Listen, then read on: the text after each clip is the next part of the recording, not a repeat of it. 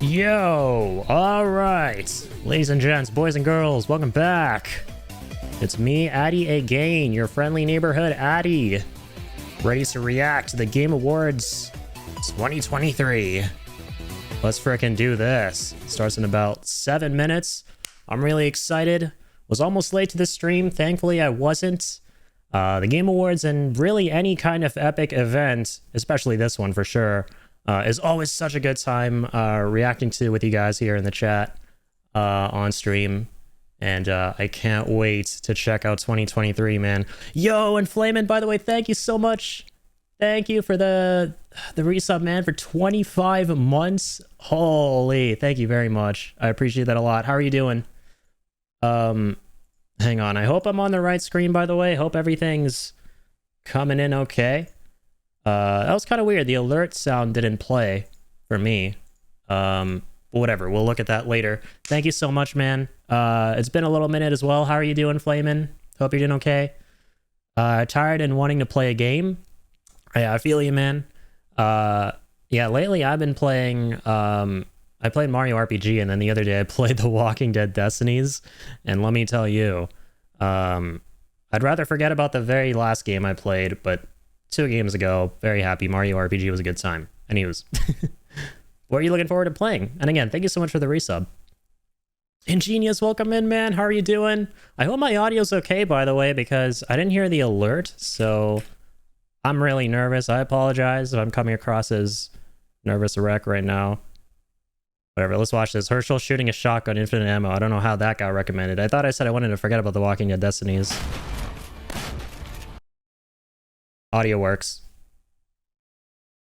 Honestly, anything?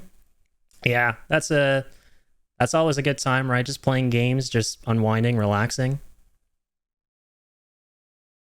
Everything looks and sounds good to me. That's great to hear, man. Thank you for letting me know. Yeah, because holy shit, these kind of streams... There's any one stream where I don't want anything to be weird or hiccupy or just awful or whatever, insert very bad adjectives here. It is a Game Awards reaction stream or any kind of like special event stream because gotta make sure that crisp audio of these epic reveals comes through, you know? Yeah, but that's a bad thing. You don't know what to choose. That's also very true. It's always a double-edged sword, right? You're like, on one hand... You know, I just want to play anything. Games are awesome. But on the other hand, it's like, so many games, so little time. What do I choose? I can relate to that. But good to see you, Flame. And again, thank you so much for that resub. And yeah, I know it's been a little minute, so it's good to see you. Got the big anticipation for this. Such a big year for games. Yeah, I apologize, you guys. I totally forgot to ask the most important thing. What are you guys looking forward to? I know I'm really looking forward to a Death Stranding 2 trailer. Final Fantasy VII Rebirth trailer. And that's really about it. I try not to look forward to too many things during a Game Awards ceremony because then if you set your expectations too high, you might be disappointed, you know? So I try to like keep my expectations focused on exactly what I want. But if we're going into like onto like the side of hopium, if we're going to like hopium territory, right? Final Fantasy IX remake reveal, maybe. Final Fantasy Tactics remake reveal, maybe. We'll see. Because I know those two games got leaked on this crazy NVIDIA thing, and every single game that was leaked there came true, and these are the only 2 games remaining, I'm pretty sure. So myself and a lot of other people in the FF fandom, specifically people who like FF9 and Tactics a lot, have been really looking forward to something, you know? We're on some hard hopium right now. I'm just here for the swag bag and the red carpet. That's awesome. Totally respect that. But also just excited to see who takes Game of the Year and all the trailers. That's like the main thing, right? I mean, it is called the Game Awards. So yeah, I'm really looking forward to it. I'm so curious because this has been a huge year for games, like you said, right? There's so many good games that came out simultaneously, and they've all been nominated for Game of the Year. So you just have to wonder, right? What's going to take it home? And I know a lot of people have been saying, from what I've seen, that it's either going to be TOTK, Tears of the Kingdom, or Baldur's Gate. And here's the funny thing, right? I am a huge Zelda fan. Despite being a huge Zelda fan, despite freaking loving the hell out of Tears of the Kingdom this year, right? A part of me really kind of wants Baldur's Gate to win, because historically Zelda has always been in the spotlight at Game of the Year ceremonies or Game Awards ceremonies. And it isn't often that you see something different win, right? Maybe with the exception of Sekiro, that was very, very pleasantly surprising in 2019. I freaking loved Sekiro. That was my game of the year. But Baldur's Gate, man, even though I haven't played it, I've seen gameplay of it. I see why people love it, right? I see why it's getting the reception that it's getting. And so I really hope that it gets rightfully so, you know, rightfully and aptly rewarded for all of that. So, yeah. I'm ready for Hollow Knight Silksong. I remember Silksong. I remember it, but I forgot about it for so long because they were so radio silent about that. And I remember you mentioning that, yeah, you were really excited. A lot of people are excited, and they're wondering where the heck it is. Yeah, part of me is like, that's great that we're not getting any news, weirdly, because that just means they're taking their time to like polish it, make sure it's as ready as it needs to be when it comes out, and as amazing as it can be when it comes out. But obviously, there's always going to be the other part where it's like, the first one is so good. We know you guys are cooking up something so awesome. We just need to play it. It was set to come out back in June. Yeah, I heard that it was meant to come out like last year, right? If I'm not mistaken. It's crazy. But here we go, guys. 30 seconds. 30 seconds until the Game Awards 2023. And yeah, for those of you wondering, my personal game of the year, I mentioned this a couple times, but for those of you who don't know, is Resident Evil 4 Remake. But I say that by like, I say that it wins my personal game of the year spot by like a very close margin, alongside games like Lies of P and Tears of the Kingdom. Those are like my second and third favorite games that came out. Like those are my top 3 favorites. All right, here we go, guys. It begins. I'm so excited for this. Hi, it's me, Sydney Goodman, here to greet you all. Last year's ceremony was like my favorite Game Awards ceremony of all time. I consider to be my just because of favorite Death holiday Stranding 2 reveal. 2023 Game Awards. And just like New Year's Eve, our Hoping Game for Awards another opening Death Stranding act trailer. was full of Got my excitement and Kojima celebration production as shirt. the big event. Tonight, the Game Awards will celebrate the best in gaming from the past year, and we've got more than a dozen new game announcements. Plus, the old gods of Asgard are here from Alan Wake 2. They take the stage. I forgot about Alan Wake 2. I really want to play it and the first one. It is truly magical here live. Sydney does such a great job. I always love watching her stuff. That's great to hear. We are streaming around the world, connecting millions of gamers and fans and getting you all stoked for our big show. But before that, it's time to get cozy with our very first world premiere of the night. World premiere. The very first one. From a creator who has already claimed Game of the Year in the past here at TGA, but this time we're going back to the title that started it all for him a decade ago. Here's the first ever look at a beautiful remake of Brothers: A Tale of Two Sons, originally created by director Joseph Fares. Yeah, Joseph, kind of a legend. I played his game A Way Out with my brother a while ago. I love how he's trying to keep couch co-op gaming alive. Oh, 505 Games. Weren't they responsible for Death Stranding PC port? Ah. Stop. Trying to get rid of the player. There we go.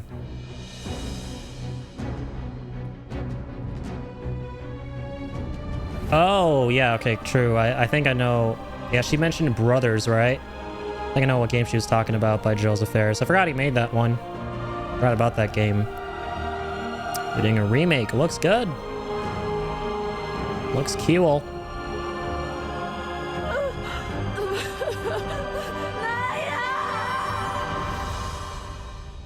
Was this one also couch co-op? Because I was under the impression that Incredible. What's it called? Right after A Way Out was his first couch co-op game that he made. For best family game. These are the games that bring families together or tear them apart, depending on how dirty. This does look really good. Actually, it does. Yeah. Are Disney Illusion Island, Party Animals. That's family game. Pikmin 4, Sonic Superstars, and Super Mario Brothers Wonder. Played like one game from that list. The last one. And the Game Award goes to Super Mario Brothers Wonder. Hey, the only game I played from that list was the winner. Let's go. Yeah, Super Mario Bros. Wonder was awesome. Enjoyed it, even though I played it solo. Thank you so much for this award. This is shared with all Bowser. the teams at Nintendo that worked on Super Mario Brothers Wonder. In my experience, the team really tried to develop a game that allowed people to work together, to play together, whether it was friends or it was family. And for me, my personal experience is nothing brings a family together more than trying to rescue an empire, a kingdom in distress from the evil likes of Bowser. Whether you're playing as Elephant Mario, Peach, Yoshi, or Nabbit, this game goes to everyone that created such a wonderful experience. Thank you.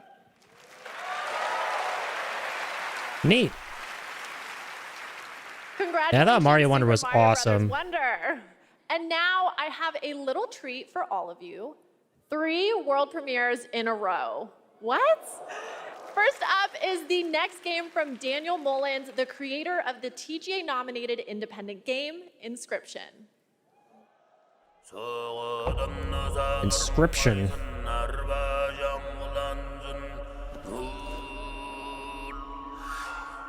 There's a USB.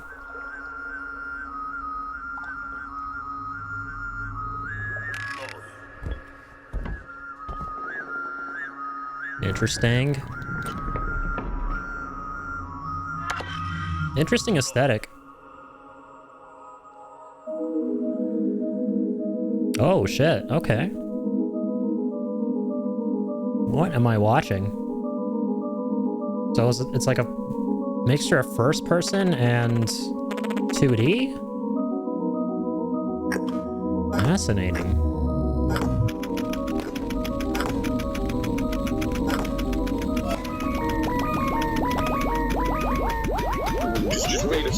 Oh, what? Wait a minute. Was that Songwon Show? Rose 88? Because I know he's like pretty prominent with games and he's like a voice actor and everything.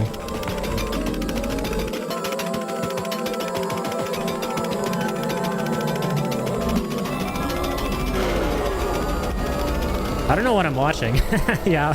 Am I having a stroke? Pony Island 2 Panda Circus. There was a Pony Panda 1 or Pony Island 1. I like how that's my question to most of the games I'm watching during these ceremonies. Like, they turn out to be sequels, and I'm like, wait, there was a first one? Yeah, never heard of the first one. That looks really wacky. They're starting this ceremony off with a lot of really different offbeat games, aesthetically speaking, which is kind of cool. Among Us. My frickin' Among Us adult brain because of the memes. It looked like a little, like from close up, it looked like some kind of Among Us reference. Rise of the Golden Idol. Saving the best for last, apparently. Yeah, I have a feeling. And that's what they usually do, right? I'm trying to remember if they ever, like, started one of these ceremonies off by revealing something huge or hugely anticipated. I think I want to say last year they did with Hades. Which, by the way, I'm hoping to see another trailer for Hades, too. Hopefully a release date as well. Forgot to mention that. I'm really excited for stuff like Hades, Death Stranding, and Final Fantasy VII Rebirth. Even though if we don't get anything Rebirth related, I'm not going to be too sad. Because we already have a release date, we have a crazy amount of gameplay, we have an abundance of gameplay already and trailers and stuff to get us hyped enough. So I feel satiated. But with Death Stranding, man, we're just getting started. Again, I'm wearing my Kojima Production shirt to manifest. Need to bring some manifestation energy into the stream for DS2.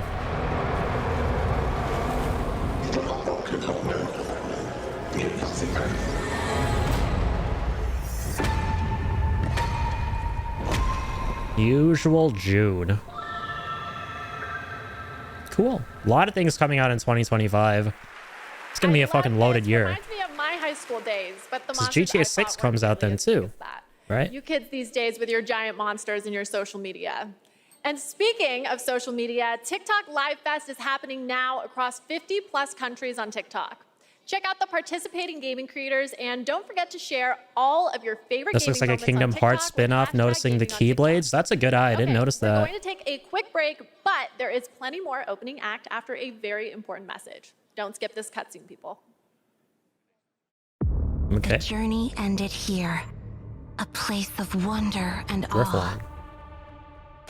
We breached the cosmic veil and reached a new planet. Yet generations later, this world remains untamed. Our reunion was foretold, our paths destined Oh, to okay. It's cross. another anime game. I'm here for you, Hoyoverse, Miiverse, Administrator. video game. Cool. It's been a huge market for these games lately.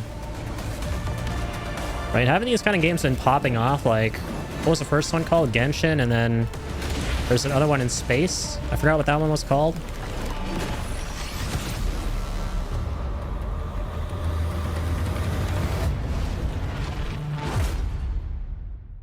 Endfield.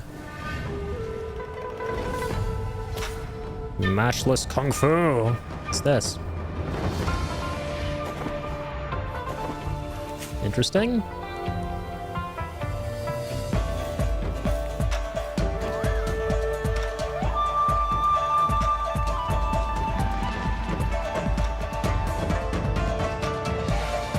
Looks like a mobile game.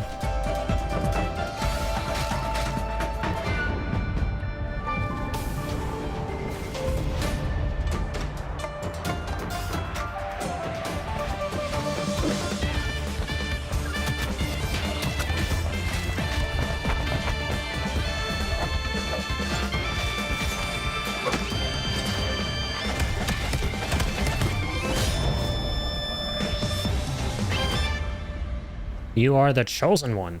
Is that what it's called? Guess so. The rogue Cool. trader has fallen. Now I must take up their mantle. What is Restore these? the dynasty to its former glory. To reclaim what humanity has lost. To venture forth into darkness and bring the light of the Emperor to Top the down. uncharted void. Top-down strategy. Dangerous heretics, vile mutants, and Xenos threats beyond number. All must be cleansed in his name. The choices I make will shape the course of my destiny. And with each haunted step, I wonder, where will my journey end? I feel like most top-down strategy games that I've seen when it comes to their trailers are always formatted the same way. They always follow that same pattern of like the guy narrating it is some kind of a villain or mysterious character Today, you are who's to like see a vaguely traitor talking to about the story and what the heroes are trying to do or whatever. For his crime, It just shows you like some snippets of gameplay and then cuts to like the title. I feel like that only ever happens in those kind of games. Where do I start? Day on the canals with my good friend Itzy. RTS stuff. What could be better? Flatter me as always, Antonio. What is this? In the end, VR? the Templars will succeed. It's an Assassin's Creed game. Right? It's Assassin's Creed VR? What? Interesting.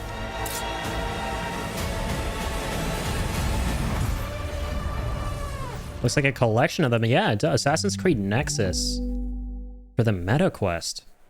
Fascinating. Welcome back to the 2023 Game Awards. Yeah, it Opening looked like a act, bunch of different I'm time still Cindy periods from Goodman, the various here with games. another award, this time for innovation in accessibility. Seems very The motion gaming sickness community inducing. is Yeah, I've never been a fan of massive, VR but personally. It's honestly, just not for it should me. be even bigger. And these nominees are pushing gaming looks fascinating. beyond its current limits. Not sure about those Their graphics teams have though, created not gonna software lie. and hardware that make it possible for people of all abilities to experience the medium of gaming, with accessible features and technology that get us all one step closer to a seamless play for everyone. These nominees are doing the work, and they are Diablo 4, Forza Motorsport, Hi-Fi Rush, Cool. Marvel's Spider-Man 2, Mortal Kombat 1, Play 2 of those games. and Street Fighter 6. And the Game Award goes to Forza Motorsport. Cool.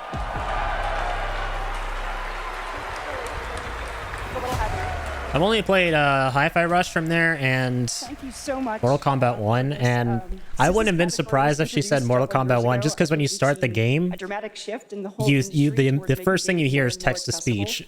And with this list of You have to like amazing turn it off in the nominations, this really settings. drives that home. So right out the gate, it's like we're an At this point, accessible game. I think we've made the most accessible racing game ever playable by people across the mobility and vision spectrum, including totally blind players. But really, the real winners here are the players who have so many great games to play.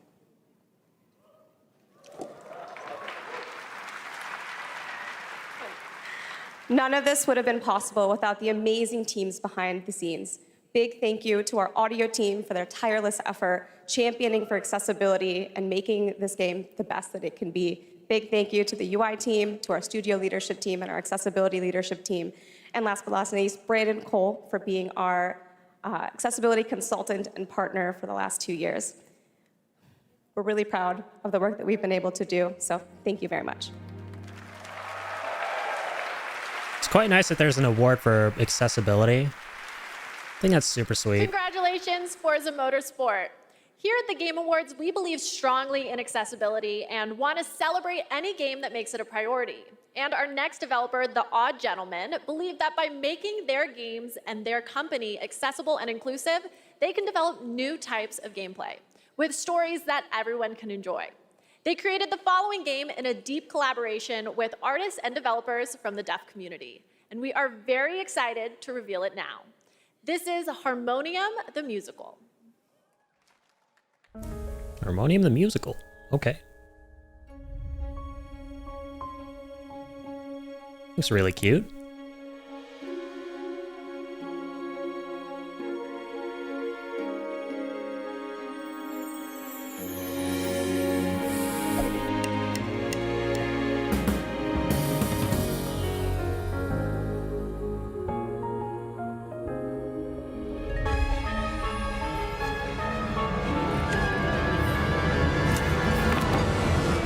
It's a game made purely with accessibility in mind.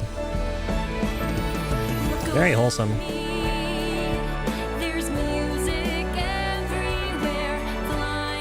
Please don't DMC me, Amy, please.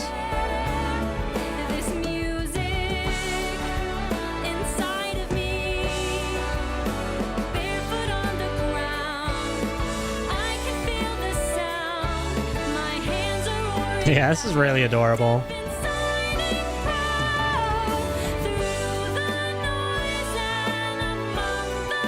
Very, very wholesome.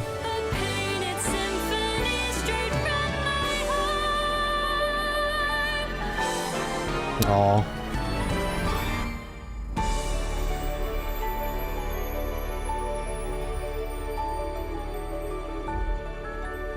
Harmonium the Musical.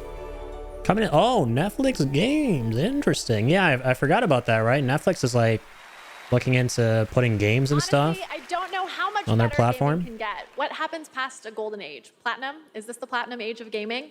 Also, can I please be paid in platinum? I'd like it direct deposited, please.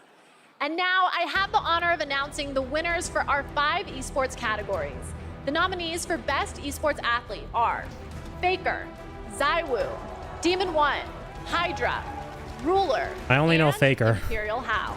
And the Game Award I'm goes super to out of touch with esports. Faker.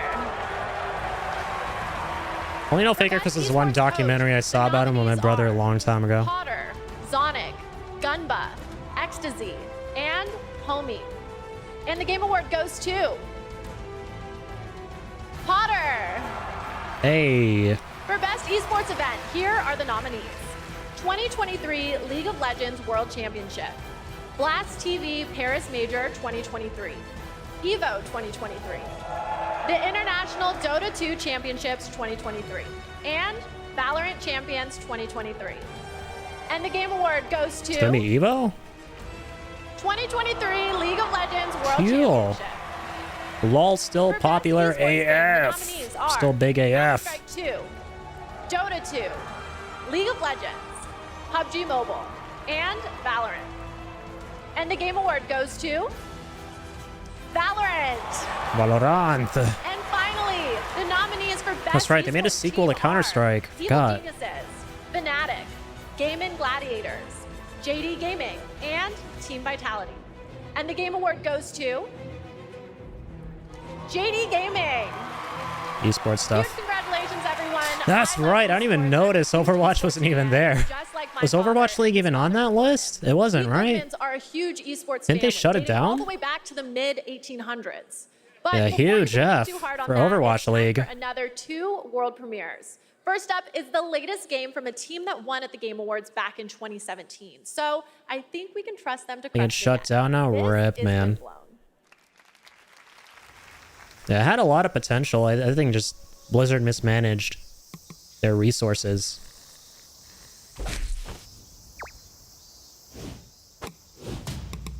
I think esports should have just, like for Overwatch, should have been something that came about naturally instead of Blizzard trying to force it. I think that's where the problem was, right? Creators of Dead Cells, excuse me? I love Dead Cells. What? It was like my favorite indie game before Hades.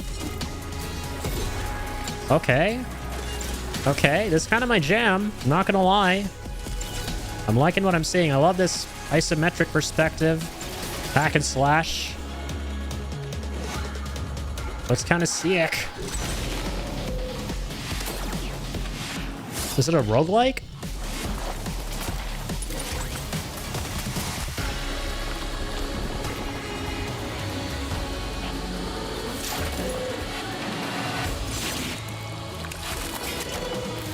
Bam! They're blood and guts. Cartoony violence.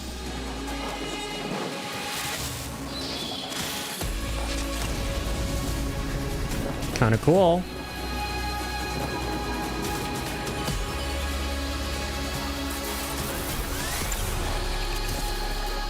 Windblown. Early access. Neat. In 2024. Yeah, simply because it just looks like the kind of game I typically enjoy, and it's by the guys who made Dead Cells. My curiosity is piqued. Might have to check that out. Just might have to check that out. Looks good from what I'm seeing. Is this a rhythm game or something?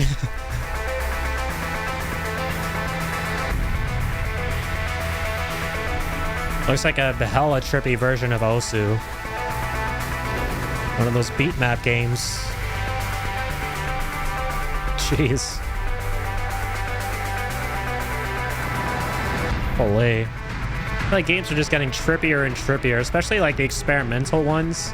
It's like the developers go, how do we make this as trippy as possible? Thrasher. Okay.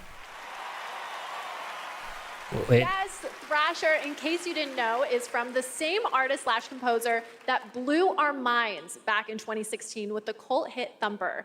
I'm so excited Thumper. we've got Haven't heard of another it. mind-bending game coming from him in 2024. It looks Special wacky as hell. shout out to Samsung and Samsung Gaming Hub, who, not to brag, are also throwing a massive Game Awards viewing party over at Samsung's New York City flagship location with Typical Gamer and Chica. I wish I could be at 2 places. Do you guys at once, notice but that the little last time I tried to clone security myself, I personnel in the sparked a pretty background? sizable fire in the MIT That little experimental security physics lab. detail? Oops. But we can talk about that later. Makes sense Let's check considering out what happened Samsung last is year. coming out with now. There's the bouncer that Jeff was talking about when he was saying he was going to increase security. They're ready. They're ready for that they're ready for anything, right? Ready for the craziness to potentially ensue when they announce the game of the year.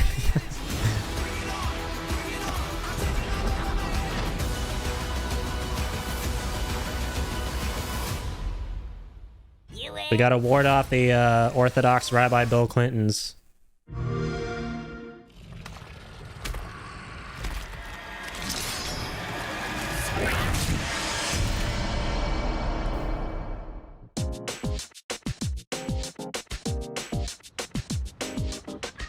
Good morning.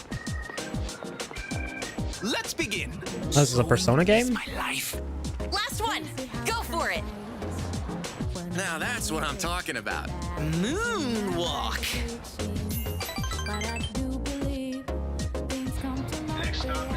I've never played a Persona game, but I'm immediately noticing like the largely blue colors. Right, the color palette is largely blue. I think for one of them it was red mostly, right? Kind of cool. Anything else? Persona 5? That was like mostly the red one. The Dark Hour.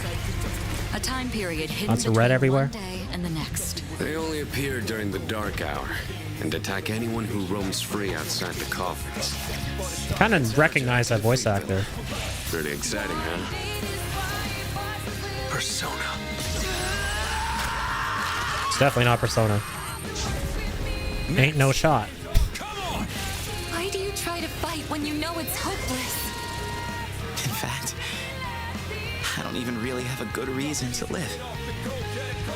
For me, or you, or anyone, just simply existing gives our lives meaning. Soon, the end will come. We are not giving up, no matter how long it takes. To me, this is what it means to live. Persona 3 Reload. Oh, is it a remake or a remaster? Persona 3? Cool.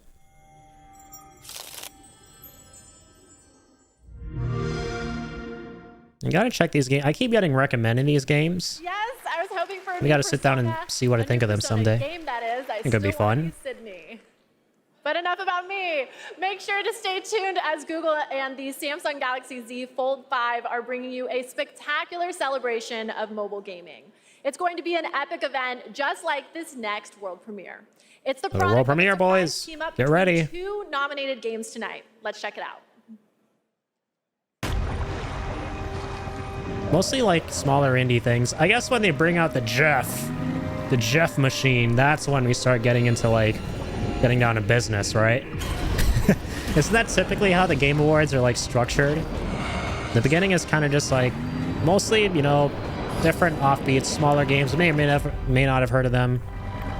Largely experimental things here and there, cute things, interesting things.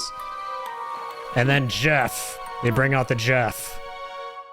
And the Jeff announces the business, which we're all here for. I can't believe it. It's almost time for our big show. The theater is filling up. Actually, this is a pre-show. My bad. I keep forgetting. Think over all the excitement, but I have to keep it together because I have the next award ready to go. Here are your nominees for Content Creator of the Year. Iron Mouse, People Make Games, Quackity, Spreen, and Cypher PK. Cool. Not familiar. And the Game Award goes to Iron Mouse. Very cool. I've heard the names. I've never actually seen the content though. Because Iron Mouse is animated, and sadly, we're not in the Matrix yet. But she did send us a message. Take it away, Iron Mouse.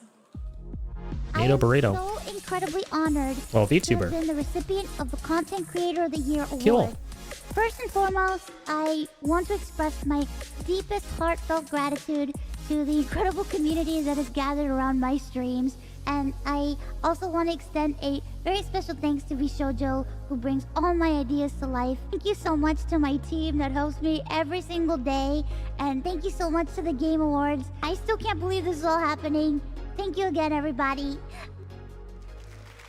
Congratulations, Iron Mouse. Okay, we're getting so close to the big show, but I'm not ready to let go just yet. And no, I'm not a narcissist, I'm just a hoarder of world premieres. And up next is a very special world premiere, 15 years in the making. 15 years. What a beautiful world. I love seeing these little games, though, for their aesthetics, right? They're just so fascinating. Very inventive.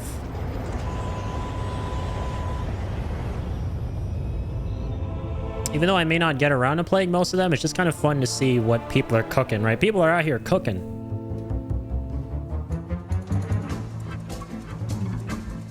Duty boy.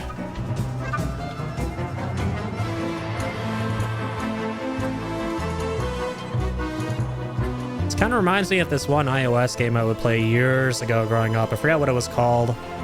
It's like a platformer where you're in a forest and you're this little like black fuzzy creature. You're trying to like navigate around certain obstacles and stuff. It's kind of cool. I wish I remember the name.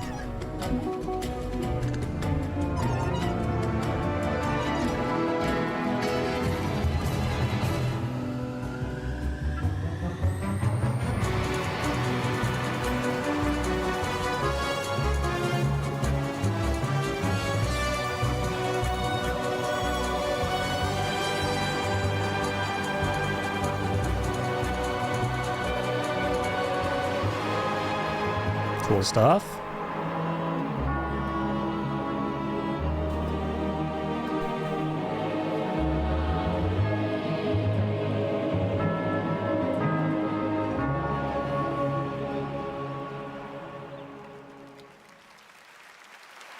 That is satisfying to watch. Almost as satisfying as the Game Awards show that's minutes away. We have one more huge world premiere. Come on out, a Jeff. Brand new fantasy RPG from the creators of Don't be shy. Persona 3, 4, and 5. And tonight they're giving us a glimpse into the story characters. Hey, Hippie, how's it going, man? Let's do this. You know exactly what I'm here for. It's a story about a world. There are a lot of things to look forward to, so you'll forgive me for not actually knowing. Or how are you doing, man? Thank you for dropping in. Appreciate you being here. To put it another way, this is a fantasy. Hippie, here's what I have to say to that, man.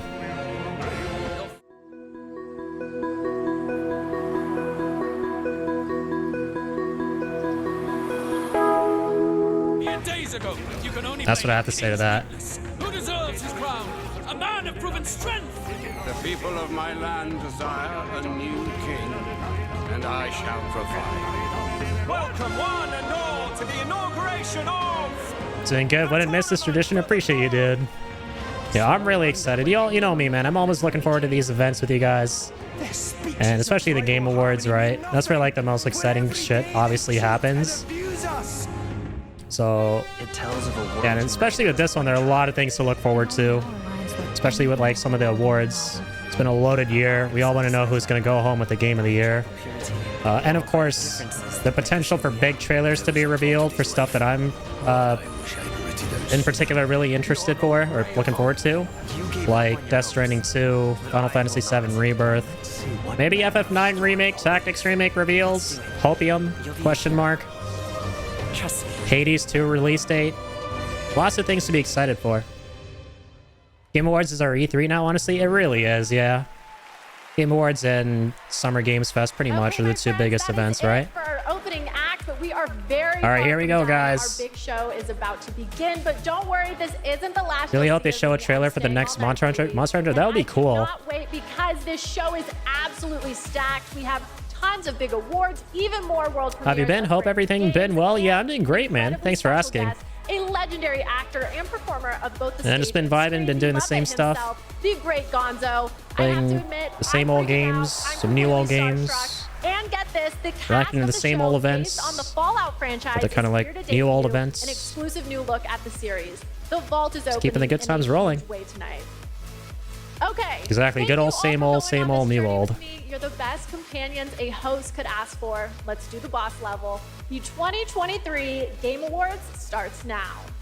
All right, here we go. They're bringing out the Jeff. The Jeff machine. You Fallout? That will be crazy. Right after Starfield, though? I don't know. 2023. Now, here's your host, the creator. I feel like Bethesda's gonna go kind of radio silent. That's just a hunch I have, like, for the next couple of months and potentially years. All right, here we go. The Jeff machine, the Geoff machine has arrived. Now we can get down to business. Good evening, everyone, and welcome to the Game Awards. Tonight is our He got those red TGA, bottoms on. A global celebration of video games, and boy, do we have a show for you. I am so excited to get this started. Together, we are going to recognize outstanding creative work in games in 2023, and we'll look into the future with an astonishing lineup of world premieres. More than anything, this is a show about bringing our community together in this room and online around the world to focus on something we can all agree on. There's nothing more powerful or more immersive than an extraordinary video game. Facts. Hope he doesn't have to run away from a heckler, though. They don't have much grip. I really hope it doesn't happen again. Seeing the security detail gives me a bit of confidence it won't. And maybe even change us. That's what makes this medium different. Games, the actual things we play, are insanely special, and we're going to celebrate that for the next few hours. And we've got such an amazing group of people with us. They're built by talented creators and teams, and many of them are here tonight. Mr. Aonuma, Mr. Fujibayashi, great to see you back after winning Game of the Year in 2017 for Breath of the Wild. Seen you played Super Mario RPG, a real wonderful game, hasn't it been? Yeah, Mario RPG was amazing. I really had fun. Still working on the review. Mark Cerny, PlayStation's lead system architect, celebrating 25 years of Cerny games. Thank you for being here, Mark. Of course, the team behind Pizza Towers here, too. Wholesome. Everyone's here. Melina Juergens, our best performance winner in 2017 for Hellblade. Welcome. I think we'll be seeing you a little bit later tonight. Keep a lookout for any sign of gushing over Kojima. That's like Jeff's best BFF. Haru and Ryozo, who are BFF since he was like -5 years old. Capcom this year. And a Game of the Year any hint of that means Death Stranding too.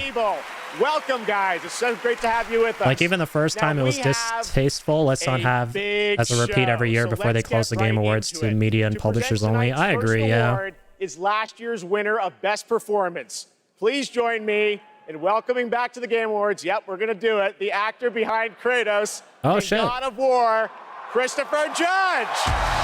Hey, let's go. This dude's a beast.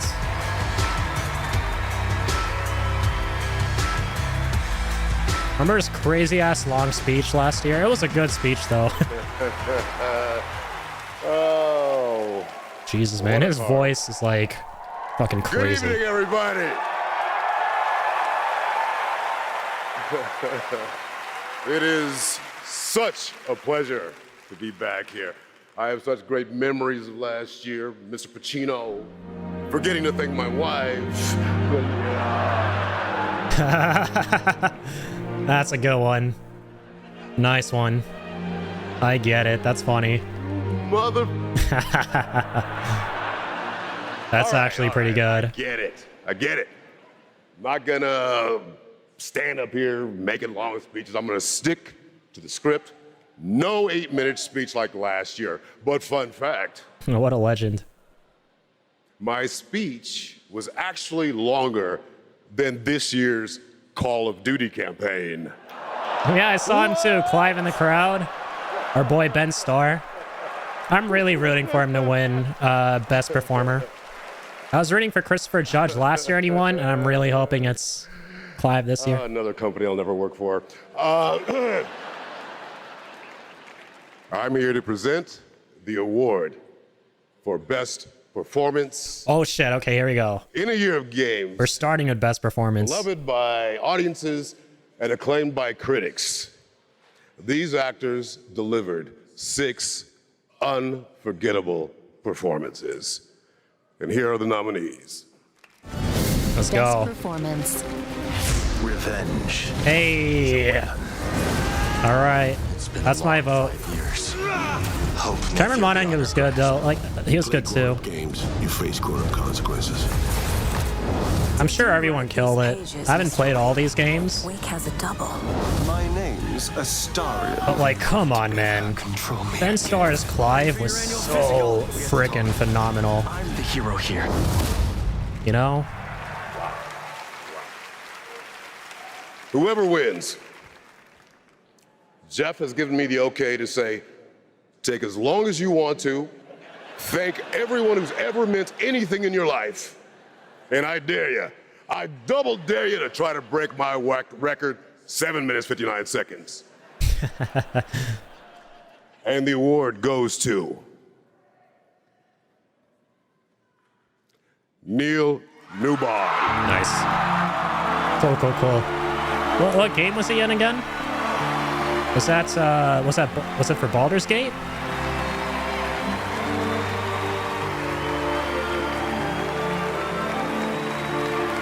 Baldur's Gate, nice. Yeah, I feel like Baldur's Gate is gonna sweep. I feel like it's gonna sweep. And you know what? Like I said at the beginning of the ceremony, I kind of hope, even though I haven't played it, I hope it gets Game of the Year. Because I've seen what the game is. I've seen gameplay. I've seen what it's all about. And it wholly deserves this is unreal. A lot of awards. I just wanted to say, I know I don't have yeah, much it's time. definitely going to sweep. But he's also Heisenberg in RE8. That's cool. I'll give I freaking loved his performance as Heisenberg. Thank you so very, very much for everybody that voted. It's one of my favorite characters in that game. Fellow actors and the nominees, unbelievable talent. To be even considered amongst you is extraordinary, so thank you very much indeed. To Swen, to Larian, to all the writers. Don't worry, Ben. You're still my personal favorite performer of this year. Everybody. To Pit Stop, who worked so hard, the directors, my fellow actors, 248 incredible actors that gave it heart and soul. To mi familia, gracias para todos. Gracias, Celeste, gracias, y Coco también. And to my agents, I will thank you later. I'm so there's sorry. a pseudo-farmer in the crowd? Wait, I didn't notice that. One thing I will say, please, if that's okay. The community has reached out to so many of us at Larian and said they were seen and they were represented by this game when they lost hope, they felt isolated, they felt alone, and this game brought them together and gave them something to push through. Oh yeah, that's Sven Stevenson, I or want to say thank you so much whatever for his surname is, right? That's his shtick apparently. He always wears a suit of armor. My brother showed me a clip of him coming out to announce at the end of the Baldur's Gate demo that they're not done working the game yet, and he was wearing that same suit of armor, so that's how I know. He's kind of a funny guy. I think he's a game director. Congratulations, Neil. Great speech. Yeah, that was a good speech. It was pretty touching towards the end. There are lots more awards to nice come, one. but now it's time to look ahead to what you'll be playing next. Let's get to those world premieres. And for the honor of presenting our first one, Come on. It's an incredible thrill to introduce a true Renaissance man. Please welcome Academy Award-winning actor and New York Times best-selling author, Matthew McConaughey. All right. How we doing? Yay. Thank y'all for having me. Good to be here. What's up, everybody? Good to be here with you at the Game Awards. And I was going to come out and I was going to say the line that has preceded me on my career, all right, but they told me. Don't worry, I got you, Matthew. No. Don't do that. Come out and say, pew. I got you covered with that. Pew. All right, we'll see how that handled. I'm here tonight because I have a world premiere for you from Austin's own Archetype Entertainment. I'm also here tonight because the video game that I'm premiering is the first ever video game that I'm a part of. Oh, cool. Yay. Kind of neat. When the Archetype team first reached out to me, I was excited about becoming a part of the gaming world, but what really turned me on was when they shared the game's vision and my role in it. I will be voicing a character in this game, and all I can say is that I will have a unique relationship with every player. In this game, time moves differently. Days for you are decades for your loved ones back home. The choices that you make not only affect the people that you love, they'll also affect your entire civilization for generations to Sounds like a movie he was in. Personally, I have had some experience with time dilation. There you go. Now you can too. So now I'm proud to share the first ever look at Exodus. Interesting. Okay. Brand new sci-fi space game. We need to head back. Hold on, I'm getting a reading. Max! Wait!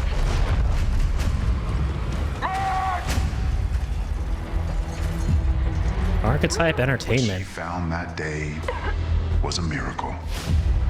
Wasn't Starfield enough? I'm not gonna lie, yeah, I'm kind of fatigued when it comes to The Celestials, space sci-fi games. humanity's greatest enemy. You know what? I'll give this one the benefit of the doubt. Might be good. Won't know until it's out. Found us.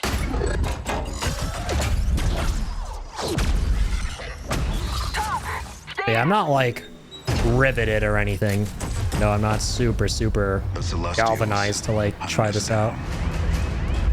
Especially since it's like a CG trailer. They'd keep chasing us until they ripped our ship apart. And I had to save her. I led them away from this world, away from her.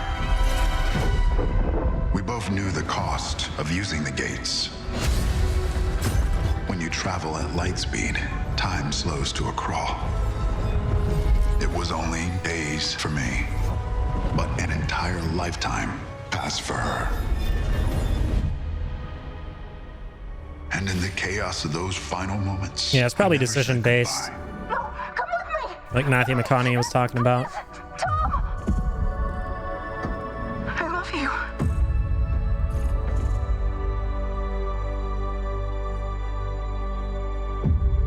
our service, our sacrifice, discovers worlds, seeds hope, breaks empires. We are the travelers. Exodus. Okay, here we go. Gameplay. All right. Oh shit. Good graphics. Great visuals. Looks very crisp. Pre-alpha, though. Pre-alpha. Embolden that with very bold letters. Become the Traveler. Neat. That is a very exciting project, giving me some Mass Effect vibes, and I appreciate the team sharing the first glimpse at gameplay at the end there. Looks great. All right, well, now we're going to go right on to another world premiere. Yeah, it looks pretty okay-ish. Another world premiere. Oh. PlayStation Studios? What is this? Huh? What are we looking at? It's a first-party game. I had a feeling it was God of War, especially with that music. DLC? Oh, nothing that would help us. It's definitely DLC. Master thyself. Or is it a sequel, like a spin-off? Why exactly are we doing this? He said world premiere. Is it a spin-off game? No shame in what just happened. It's all part of the process. Let's go again. Okay. I'm definitely gonna play it. I mean, that's a given. I don't even think I have to mention that. He's like going to different locations and realms. It looks like, right? Valhalla, God of War Ragnarok Valhalla. December 12, 2023. Wait, what? What? Huh?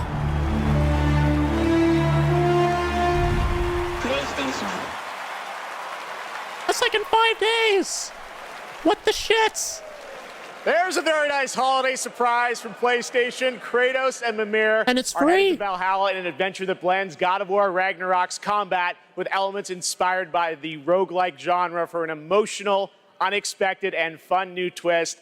And yes, as you saw, it is free. The team at Santa Monica Studio are fans of their fans and are offering this DLC, God of War Ragnarok Valhalla, as a gift to the community, and you will be able to download it in just 5 days my on God. December 12th. That's fucking nuts. Dude, some of the straight up went from like one of my favorite developers to like maybe up there in like my top 5 or like something. Independent team of developers in Australia. Damn. I love that this show It's can borderline give a shadow platform to drop. independent creators. Their last game in 2019 Yeah, I gotta was a play that as sensation, soon as it and their drops. next project And you is said it's kinda like a equally roguelite? exciting and unexpected. Okay, what's exciting unexpected? Where you top that? Untitled Goose Game. Okay, something similar to that. Goofy, funny stuff. Dude, okay though, but that's crazy. Ragnarok Valhalla.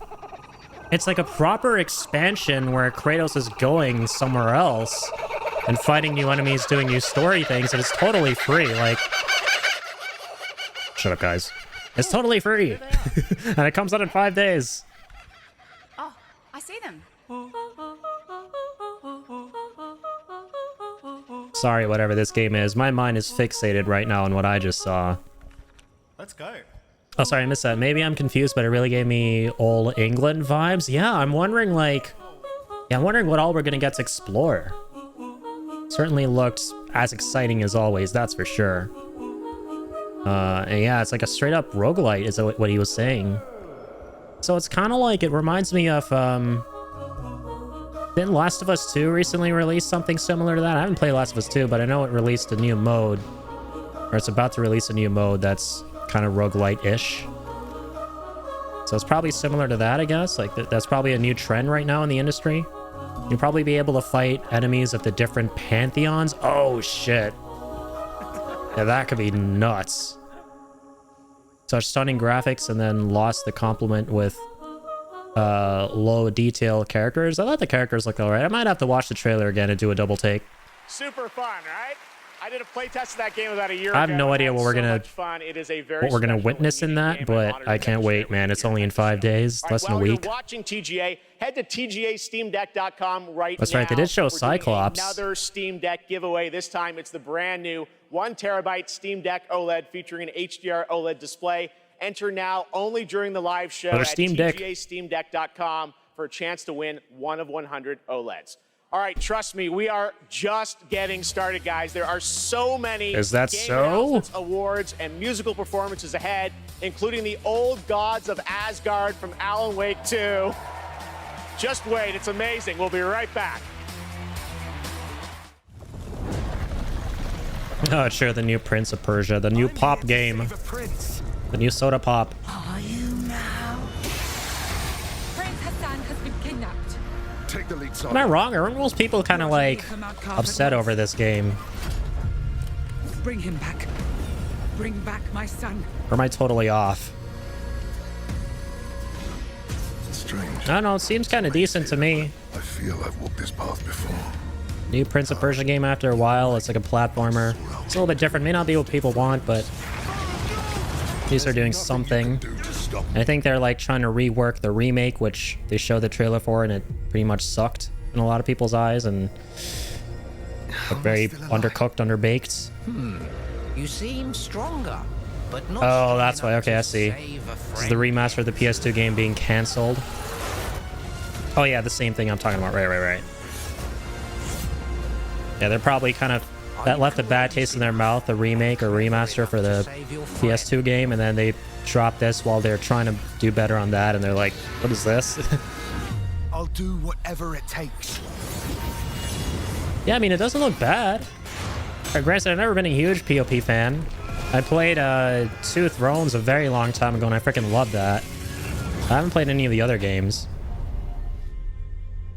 So I'm not a massive fan of it. I wouldn't consider myself a huge pop fan, but from where I'm sitting, that looks pretty decent. Oh, this is like the Fortnite Lego thing. Lego collab.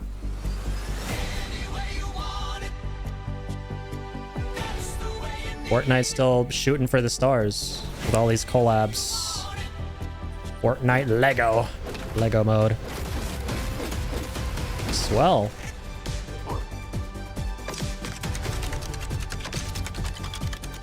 You know, when I was like talking to my friend about all these Fortnite collabs the other day, and I realized like the one that you would think they would have done like 20 years ago at this point, like freaking 70 years ago at this point, was a Super Mario collab, right? It's interesting how like they haven't, but I feel like that's definitely gonna happen at some point, like Fortnite X Nintendo or Mario or something. I realize they haven't actually partnered with Nintendo at all. It's probably like mad expensive, but then again, they've gotten characters from other properties that would be very expensive too, right? It's just interesting to me that they haven't done like the most influential series or franchise as like a collab. Let's get people back in a building. Definitely looks like it is a different vibe. Fun, but I was never a Minecraft person. I used to play Minecraft a lot when I was younger, but then the novelty of it just sort of wore off. During the Hunter season of Fortnite, they wanted to have Samus and Link be a part of the seasons, or the season, but Nintendo wasn't budging, unfortunately. I see, yeah. I kind of suspected it might have had something to do on Nintendo's side of things. Maybe they wanted like more money, or maybe they just, like, sometimes they just don't want their characters or properties being, you know, broadcasted or showcased or getting licensed in some way. Like, the impression I get from Nintendo is that they're very like, they hold their characters and properties very close to them, and they don't want to like kind of share too much of it with others. They're very protective of their franchises. Performing an original piece from our upcoming game, Senua's Saga Hellblade 2, I'm proud to introduce to you to one of my favorite bands, Heilung. Cool. Nintendo did budge, but they would only allow the skins to be... Oh, makes sense. Makes sense. So it's only on the Switch. That's cool. The musical performances are always a treat during the Game Awards. Last year was pretty fucking epic. I got chills during that Blood Upon the Snow rendition from God of War Ragnarok by the performers that did the song originally. That was so good.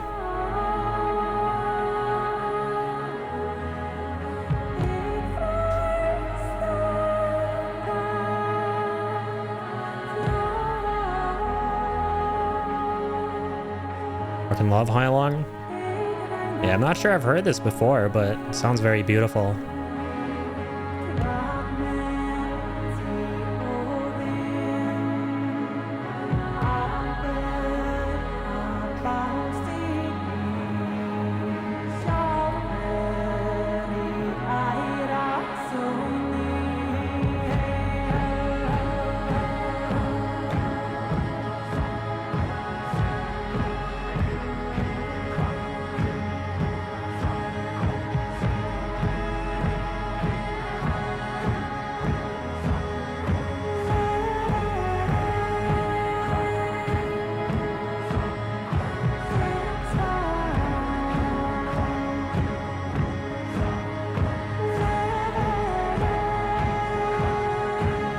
Wonderful folk band, yeah.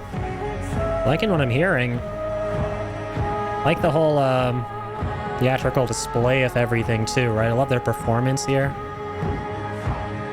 Normally don't listen to folk music, but this is nice. Very like soothing in a way. So much going on and so little going on too. That's pretty accurate.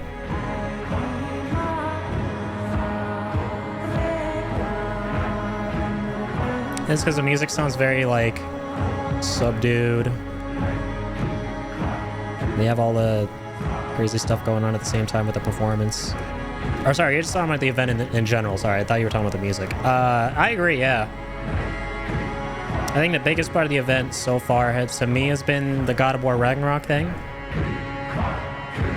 Other than that, nothing... I think anything too crazy stood out. Now they can stop teasing the game and come out with it already. Oh, true, yeah.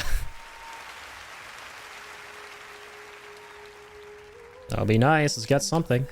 There we go. I remember seeing the first teaser for this game. This place of fear and fury. Do you hear it? The heartbeat of the lost ones.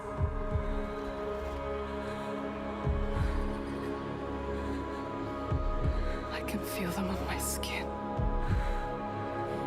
Ninja Theory. Yeah, the music is lovely. Inked in blood.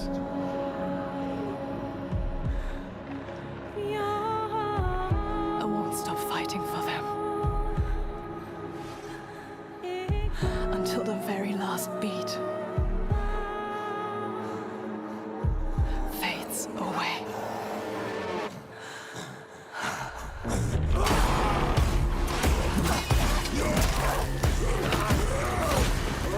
That's cool how they segued from a musical performance, a live musical performance, to the trailer for the game. I don't think they've ever done that before during a Game Awards ceremony, right? That was really quite epic. You want the truth? Oh, is this an Xbox game? Interesting. For some reason I thought it was a Sony game, like Sony first party thing. Shadow will always hang over me. Looks very Sony-esque, PS5-esque. I don't remember the first one selling too well on Xbox. Oh, facts. Okay, yeah, my bad. I forgot this was a sequel to... First one is Hellblade, Hell Rising. Forget the name of the title. I haven't played the first.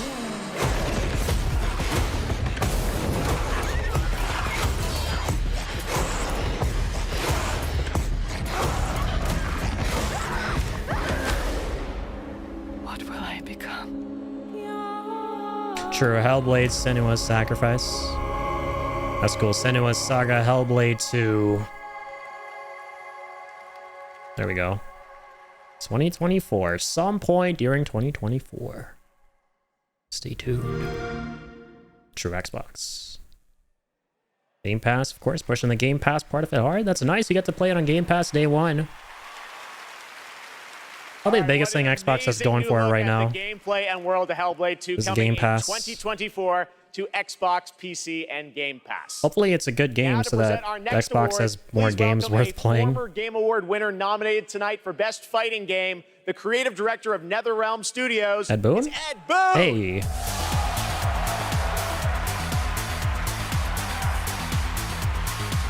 Jim to be on Game Pass? Wait, isn't that like a good thing though? The best stories are the ones Or no? we get lost in.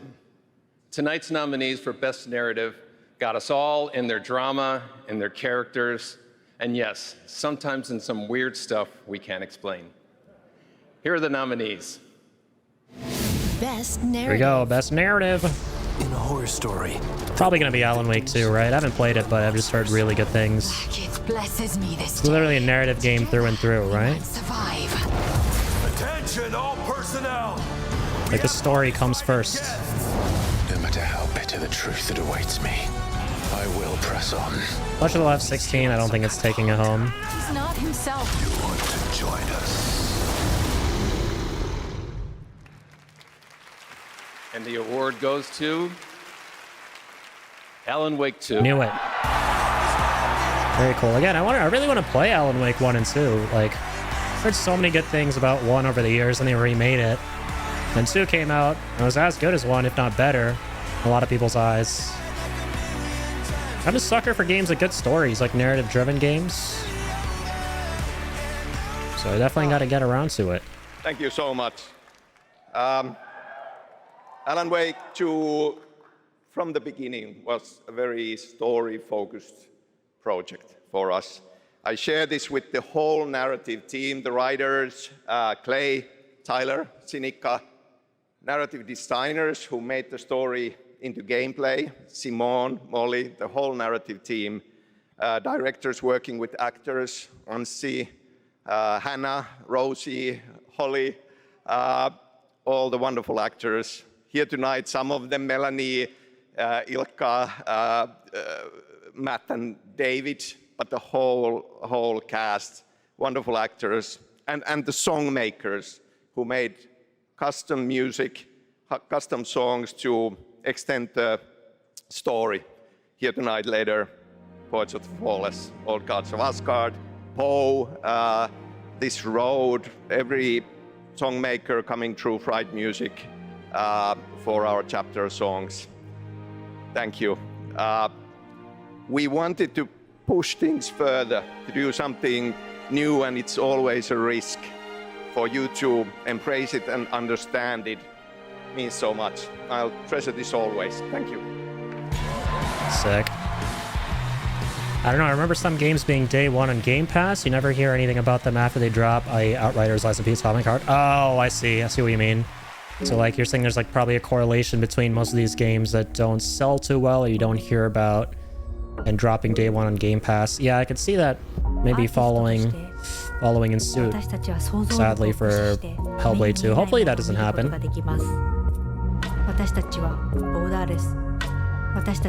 Music playing is insane. Touching though, yeah.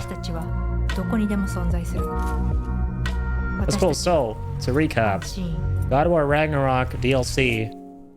Alan Wake 2, Best Narrative, Best Performer. Was the dude for Baldur's Gate 3. Her own independent studio Those are the big things that have happened so far. To show you what she's been from where I'm working on sitting. before she's even signed it with a publisher or a platform.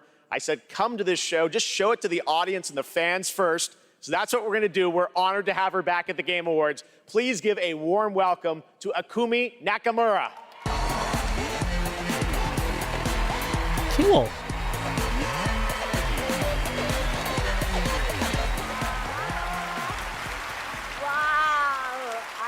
See, many amazing gamers.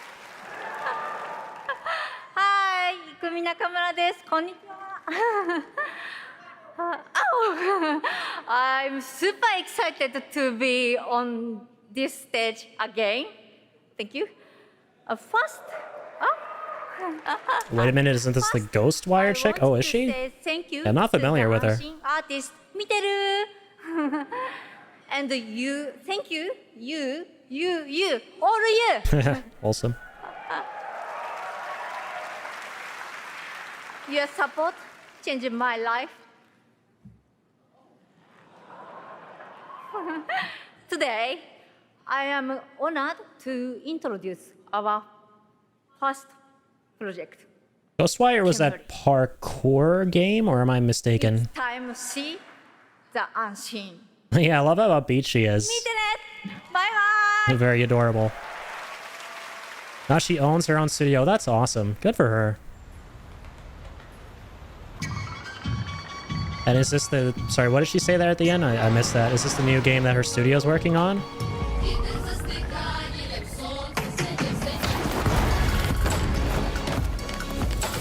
Oh, okay, cool. I think I know what... Ghost is Ghostwire parkour based? Because this seems like it's following in the same vein as that. Seeing a lot of free running.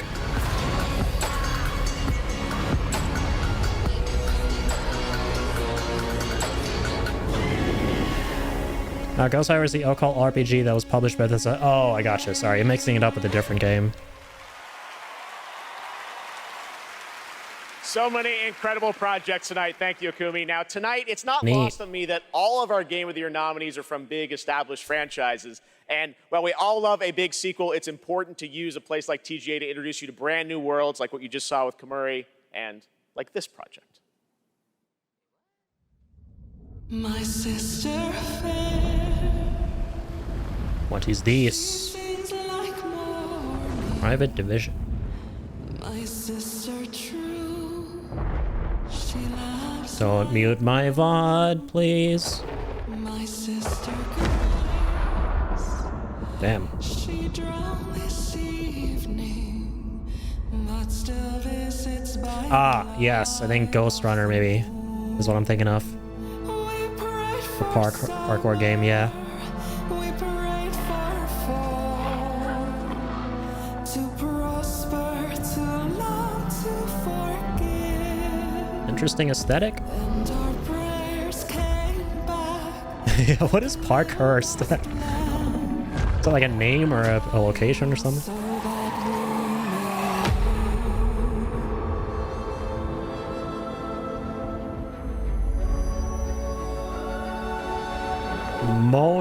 Moon Studios. That is Moan. My dumbass. Moon Studio. Oh, they made Ori. Cool. Ori was really good, right? I haven't played Ori, but I watched a bunch of like gameplay of it through playthroughs and stuff. I can tell it was like a special game. Yeah, this could turn out great. Ori was really beautiful. I probably should play Ori at some point. Like, there's so many games I haven't played, but I'm just aware of how good they are because I've seen either like a lot of playthroughs and gameplay and stuff like that, or I just have heard good things. And our prayers came back like a voice in the dark. Unanswered, Neat, man. but not quite the same. Maybe a cool top-down game? Yeah. The occasional cool top-down game that I enjoy, because I'm not usually a big fan of that. Like, I'm not generally big on top-down games, but depending on the genre, That's no I could be Rest for the totally Wicked, in. an action RPG from Moon Studios. It looks like More one of them. Information is coming March 1st, as you saw with the Wicked Inside Showcase. Tonight, during the Game Awards, viewers in the U.S. can enter to win one of 100 Lenovo Legion Go gaming handhelds, a Windows 11 gaming PC That's in your hand. that security guard's heart rate is heartbeat is probably to the roof right now in the background. Here's a look at the Legion Go in action. Like squinting his eyes, looking for all the hecklers and the Bill Clinton kids. Yeah, the both of them. Yeah, I didn't notice the other one on the left. Oh, true. Hi-Fi Rush. I'm hoping that gets something. Like, come on. Best discoveries are I think there's a category for best music, right? There's no way Hi-Fi Rush doesn't get that. The game is literally... It literally has music flowing through its veins. the rush of victory. But there's still so much more to discover. Are the Joy-Cons patented? Yeah, wait. Well, hold on. Didn't they show something kind of like the concept of Joy-Cons a second ago? I zoned out for a second there. Talking about Hi-Fi Rush. Something for the Steam Deck, and like they're building Joy-Con-esque things? I'm pretty sure Joy-Cons are patented, right? Every choice you make is a chance to feel something new. Good luck. Have fun. Golf.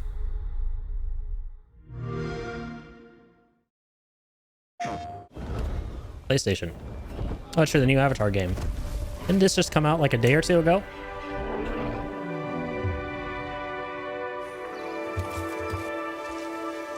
What's the general consensus on this game?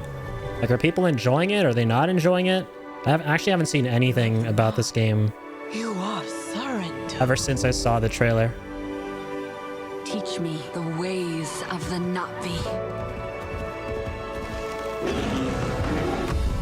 It looks cool, but I'm not tempted to try it because I'm not big on Avatar. The land, the RDA, that is death. Patented, yes, for the name and design, but if you alter it and give it different functionality, it passes as its own. Oh, that makes sense. But they have made it. Layman. Warrior. That's probably why they can do that. Avatar: Frontiers of Pandora, available now. I should watch some people play, neither have I. Yeah. Should probably look more into this game, even though I'm not super compelled to, like I said. Hold on. This hits. What the fuck? You're just a wiffle waffle. You can't even The way that guy just so abruptly fucking went, Border. I write decrees, you mix mortar. Brother, what am I watching? I got an acre. You eat horse bread because your mom's They're a showcasing the shitty Discord update on the Game Awards. Dude, for those of you who have been lucky enough not to get the new Discord overlay on phone, on mobile, I envy you guys. It's We have fucking been saying bad. it all night, but It's it pretty really rough. has been an outstanding year for gaming. And now to talk about some of the biggest games, it's a pleasure to welcome from the Muppets, that's right, the great Gonzo. Lols. Thank you. If you do try Syntac on YouTube, I'll check them out. Be here. Hello, For sure. everybody. Hey, buddy, thanks for coming. People have been tearing it apart, yeah. Kind of wearing what I'm wearing? Yeah. I see It's like why. looking in a mirror, isn't it? Well, I really Well, don't I really think. don't think. So, Gonzo, what have you been playing? Seriously, what have you been playing? Hey, everybody. Hey, everybody. Gonzo's buying everyone popcorn tonight. Hey, wait a minute. All right, that was a good one. You got me. Well played, Jeff. Yeah, well, thank you. Seriously, though, what have you been playing, Gonzo? Well, lots and lots of Tears of the Kingdom. What an incredible game. You know that one Facts. mission where you follow the cuckoo up a hill?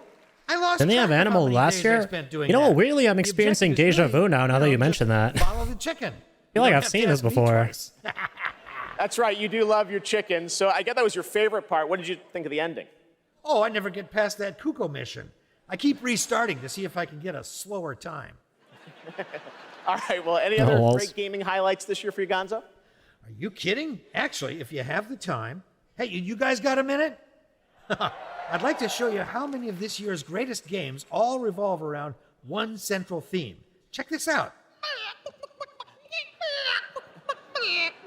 Got the case forward. Yeah, well, that's quite a conspiracy you've uncovered. Things are happening. I know. You probably think I'm obsessed with I chicken. honestly thought they would have said Muppet and Arlo came out. One That very would have been funny. Yeah, I'm not super familiar. But like, I'm such a basic bitch when it comes to my Muppet lore knowledge. I only really know Elmo What do you think, Zelda? and the tall yellow bird. Yes! Big Bird, I think. That's about it. Unbelievable. I'm a All right, Muppet here are the normie. nominees for Best Debut I'm just Indie Arlo. Game. My bad. Arlo's a Nintendo YouTuber. My bad. Elmo's on a Muppet. My whole life has been a lie.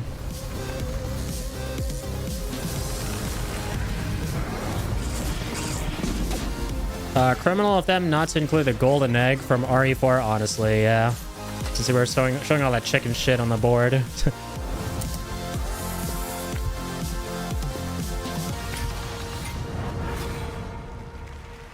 I feel as free as a cuckoo. Yeah! All right, the great Gonzo. Thank you, Gonzo. And now to the task at hand. The Game Award goes to Cocoon. Cocoon. Okay, cool. I've never played any of those games. Pizza Tower was gonna win. Yeah, I'm not familiar. I feel like I've vaguely seen something about Pizza Tower. But IDK.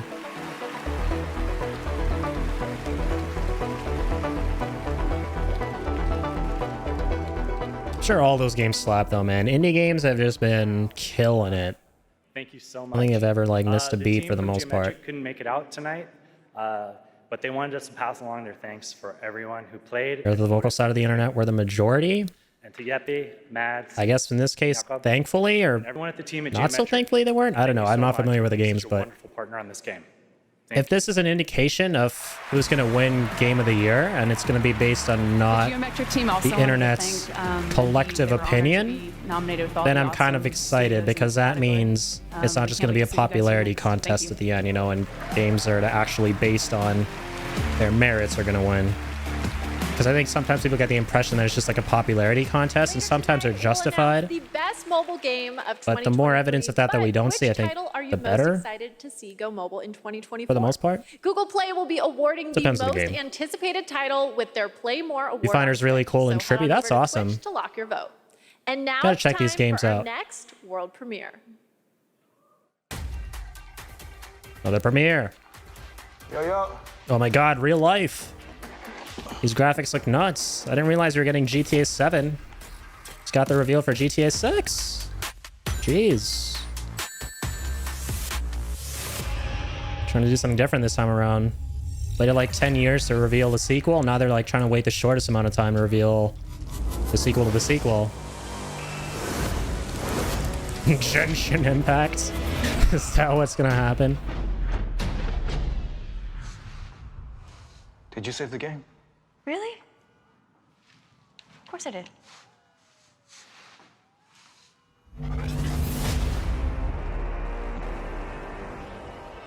Sega. Definitely Sonic. Sonic. Or not. Okay, what's that?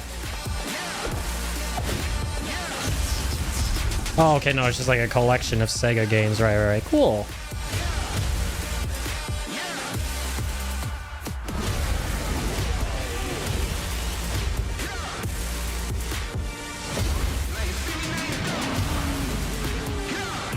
Ah, shoot, Jet Set Radio. Crazy Taxi. Heard very good things about that. I've seen a lot of gameplay.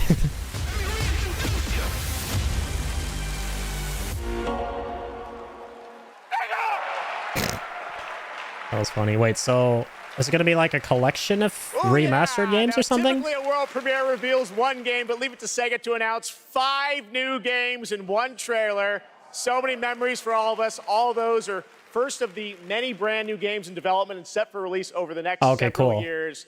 Thanks to Sega. Remasters and remakes. Nice. Announcement of classics. All right, well, this next trailer might be something Click is going to be a static. fans have been waiting to hear about Dragon Ball? for a while. Here we I'm go. a Dragon Ball fan. Tenkaichi 4? Huh? What's this? Huh? Huh? Budokai Tenkaichi, let's go! It's Tenkaichi 4, boys! Let's do this!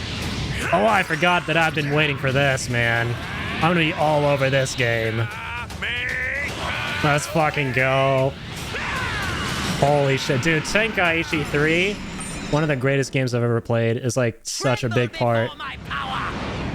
I'll show you the Oh my god. Shit. Dude, this game looks good. Like the graphics. Holy shit, they got Broly out here too from Super. They got so much Super shit. That's the main thing. I just wanted like a new Tenkaichi-esque game with all the Super stuff. It's called Sparking Zero.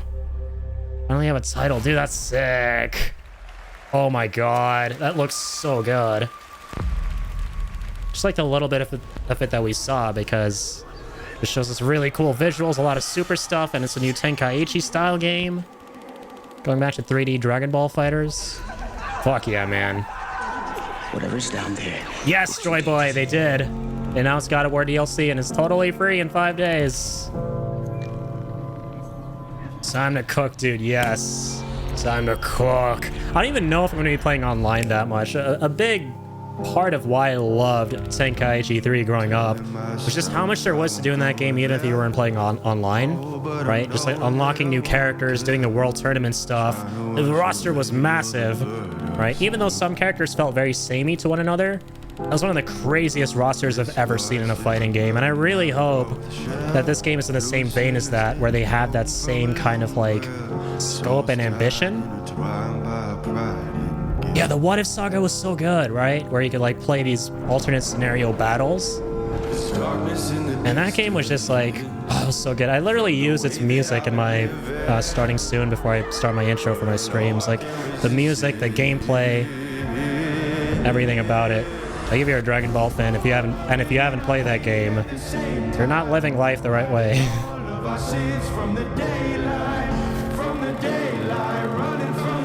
Yeah, so here we go. So for me, the two biggest things, Ragnarok and Tenkaichi 4. I apologize for this trailer. I think I missed out on some stuff. The casting of Frank Stone. Interesting. Dead by Daylight creators. Nice. That's right. 2 huge names in the horror genre, Dead by Daylight and Supermassive Games, are coming together for a brand new single-player experience, the casting of Frank Stone. Now, tonight we're showing you lots of new worlds, but now it's time to return to a world we haven't seen in quite some time. What world? Genshin? Genshin? Is this Genshin Impact?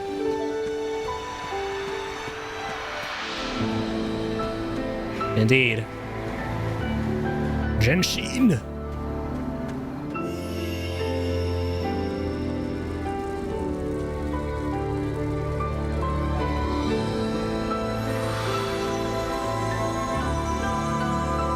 Is Genshin still going strong? I'm sure it is, right? Last I checked, it was like really popular. They're making a lot of Genshin-like games. Square Enix? Huh? Am I just out of the loop, or like, has Square Enix not had... No, it's a totally different game. Okay. I thought it was Genshin at first. This is new. My bad. What is this? A new mana game? Bruh. Okay. Shit just got really interesting.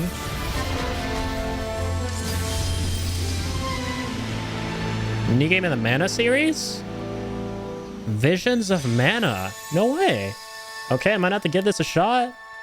I haven't played a lot of the Mana games, but I played Sword of Mana growing up. Freaking really love that game. Maybe a hot take, but I can't follow. Okay, hold on. PlayStation Studios. It is said that time marches to the beat of a drum. What is this? A fleeting moment can feel like a lifetime for those caught in its deadly rhythm. And a lifetime can pass in the blink of an eye for anyone embracing its bitter end. Team Ninja. All right, let's go. The only thing we know for Found a sure Team Ninja. I like. is that time marches. Oh yeah, isn't it? I think they showed this off before. Actually, you're right. Even if we are apart, still we are. Be like. Without hesitation, without remorse. Is this something brand new, or have we seen this before? I'm gonna say it's. Is it actually Neo 3? No way. No shot. No shot. It's actually Neo 3. Oh man, I didn't even consider that. I don't know why I didn't consider that. I should have considered that. Please be Neo 3. Oh man. Oh man, come on. Let us not forget the pain of Master Shoin and the countless others who have suffered. If it is Neo 3, it's way more, like, the character is way more involved with the story than just being kind of like a, I don't know, just like, not very fleshed out or whatever. Shall we? No, okay, it's a brand new, I had a feeling, yeah, I think it's a different game. Rise of the Ronin. Cool, but have we heard of this before? I don't think so. Eldritch will sacrifice their partner for duty. I think it's a world premiere. So which of you will do the deed? Forge Your Fates, March 22nd, 2024. Okay. I'll still look into it, as I do like what Team Ninja puts out generally. Rise of the Ronin coming to PlayStation in 2024. Now it is time to announce winners in a number of other categories. Here are the nominees for Best Action Game. Armored Core 6, Fires of Rubicon. All right, play 2 of those games. Dead Island 2, Ghost Runner 2, Hi-Fi Rush, and Remnant 2. And the Game Award goes to Armored Core 6. Nice, okay. Cool. That was a good game. Here are the nominees for Best Art Direction. Alan Wake 2, Hi-Fi Rush, Lies of P, Super Mario Bros. Wonder. All right, now we're getting somewhere. I play like every single one of those except Alan Wake. Goes to Alan Wake 2. Nice. The only game I didn't play. Here are the nominees for Best VR AR. Gran Turismo Literally the 7, only game I haven't played on that list. Horizon Calls Was the that Mountain, Art Direction? Resident Evil Village VR mode, And I haven't played the game, but And the Game Award goes to Resident Evil Village VR mode. Cool. Congratulations to Capcom. Now your nominees for Best Mobile Game. Final Fantasy VII. surprisingly, I have played one of these. Honkai Star Rail, Hello Kitty Island Adventure, Monster Hunter Now, and Terra Nil. And the Game Award goes to Honkai Star Interesting. Rail. So, Congratulations, Hoyoverse. I've seen a little bit of gameplay of Alan Wake 2, but I feel like based on art direction, I don't know about that one personally. Alan Wake 2, Over like a and some of our Nintendo game. biggest game announcements are still to Fascinating. come. But right now, we'd like you to meet one of tonight's nominees for Best Debut Indie Game, who's also part of the newly inducted Future Class presented by Old Spice. Because that's kind of unusual, isn't it? Like a game that strives for realism, winning an art direction award over a game that completely creates a new world with its own aesthetic. For many, Like, I find that kind of interesting that a game with that approach kind of won over anything else. and all the things that they Especially when cannot the say. majority of those games on the list were basically from that second category where you're just creating a vibrant new world with your own style. Late 1980s. It's a story Fascinating. about love, loss, and family. The more local you are, the more international you become. Everybody who's played the game is able to put something from their lives into it in ways that I wouldn't have expected. Represent, I guess. Mario Wonder art style was such an amazing breath of air. It really was, man. I'm very surprised Mario Wonder didn't win. Yeah, I'm sitting here thinking right now which of those games I would have wanted to win the most for art direction. I think it would be Mario Wonder, definitely. Just because of how, man, like each level you feel like you're playing a totally different vibe with different art direction, even though it's largely one cohesive theme. Like, especially when you get the Wonder Seeds, right? It's so trippy and cool and colorful. There's no way that didn't win.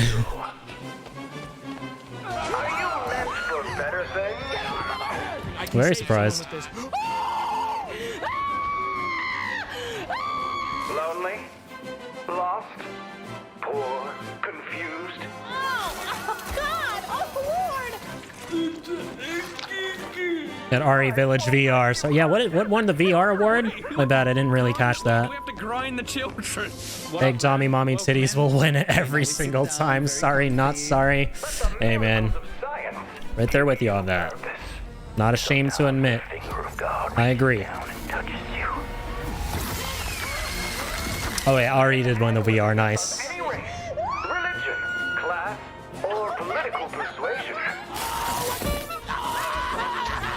Stop by one of our convenient volunteer centers before the opportunity is gone forever.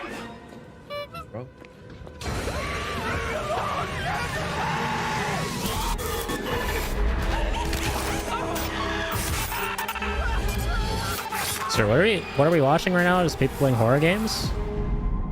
Ah, okay. Outlast Trials. Interesting trailer.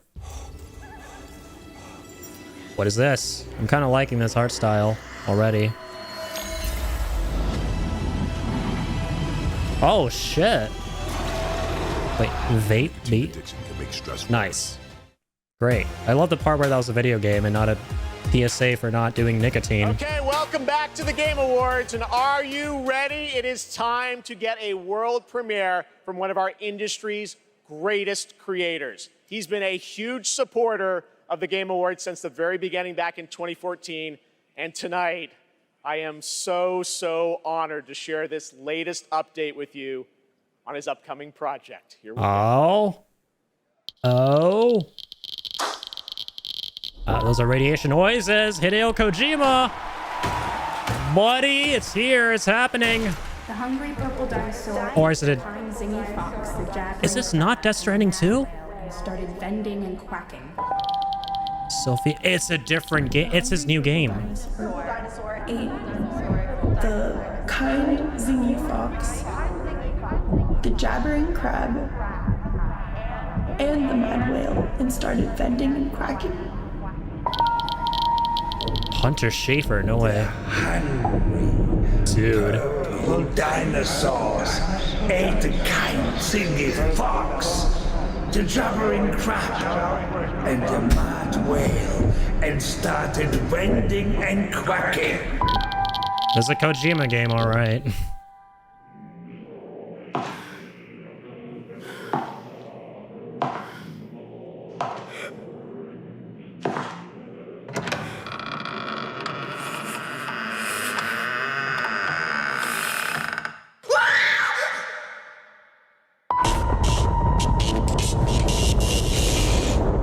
A new Hideo Kojima game, OD. It's gotta be like a horror thriller game. All players, it's a horror game. Let's go, man. I've been waiting for this. I've been waiting for Kojima's horror game. I've been waiting for the day he finally makes the horror game he wants to make. That's definitely gonna be something that I play, man.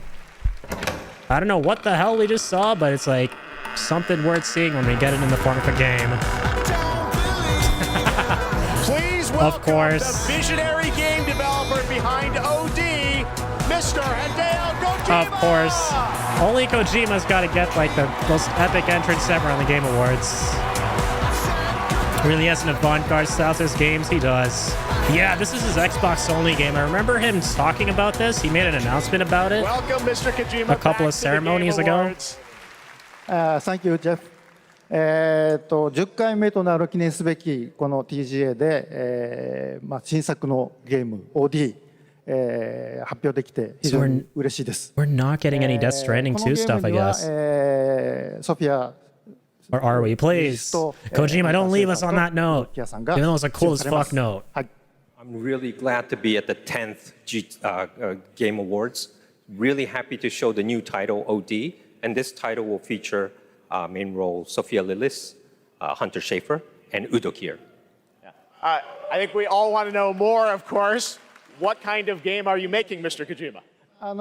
僕は誰もがやったこともないような、斬新なことに挑戦することを非常に大好きなんですけども、Xbox ゲームスタジオの力を借りまして、彼らのクラウド技術を使って、全く新しい、ユニークで尖ったゲームっていうのを今作っています。All this golden Kojima Productions logo on his 言葉で説明しにくいんですけども、これもちろんゲームです。Yeah, no shoes too. Yeah, look fly. ゲームなんですけども、 Kojima's a classy 映画でもあって、さらに、新しいメディアになるかもしれないという可能性を秘めたものです。So I'd really like to always challenge new things, groundbreaking things, and that's my kind of rule. But this one, with help of Xbox Game Studios and using their cloud gaming technology, I'm kind of doing this together. But it's really to make immersive and also something that no one has seen before is what I'm trying to do. And it is a game, don't get me wrong, but it's at the same time a movie, but at the same time a new form of media. It's going to be, he's very experimental, right? Most experimental dude in the industry. Is there somebody else at the door? What? What the fuck is going on? Everyone, please welcome Jordan Peele to the Kojimaverse. Wait, what? Oh shit, that's awesome. Are they collabing on it? Buddy. If they're collabing on this game, it's gonna be fucking insane. Potentially. What's up? How's it going? Oh my God. Oh yeah, they're Jordan, definitely collabing on. He's wearing an OD shirt, what a right? fun surprise. I know you're a big fan of Hideo's games, right? A huge fan of Hideo. This man is an icon. And cool, I can say from the first moment I played Metal Gear Solid 2, I knew I was experiencing the work of an artist whose craft just hits different. And he's been an inspiration to me, and the opportunity to collaborate with him is truly incredible. In my films, I'm always trying to maximize the immersion, put the audience into the main character's shoes. Hideo is the master of this, and he does it on a whole nubba level. And what he's cooking up here is completely immersive, utterly terrifying, and I am absolutely honored to be collaborating with the GOAT. Let's go! With the GOAT. That's great. Two goats working together. Hideo, I want to ask you, how are you collaborating with Jordan? Tell us about it. ジョーダンは天才と評価される数少ないクリエイターの一人で、僕はもう彼の大ファンだったんです。で、お会いして非常に気が合うので、 Like Hideo is wearing Jordan shoes though. Honestly, yeah. 幼馴染みみたいな。Like they swap shoes. で、僕は映画を見て育ってゲームを作っています。で、ジョーダンはゲームを It's definitely the only reason for him to be there. As a Death Stranding fan, I'm sad, but I should have seen it coming, right? Because he didn't mention he was making a new game. Well, Jordan is one of those and it looks really genius, cool. And I've been a big fan of him. Sounds and really when I cool. met him, I felt like we were friends from the past. We get on very well. We like things that we both like, and we're really happy, and we wanted to collaborate something. And this time, well, Jordan, I grew up watching movies, and I'm a game creator now. Jordan grew up playing games, and he's a movie director now. So this two collaboration will be really awesome. So that's why I wanted to do something together with Jordan. あとですね、Yeah, I never thought of that collab, man. Hideo Kojima and Jordan Peele. このプロジェクトは Sounds literally ジョーダンだけ insane. ではなくて、多くのクリエイティブサポーター Because they both have like the wackiest ideas in their respective mediums. で、それぞれの恐怖っていうのの焦点を当てて So も it らっ probably て works so well for what they're trying to do. 予定です。で、ここではそのメンバーを紹介できませんけども、非常に豪華な夫人というか巨匠たちの集まりなんで、僕はその彼らを集めてアベンジャーズと呼んでます。ぜひ楽し Hear み the に word してください。 Avengers. So, what I could say right now is I agree. I that freaking I'm love kind Jordan of, Peele's movies. Get Out, it's not just Nope. I Jordan. love the way he have does other, horror. Creative collaborative And like thriller too. partners, with me on board on this project. I can't really say who they are right now, but I tell you, they are the legends, and they're going to be amazing. And I actually call them the Avengers. Yeah, there we go. That's why he said Avengers. Funny. Well, the door's closed for now, so no more special guests, but it's going to be amazing. Man, if Hideo's making a horror game, that what this man is building here is unlike any other game. It is going to be crazy. That's it. We Looking forward cannot to wait it. to learn more. Hideo Kojima, Jordan Peele, thank you so much, guys. Especially since it's Kojima and he loves to do things that are different. It's time for another game announcement. This and one's inventive. 65 million years in the making. That's why I'm excited, you know? I own an island. 65 years in the making. Really spectacular, spared no expense. Sounds like some Jurassic Park stuff, the music. I wanted to show them something that wasn't an illusion. Yeah, it's definitely Jurassic Park. So yeah, we got to talk about that a little.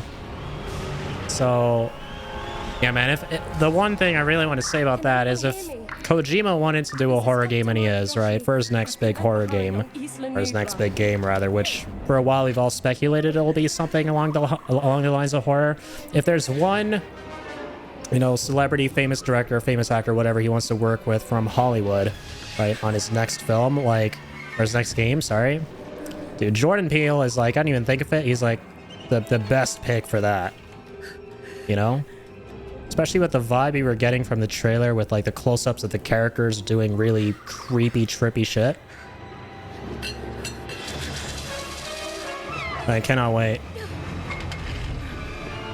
Oh man, not the kitchen scene. Spooky doopy Jurassic Park stuff. Is anyone there? Have they ever like done a Jurassic Park game? And they said it was like it was the first Jurassic Park anything in a long time, right? For video games. All I know is that there was like an NES game a long time ago for Jurassic Park. But I don't know if they've ever done anything else beyond that. I mean, they probably have, but nothing of a large scale? Question mark? That's what I'm wondering right now. I'm like, is this a game? There we go. It's a game.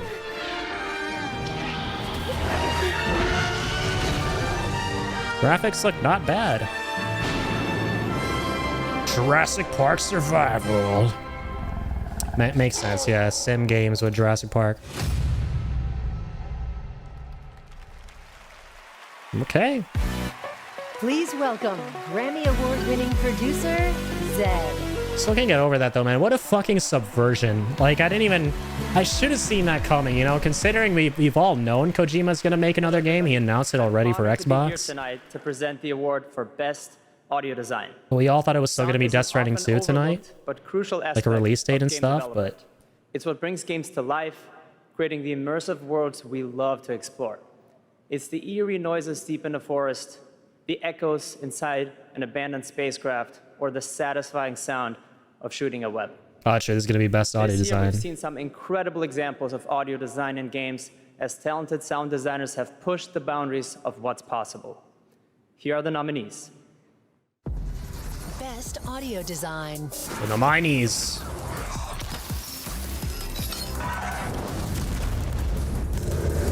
Dead Space had good audio design. Dead Space's audio design was good. It has to be Hi-Fi Rush. Brother, if Hi-Fi Rush doesn't win this, like, I don't know what I'll do, but I'll probably start with a bit of laughter.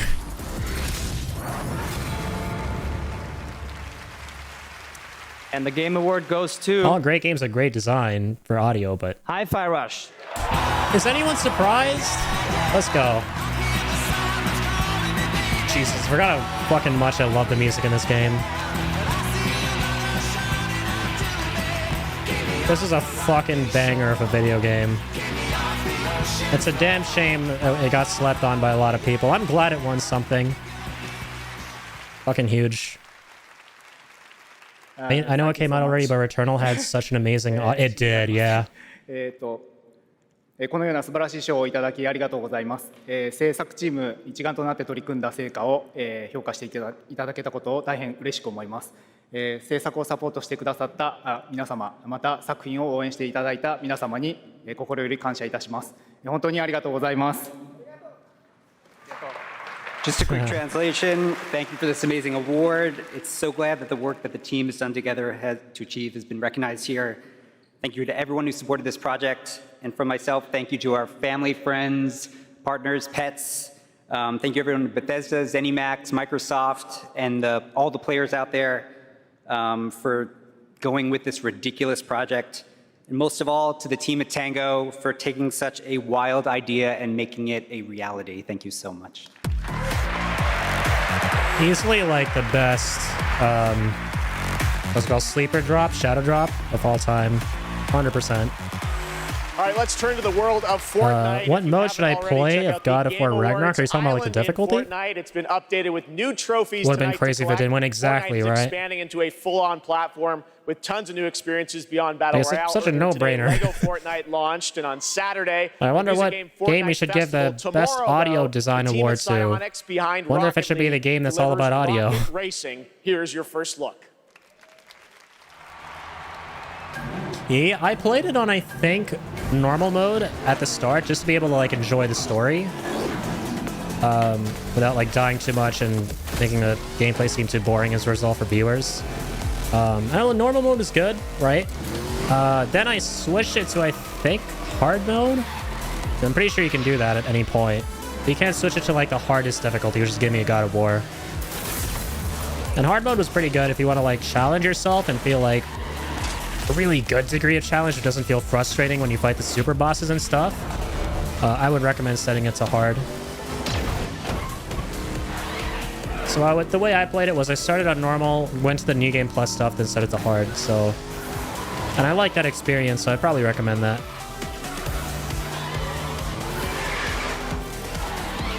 Wait a minute. I just realized, this is Fortnite? Fortnite characters racing. Fortnite Hot Wheels collab.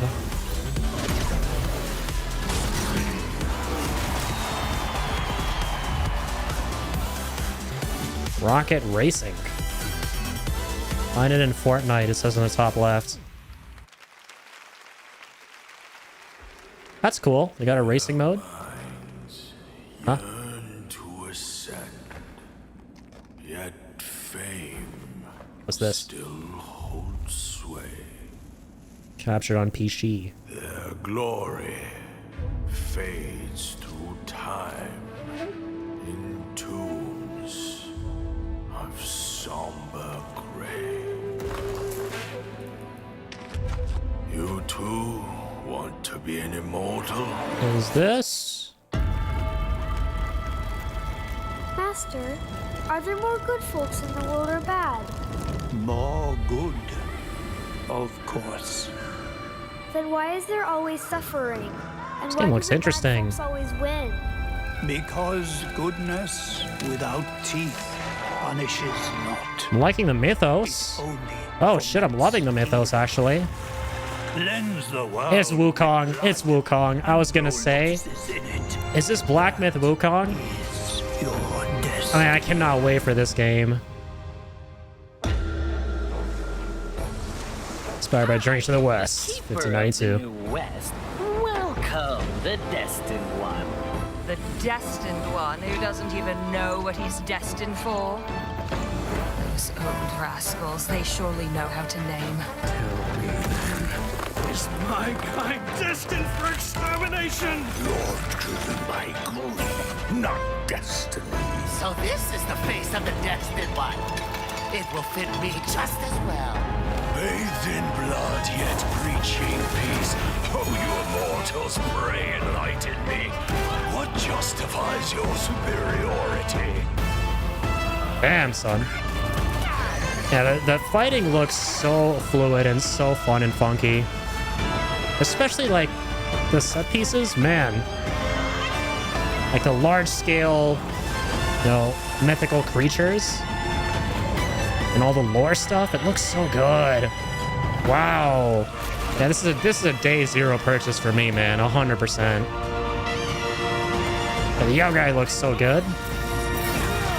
Everything just looks so crisp and colorful. Oh, sweet destiny. Let's freaking go, man.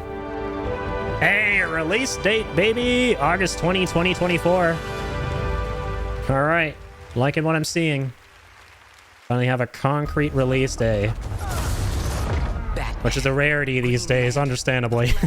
Superman, your friends are slaughtering the people. Oh, that's shit. To protect. Everyone loves this game, right? My Justice League will burn this Earth down for me. Flash, how do I stop this? You have to kill us, Diana. We have to die to save the world. We can work with that. Finally, someone let me out of my cage. Now, top of me is because I'm counting no aid. Intangible. Yeah, rip the player base that was hyped for this game before they found out it was just another generic looter shooter team-based weird battle pass thing.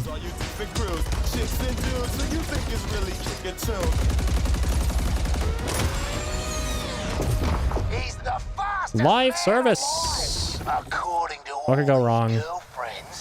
Can't wait for this game to have a splendid life cycle. Oh, it's totally not going to be dead within like a year. Or a DOA, rather. That's true. Silver lining. Gotta love the gorillas. So, what's the plan? It'd be so amazing and fresh with new ideas. I know, right? Said no one ever. That sucks, though. I mean, this game had a lot of potential. Like, I'll admit, I wasn't ever, like, overly hyped for it in the first place before we knew what it was going to be exactly, but when I found out what it was going to be and I saw people reacting to that, who were excited for the game initially, I was like, damn, that's rough. And Megan from Digital Extremes That's up gotta in suck. Canada to talk about all things Warframe. We've got a special Warframe feel that Twitch pain. drop tonight for those of you watching on Twitch. But I understand you've also got some other news for Warframe fans on the next expansion, right? Yeah, we do. You know, it's been 10 years for Warframe. Or so, for me. 10 years for you. We assumed we'd get a seniors discount of some time, just because our game is probably the oldest game here, maybe. But yeah, we Keeps have. going strong. I know. It's because our community is so awesome, and we are going to be showing you. Wasn't any potential in my eyes. Already figured it was going to be another live service dredge. Warframe Yeah. players around the world to watch. Tragic. It's quite exciting.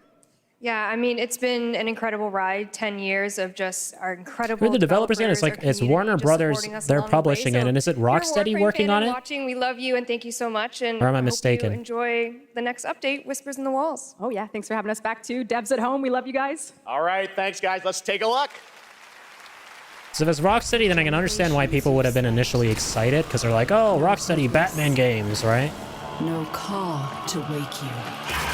But now, you have changed everything. There's all fragments of the past. I have seen you, the Tenno.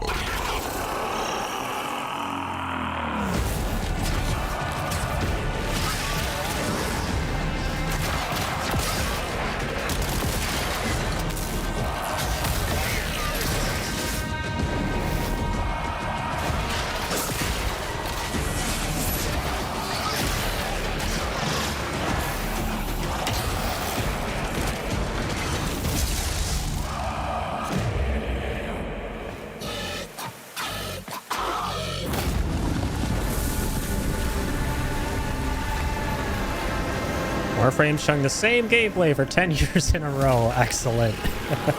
Yeah, I'm sitting here watching this and just kind of thinking to myself, like, Warframe's been around a long time, right? Like, how is this game doing? Like, do people still play a bunch of it? It is waiting. Is it still, like, well received? Don't be late. I played this game, like, once, like, 8 or 9 years ago. And I got confused, so I just, like, stopped playing. Whispers in the Walls, an expansion. Oh, in a couple days. One day after Ragnarok. So much more Game Awards. This still ahead. blows my mind. Ragnarok is out in like 5 days. Lots coming, but while you're here, head to supergameawards.com through December 31st for a chance to win a trip for 4 to the brand new Super Nintendo World at Universal Studios Hollywood. Here's a look. Warframe showing the same gameplay for 10 years in a row. Excellent. Yeah, I'm sitting here watching this and just kind of thinking to myself, like, Warframe's been around a long time, right? Like, how is this game doing? Like, do people still play a bunch of it? Warframe's got a new That's very cool. Chance to go to Nintendo Disney.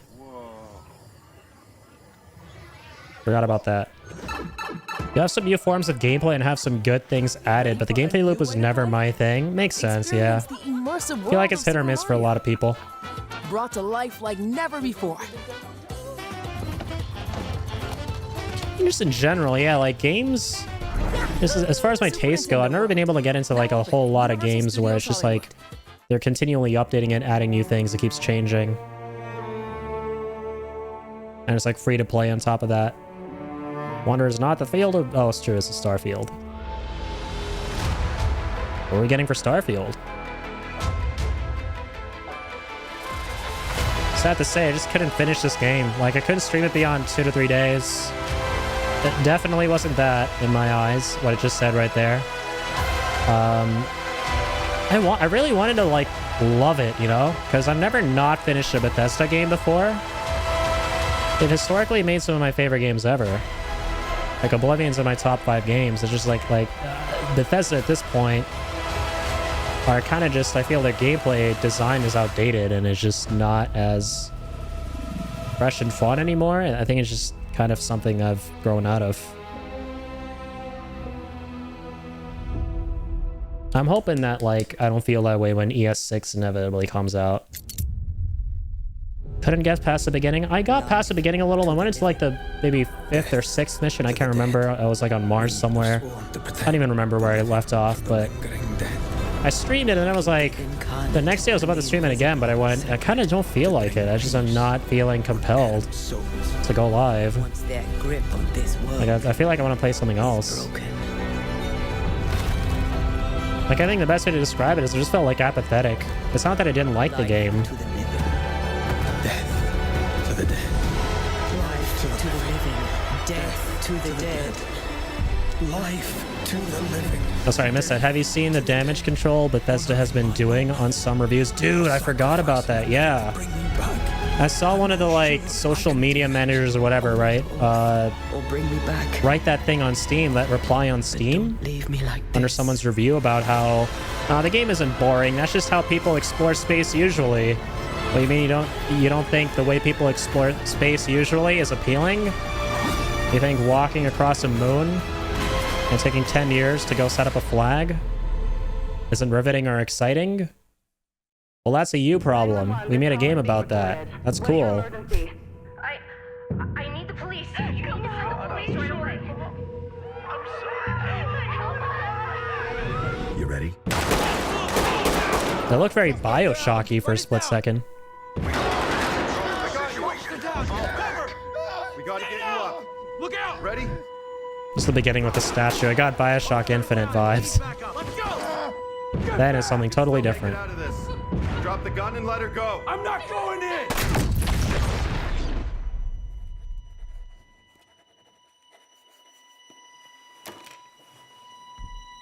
So, are you ready? Ready or not? Not quite ready. Don't know what I'm meant to expect. Cool story, though. Yeah, the 2 flags in this statue really reminded me of Bioshock Infinite. Age of Empires, Call of Duty Warzone Mobile, Little Nightmares, and Tom Clancy's Rainbow Six are just some of the big titles coming to mobile in 2024. Head to the Game Awards on Twitch to vote for which title you want to win Google Play's own Play More award. Oh, snap. Now, please welcome the original last year's winner pitch of Games for for Impact Rainbow for Six the game As Siege. Dusk Falls, which is coming to PlayStation Neat. on March 7th and is available for pre-order tonight. Creative Director Caroline Marshall. But you're not finally coming out of beta? Yeah, never heard of it. Biome. Interesting stuff. Bonsoir, everyone. Winning last year was Oh, you're trolling with it. Okay, yeah, I wasn't aware because I just haven't played Games a for whole bunch of Impact Rainbow is Six one Siege of in the the past. most important categories at But the it looks Awards. very like The games generic nominated military this year soldiers offer shooting things, unique right? And nuanced perspectives on topics that concern us all, from the climate crisis to cultural diversity. They broaden our horizons, foster empathy, and connect us as humans. In a world torn apart by divisions and intolerance, this is one of the most essential powers of our medium. Here are the outstanding nominees. Games for Impact. Cool. Space for the Unbound. A traveler will reunite the peoples. What's the theme? Using this year. Colorful, vibrant games. It's a Kia.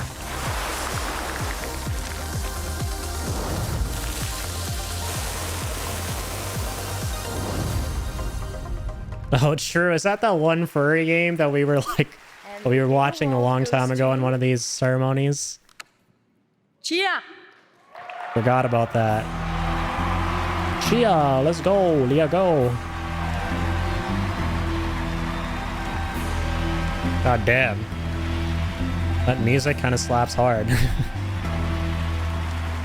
Makes Chia sound like a hardcore game. I accept this award on behalf of developer Getting Doom vibes. I cannot be here, but I got a message from Phil Clifford, co-founder of Ourselves. I'd like to thank Ourselves family Rip Venba. for your trust and unbelievable talent. Kepler and Sony for believing in this crazy project. And the entire population of New Caledonia who championed and embraced Chia all along. Thank you, merci, Oleti. That was a very sweet speech. It was a furry game we were like, this is totally a game. I remember that, yeah.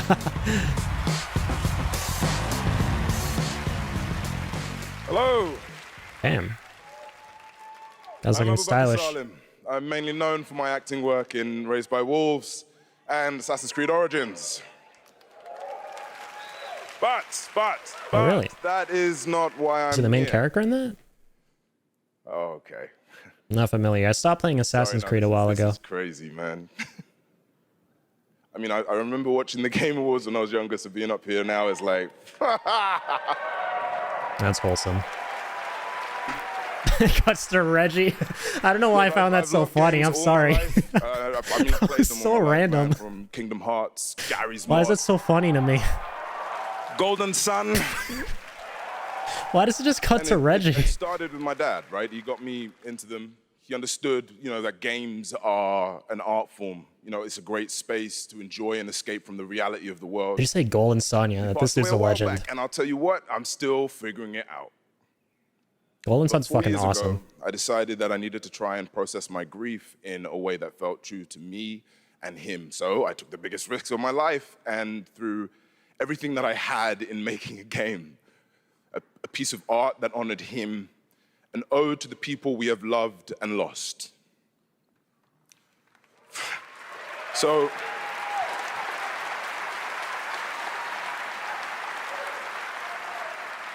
the reason I'm here tonight is because with the love and support of a lot of people here, I'm gonna take another big risk and I'm gonna show you what we've been building. I'm gonna offer you this game, a game from my old man.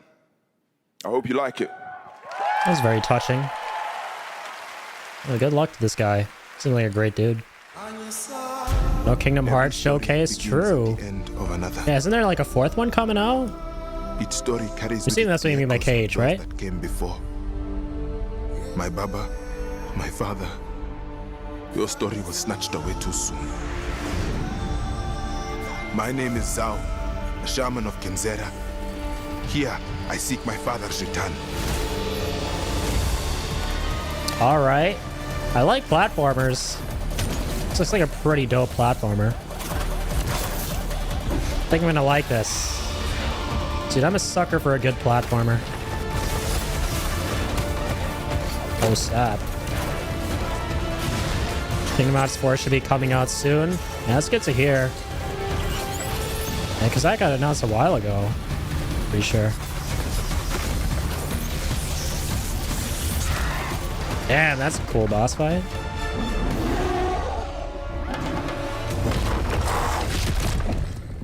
I cannot stop. I will not stop. Kalunga, god of death. Yeah, I love the aesthetic of this game. Jeez. Come to me. Love the vibe. Show me you are ready. Tales of Kenzera. Zao. April, not bad. I might have to check it out. That shit looks good.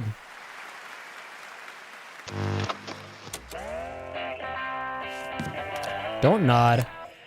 Oh, shit. Aren't these the guys that made Life is Strange? Yeah. Yeah, it looks kind of cool.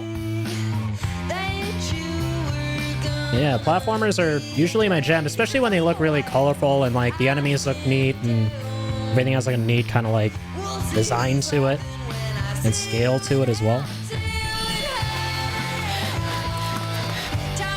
Yeah, I feel like it's either Life is Strange or a brand new series. I forget if they did anything else besides Life is Strange as like a series in the vein of that, right? Like a narrative-driven series with choices and powers? Or is it only just sequels and prequels to Life is Strange? It's been 27 years, y'all. Why? Yeah, Life is Strange Part 1 was so good with the powers of how you could rewind time and stuff. I really liked it. Promise. Oh, it's a brand new one. Lost Records. Bloom and Rage. That was Lost Records, a brand new world from the development 2 and 3 has been asked. Was there a 3? I totally forgot about it, I guess. An ongoing franchise of 18 years with over 850 million. I know they did the first one, then a prequel where there were no powers, and then a second one where you were that kid. I forgot what he could even do. This is the first Berserker. True, only sequels and prequels. Okay, gotcha. And this is like their first new one then. Their power was being an empath. Finally, I found you. Trampled by the one who Watch his dash. abandoned. Alright, telekinesis. I didn't play it. I saw a playthrough of it. I just was trying to remember, yeah, what he could do.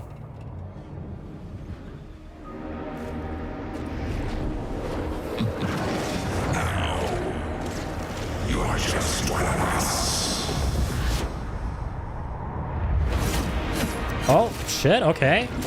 Okay, dude, this actually looks rad now that I'm seeing the gameplay. It's got that third-person action-adventure combat, slicing and dicing stuff. I like the art direction, too. Looks cel-shaded.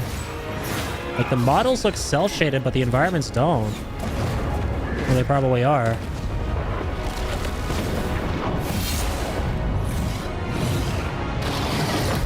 Damn, this is a really interesting looking game. Alright. The first Berserker Kazan. Neat. And I love the visuals. Looks good, right? All right, now it's time for our first performance by the Game Awards Orchestra. Yeah, probably another Souls. Like I was just gonna say, reminds me a lot of like a Soulsborne, Souls-like style game. Third-person angle. Looked like there was some dodge rolling too somewhere. World premieres, and this is a special one. It's written by one of the greatest video game composers of all time, the legendary Nobuo Uematsu. Okay. Here is the Game Awards Orchestra, led by Lauren Balfe, with lead vocals from Lauren sorry, I thought they were Allred, announcing another game. debuting the theme song from Final Fantasy VII Rebirth. Here we go. Enjoy. Here we go, boys. Is it gonna segue into another trailer?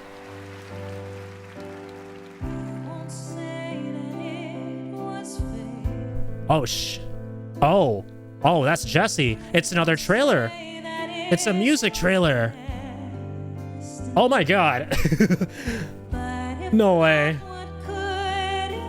What is it? Vincent, let's go. We see him from the front now. Bugenhagen looks... Oh my god. Oh my god. Oh my god. That's Aerith? Oh man, this looks beautiful. Oh, I said that was Jesse, no. Sid? Marlene, Dyne, they're showing so much! Buddy, what the hell?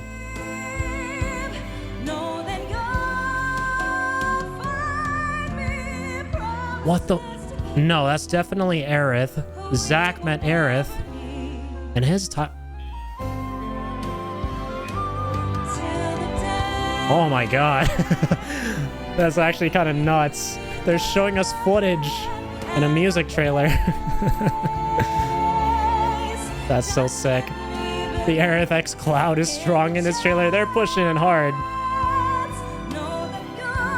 Rip Cloud Tifa shippers in this one.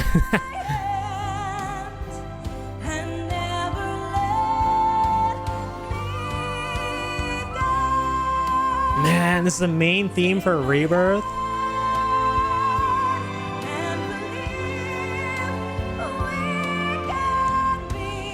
Sounds so beautiful.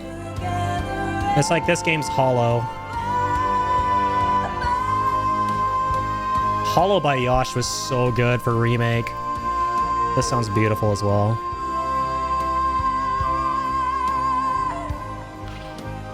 I love how you hear a little bit of the main theme of FF7 in there.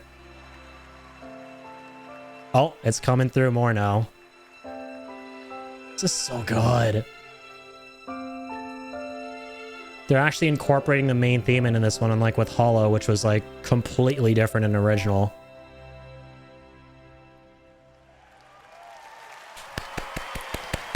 I like that a lot. I liked it a lot. A lot more, and then some. Even Clive enjoyed it. Even Clive is an FF7 fan. An absolutely beautiful song from Final Fantasy VII Rebirth, which is nominated for Most Anticipated Game tonight. Let's go. Thank you to Lauren Better Allred, win. Maestro It better Lauren win. Balfe, and the Game Awards Orchestra. They will be back later to pay tribute to our Game of the Year nominees. But that's so not good. all we have tonight for Final Fantasy fans. Of course. Wait. Not of course. We got more? Another trailer on top of a sort of trailer? Or so they'll tell you, dearie. Because the future has the power to change anything. Even the past.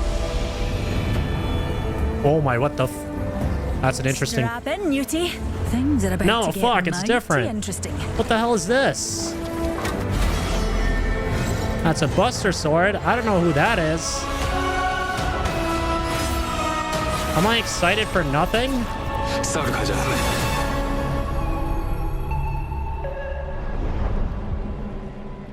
What? Cool, I guess. Cool, I guess. I'm just That's not very fun cool. when limits are made to be All right. broken. When Final Fantasy VII Rebirth comes to Apex Legends on January 9th, and that key art you just saw was drawn I got by my music Nomura trailer. himself. I'm Thank you okay. so much for that incredible announcement. Don't worry. I'm Now not going it's to time cry. to announce the winners of a few more awards as selected by the fans and our voting jury. In the category of That got me Best good, though. Score That and baited Music, the fuck out of me. nominees are Alan Wake 2, Baldur's Gate 3, Final Fantasy 16, Hi-Fi Rush, and The Legend of Zelda. This is going to be Tears of the interesting. I actually Kingdom. don't know if it'll be a Game Hi-Fi Award Rush. goes to Final Fantasy 16. Nice, nice, So nice. congratulations. Here I are can the get on board with nominees for that. Best Independent Game. Better be. Dune, Dave the Diver, Dredge, Sea of Stars, and Viewfinder. And the Game Award Sea of Stars? goes to Sea of Stars. Nice. All right, all right. Here are the nominees Great for and Best good. Community Support. Baldur's Gate 3, Cyberpunk 2077, Destiny 2, Final Fantasy 14, and No Man's Sky. And the Game Award goes to Baldur's Gate 3. Cool. Congratulations, Larian. Just the award I thought FF16 would get. I'm so happy it won that. Those are God of Rock, Mortal Kombat 1, Nickelodeon All-Star Brawl 2, Pocket Bravery, and Street Fighter 6.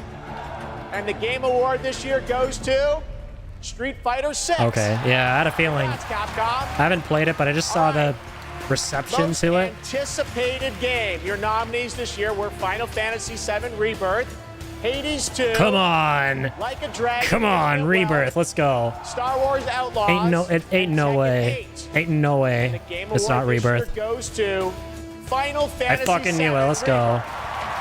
No human being on this planet is more excited for another game. I was going to say it. There's no way. It's not Winner Rebirth. tonight for Best Mobile Game. This space fantasy RPG filled with myths and legends is set for more intergalactic expeditions in 2024. And tonight we have an exclusive look at Penokane, the next destination. Jesus, man. Can we like spend the rest of this event just talking about that music trailer? That was seriously one of the most beautiful fucking trailers I've ever seen. And one of the most beautiful mediums through which to like show a trailer. Like, I think this is the first Game Awards ceremony where that's happened, right? where they've like had a musical performance and segue into a new trailer for an anticipated game. Like they did that with this and also with Hellblade as well earlier. I don't think they've ever done that before with any other Game Awards. Those are unforgettable. I freaking love how they debuted the theme for Final Fantasy VII Rebirth. Sounds so good, right? It's up there with Hollow by Yosh. And they also showed off more gameplay, or just cutscenes. We fucking saw Dyne, we saw Cid. Oh man. We're gonna have to go back and watch that. We're gonna have to watch that shit again.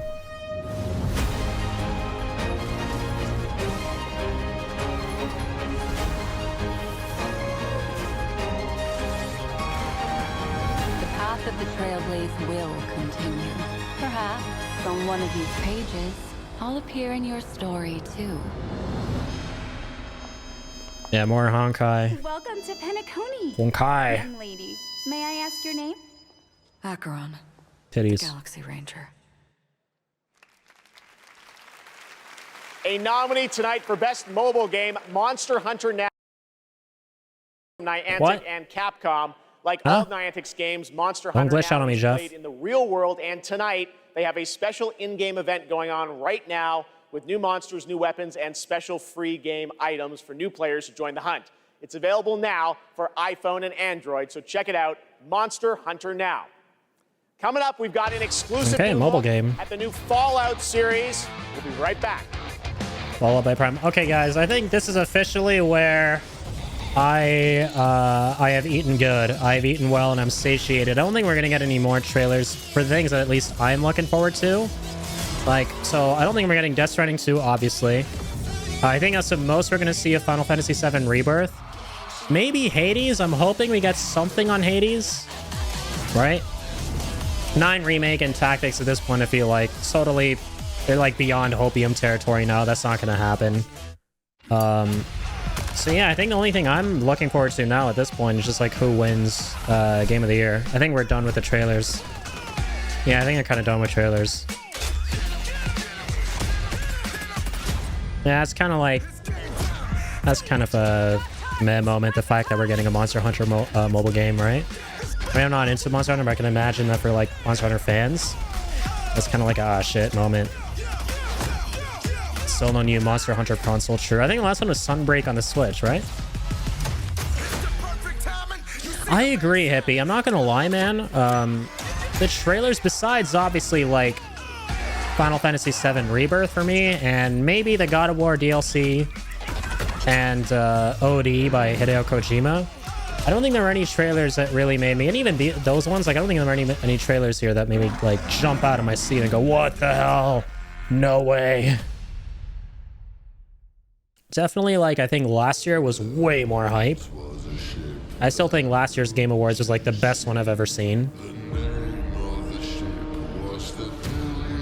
This one was pretty good too, though. It's just like, it is still one of those events where I'm like, I'm glad I didn't go.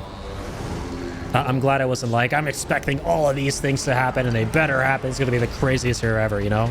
It makes me in hindsight go, I'm glad I kept my expectations right where they should have been, sort of. Can't remember the last game showcase you streamed, but it was like all space. I feel like this time was a lot of samurai stuff, very saturated. Yeah, I think the last one I did was like Summer Games Fest, maybe. And in between, maybe I did like maybe a Square Enix thing where I reacted to the 7 Rebirth stuff. Oh yeah, dude, I forgot about Wukong. Wukong looks great. Wukong looks very good. Skull and Bones, a Ubisoft game. Oh, is it a pirate game? I guess. All right, we're back here at People want a Game pirate game Awards, pretty bad. and that was a new look at Skull and Bones from Ubisoft, which is coming out on February 16th. I'm happy to announce that players can register now for the upcoming closed beta from December 15th to 18th on all platforms. And now it's time for the announcement of the next game from the studio that won Best Game Direction in 2021. Bethesda, okay. Dishonored and Deathloop. Should we be excited because they kind of butchered the last game they put out, didn't they? But hey, this one might be good. Attention, Oh, is it? Wait. Turn that shit. What is this?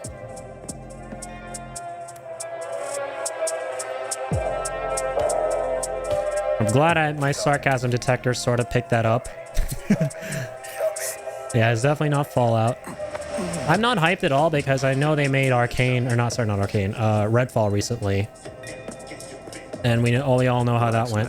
I don't bite. So, not totally writing this off. Hopefully it's really good, but justifiably I'm not excited, and I don't think most other people are gonna be, right? Hope they pick themselves back up, though. Night's just getting started. I fucking knew it! As soon as he grabbed the blade, it's a Blade game. That's cool. But it's by Arcane and Bethesda. How interesting. There you go. Okay, I'm really hoping it's good now. From Arcane Leon, I'm really hoping it's good. From Marvel to tell us, how did this come together, guys? Well, Jeff, let me tell you, the secret superpower of Marvel games is our constant focus on I did not see that coming. World-class talent with the fan-favorite characters that they love. Now, we are huge fans of Arcane Leon, not only because of the story-rich games they create with innovative gameplay, but because of their authentic passion. And that's why, on Blade's 50th anniversary, we are so honored to announce this true Marvel team-up. Yes, and after Dishonored and Deathloop, our first order of business was to make another very Arcane game, but with a title that I was thinking the same thing, Hippie. I think if it was Insomniac, that would have broken the internet. Because they make really good superhero games. Said, okay, let's really challenge them. Let's present our wildest take on a superhero. Still got to play Spider-Man 2. And we ate it up. I mean, I'm really looking forward to Wolverine. Blade, I want to see more excited for that than I was for Spider-Man 2. I mean, think about it. It's a mature action-adventure game, single player, where you get to play Blade your way. For true believers, it's a dream come true. Very excited to learn more. The fact that it's Arcane and Bethesda doesn't instill as much hope as it should in me. Half vampire, torn between but you know what? I'll keep an open mind. And the rushing power of the undead. And as a kid of mixed origins, his dual heritage resonated with me. So yes, it is a dream to be making a game about Blade in Paris, my hometown. They seem really passionate. That's good. Well, if... At least this means another slot for a new Ratchet and Clank game. If my hometown was walled in, and we shared it with bloodthirsty invaders that come out as soon as the sun goes down, ça serait un petit peu la merde quand même. Anything else you can tell us about the game? I know it's pretty early, right? I can tell you one thing. Okay. The entire team at Arcane Lyon is, pouring so much love into this immersive third-person action-adventure set in the heart of Paris. Yeah. So it's a different division in Arcane, right? It's Arcane Lyon. And voila! I think it was Arcane Austin or something that made the last game that wasn't great. Whoa! Redfall. Stunts too. Ding a bell. Thank you very much, guys. Great announcement. So I'm not gonna just blindly write it off as it might be shit, because I think it's developmentally that it's like a different division. Adaptation, Anthony Mackie. Oh shit! Captain America, boys.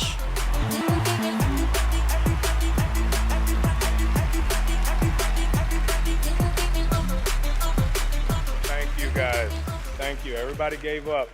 You guys didn't. Hey, I just want to say a big thank you to everyone who watched Twisted Metal on Peacock. And hey, it already came out? Yeah. I have one thing I remember to I saw the trailer for it with you guys. Before I get on to the award I'm supposed to represent up here. Okay? What? Game Awards weirdness? Okay, all right. I know I say a lot of different things. You can't scream them all. Funny. Jeez. Anthony Mackie has been everywhere, honestly, no one knows this yet. He's a good actor. You three guys and everybody else is going to be the first. A cool guy. Because of our incredible fans. Twisted Metal is coming back for season 2 on Peacock. So. Was it received well? I know, some people were kind of on the fence about it. John Doe. You look great. It's cool as getting a season 2, I guess. Right here. You guys look great. Keep it going, baby. I don't trust this dude, but y'all look great. Don't you yell at me. I love you more. I love you. What is wrong with y'all? Okay, stop it! That's true. Okay. Probably have really good ratings. I see you. I see you. Shut up. Okay. Today, the best games are like living universes, constantly expanding with new content and challenges, right? And that's what this award for Best Ongoing Game recognizes. The games that continue to deliver fresh experiences for their loyal communities. Here are the nominees. Best ongoing game. Hey, I was talking about Twisted Metal an awful lot. Like, yeah, does this mean another game for Twisted Metal? Let me put it this way. No gun, no fun. That's ongoing game. I feel like it's going to be Cyberpunk, isn't it? I don't know, though. I haven't played any of these other ones, including Cyberpunk, honestly. I only played it on launch. I haven't played, like, the updates to it and the expansions and stuff that fixed a lot of problems and made it a shinier game to a lot of people. But I feel like considering how much they added visibly and how much it affected the game, I feel like it would be Cyberpunk, right? Points with my sons From what I've for this seen. moment. All right, so the game award goes to... Shut up. Shut up. It is funny that it's like... Cyberpunk 2077. I had a feeling. I haven't played the other ones, though, so I can't really speak on this too much, but just from what I've observed, it's got to be 14. Yeah, I feel like for ongoing game, right? Wouldn't an MMO make more sense since it's ever expanding and ever updating? Oh my goodness. What a journey. And ever what a journey changing. It's been. Holy. Video It games turns are out awesome. it does not, in This fact, is an have to be incredible 14. moment. From launch to 1.5 to 2.0. This game has had a Phantom very Liberty, interesting and, arc. Now the Ultimate Edition. Very Like, interesting. the tenacity and the resilience of the team Rob. and just wanting to bring forward stories that impact worlds that are immersive, you know, the world being immersive, and of course the gameplay just being fun. Yeah, I'm Fun not as hell. stunned by this, This is but exciting. that's just Team, because like, we I feel like if I had have played the other games, especially 14, I probably would have been too, yeah. Please, From like a Sasuke, including this complete guy here. outsider's perspective, And I mean, I have to include here. this isn't our honestly very amazing surprising. players. They've been with us throughout the whole journey. I guess this is gave us because feedback, Cyberpunk is made more funny memes, mainstream. videos, More people notice what they're doing, more people hear about what they're doing and what they're changing, and Idris Elba, that type of stuff. of the players when they were Lots of actually buzz. getting all of those updates. Just recently we shipped update 2.1 for Cyberpunk 2077, and it's for all of So like the average person watching this are probably like, oh yeah, it's probably going to be that one game I've been hearing a lot about. Now it's totally just me right now. Cool. I think Cyberpunk should count as an ongoing game. Yeah, it's just a game that got a bunch of updates to fix shit, right? So that's not really ongoing. Like GTA 5, Bully, Need for Speed Underground, and the Red Dead Redemption series. Now he leads a new studio, Lightspeed LA. Steve C. Martin is here to unveil a brand new project. Steve? Thanks, Jeff. Great to have you here. You showed this to me earlier this year. Tell us a bit about it. It's an honor to be here, so thanks for having us. Over the past few years at Lightspeed LA, myself and a remarkable team of over 200 talented, diverse industry veterans and fresh new talent have been in deep development on a fully original, AAA, futuristic open-world game. Tonight, we're really excited to offer you all a sneak peek at what we've been working on. I'm so excited to share so much more with you in the future. But for now, I hope you all enjoy this first taste. All right. Amazing. Let's take a look. Wait on me. Open world, yeah. Open world is already pretty ambitious. Just saying those two words create a lot of expectations.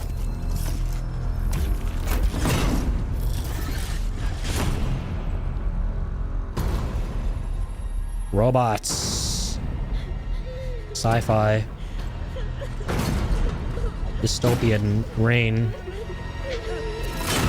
People.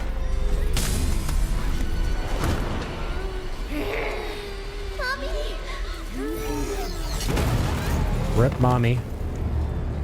They're clones. Those women. I'm scared. They look like clones. Hush now. They're robots. Going to be okay. The demon is here. It's What?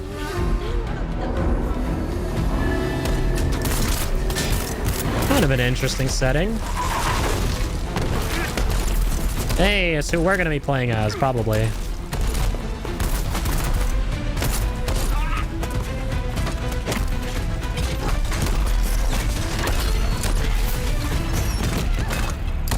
Hopefully we got some gameplay. Follow me.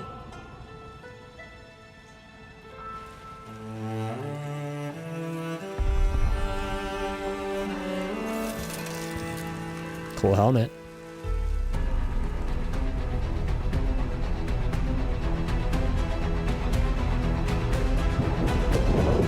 Very cyberpunky. I like the aesthetic a lot. It's my favorite type of setting. Last Sentinel.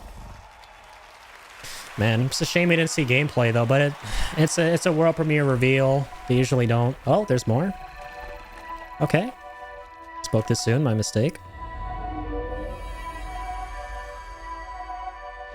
Lift your head. Wait, what? Icelandic stuff. I don't want to get excited for Death Stranding. Now open your eyes. That ship has sailed. Why would they show that? My mind immediately goes there, though. Why did I hear this music? It sounds familiar. Take a breath and look around you. Oh, it's from Dark, because I recently rewatched it with my friend. They play this music in Dark in the TV show. What is this?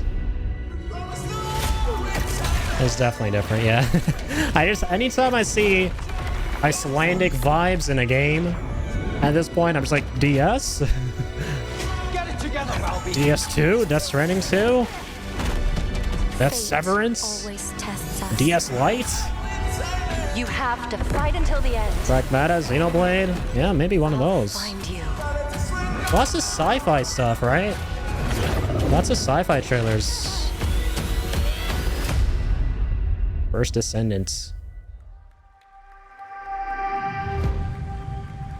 Okay, Sumer 2024. Oh, that was the oopsies. first Descendant, which is launching Guys the can see my summer of cursor. 2024 from Nexon. Now we have a new look at Hoyo versus next big game, Zenless Zone Zero, an urban fantasy ARPG.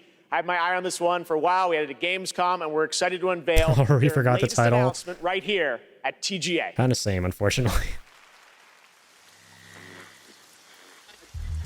Their Hoyoverse game. Honkai 2. They did Honkai, right?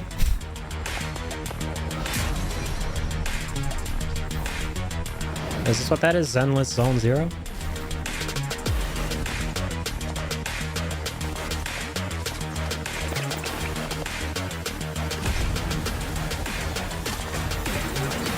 They never accept me for the damn closed betas? No! Rip. One day for sure. Let's manifest that together.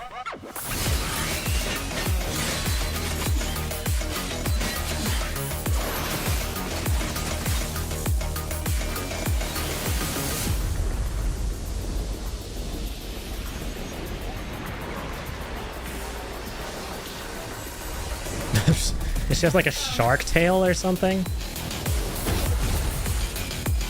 It's just one interesting looking limb.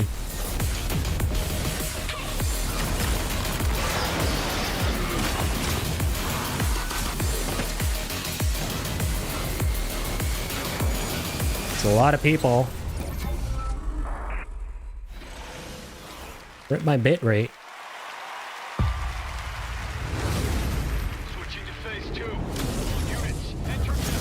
Another mecha game. They're just keep going, just like back to back to back to back. I like that. I think they even mentioned that, like, they got rid of the aspect of the Game Awards where they have like a little splash screen that goes world premiere between each trailer, right? Now they just kind of like play them back to back. I like the pace.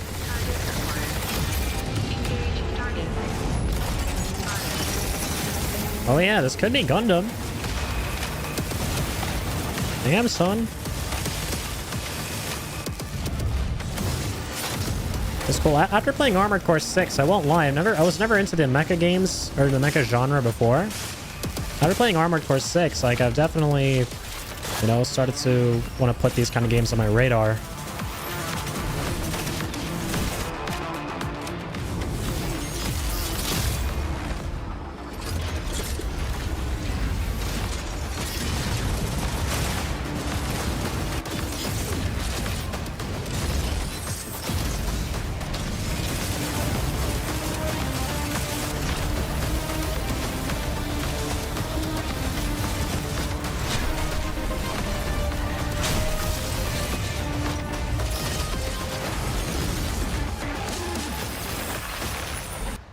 Mecha Break.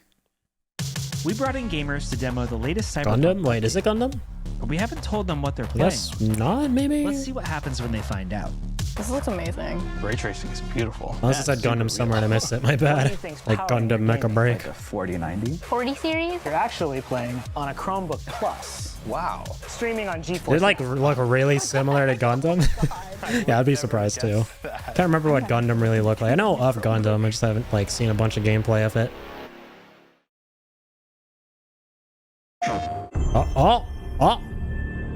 Hold on. The What tide is this? of war is turning against us. Okay, probably not something crazy riveting.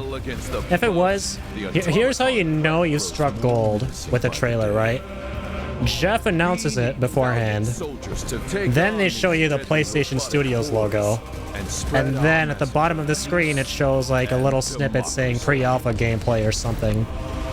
That's when you know you have to get excited. I figured it out. I've broken the code, boys. Use the galaxy's most advanced weaponry. I'm sure this looks cool, but I'm not like jumping out of my seat, you know. Now I know when to activate jump out of the seat button. Need that perfect recipe that I just mentioned. Join the fight for freedom. Enlist today. Sure, this Helldiver shit, right. Forgot they're making a sequel. What is your life? Music is sounding amazing. It did sound pretty rad, I'm not gonna lie. Hey, the Warhammer game. My craft. Was I'm not gonna lie. I've been getting kind of into Warhammer recently because my brother's a huge sucker for Warhammer. It's one of his favorite hobbies. Like he goes to play the games all the time with a group. Is eternal service. A tabletop game. He's played a bunch of the video games too in the past. He likes painting the figures. So I've been kind of like checking in on what he's been doing, and he's been telling me about the lore and stuff, and it's like, oh damn, it's actually pretty sick. Live and exclusively here at the Game Awards. So I'm kind of now looking a little more forward to Welcome. Warhammer. I am your host, Warlindor, and I present to you the Old Gods of Asgard featuring the best-selling writer Alan Wake.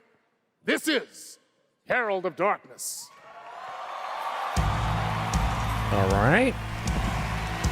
Old Gods of Asgard. Yeah.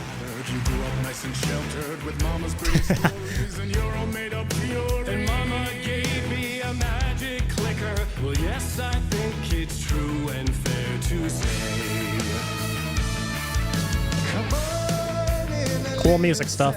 Lost words you be missing, all the fire you're bearing, the eye of the darkness you're lying. So you were drawn to stories early on. My dreams would light up my imagination, and you had nightmares night and day. Yeah, but with the clicker I chased those frights away. Who knew? So true. So here is a clue.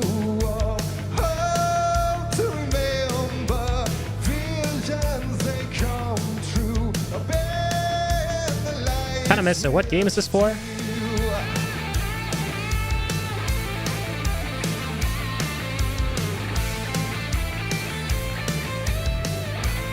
Sounds cool.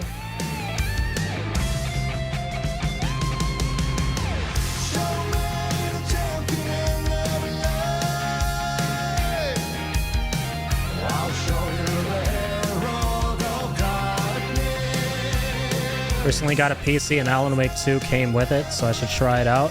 I'm looking forward to playing Alan Wake, yeah. Gotta play the remake to 1 and then 2. So I've heard 2 is connected to 1, right? It's the same guy, same character. So I'm probably gonna play the remake and then 2. I was sort of had a feeling it was for Alan Wake 2 as well, just because of like the dude in the middle.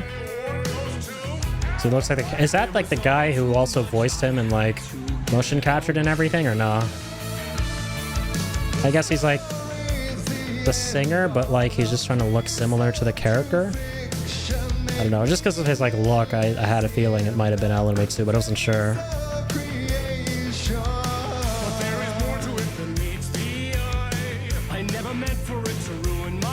Oh, this music's kind of sick though. I didn't know that Alan Wake had music that goes this hard. I was imagining it was like a very subdued, kind of mellow game. I mean, it definitely has to be someone different, right? He's one of these like musical performers. Doubt he would also be the character for the game or the actor for the game. That would be sick if true. I apologize. I'm not familiar with Alan Wake anything.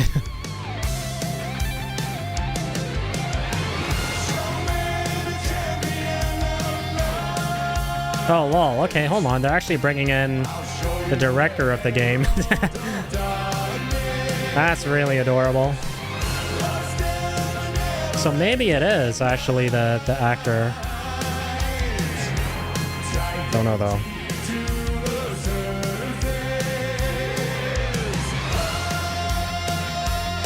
They're all just having fun.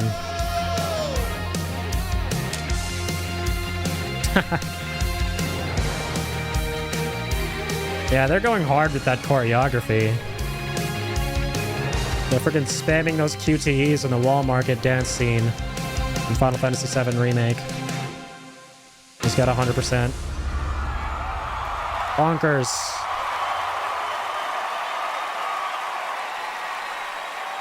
Can only imagine how many times rehearsals are done right, especially considering the director is probably not familiar with you know, dancing and stuff like that. Unless he is, I don't know. But I'd imagine it's not something he does in his day-to-day, you know, because he's busy working on a game. Asgard, thank you to the band. So it probably took a lot of practicing and rehearsing. Everyone involved to bring that performance to life, something you will only see right here on the Game Awards. Hell now yeah. it's time Go for on, an Jeff. update on a game we announced back at TGA in 2017. 2017? Huh? Get the fuck out. We all shared the same story. Sounds familiar. The same like I've heard of it. A family of strangers. A strange Jeez, 2017 was a long time ago. We have lived 1,000 lives. We have died It's like 6 1,000 years. times. Whoever we were before this torture, we are now as one. Is this like in development hell? Until Or are they just working on it very slow? one final battle. My friends. We're being really hyped for this game. Yeah, I feel like I've vaguely heard of it. Work together or die together. Oh, it's a co-op? Cool. Oh, it's been playable. My mistake. Okay, I see. Joining me now is Ulf from 10 Chambers. Crazy, that was 6 years ago. We announced GTFO, and that's the final chapter. You've got a free weekend on Steam. Oh, Looks I fantastic, see. but It's like an I episodic think there's a little game. Something more you're also working on, right? Yeah, first of all, I have to say, Or just like updates and expansions over time. There's like the latest one. I see. of course, and you delicious menu. This suit is fucking amazing. Yeah. You look good too. Everyone's Yeah, you look stylish. great. Anyway, yeah, we're working on Guy something just came new, out and said it. Respect. it's like a passion project, like all our projects are. And this People is looking really fly Payday, things like at the that. Game So back- Awards. Back some heist stuff? I guess. Okay. Yeah. So now we're back to doing a heist game again. And it's sort of a sci-fi thing that I've been dreaming up since I was a kid, basically.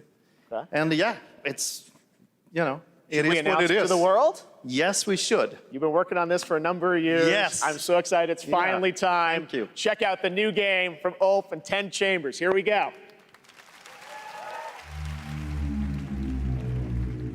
Mr. Bowman, Payday. Manon et fils. Only I think I've ever seen a Payday is Giancarlo Esposito's trailer for the second one where he's the dentist. Reset the procedure.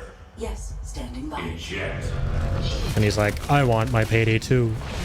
I'm Mr. Bowman. Your subconscious was just spilling the beans about your recent Akajima district break-in.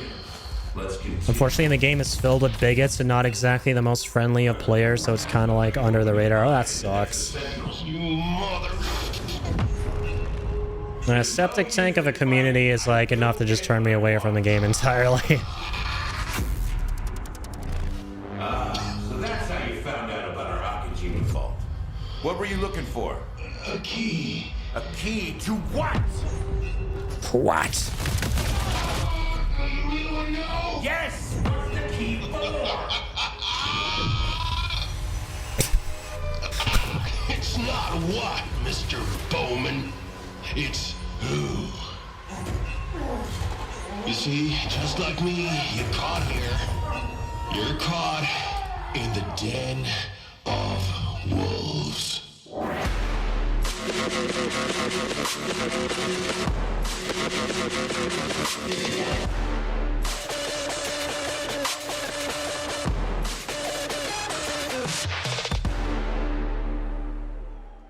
Okay. Where you at? Did you get it? Rebirth! Oh my god! FF7 Rebirth! Yeah. Cloud looking kind of different. Working on it. The only thing that sort of blows about these trailers, as cool as they seem, is just the fact that we just don't have any... And it's understandable, because, like, they don't want to show too much right off the bat, and most of these are, like, premieres. There's, like, no gameplay, so we don't know... We have no idea if, like, what the game is even going to be about, like, how to gauge what it's going to be like. Like, to me, as far as I'm concerned, these are just, like, movie trailers, you know? For the sci-fi game, I love futuristic games. Yeah, a lot of sci-fi futuristic stuff. There's Game Awards. A hell of a bunch. That's getting a little too overwhelming. But it is cool. I mean, I'm a sucker for sci-fi. Extraction inbound. Good to go? Easy in, easy out. That's our ride.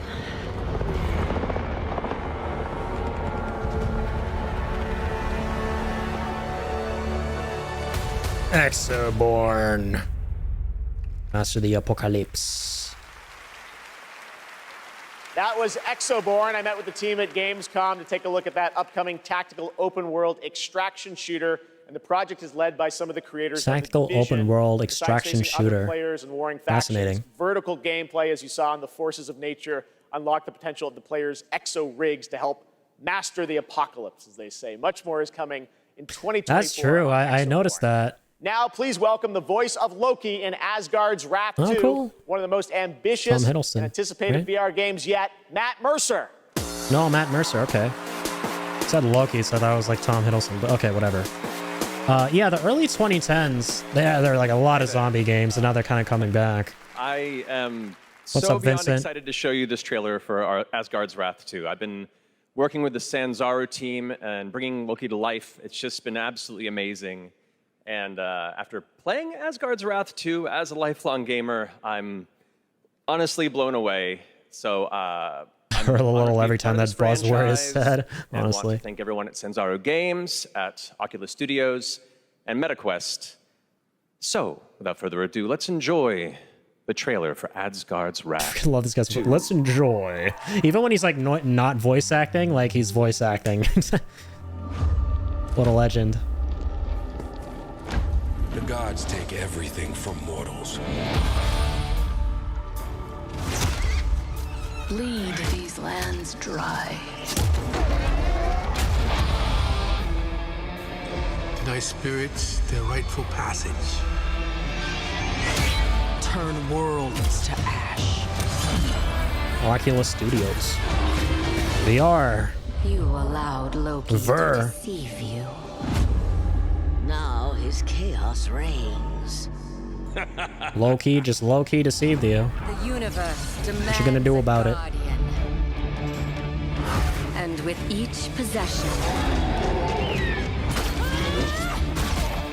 What? Stronger. What is that? What the fuck is that weapon? It's like an octopus tentacle with harp strings. That's a bow? That's funny. Oh, dutiful guardian, here to right your wrongs.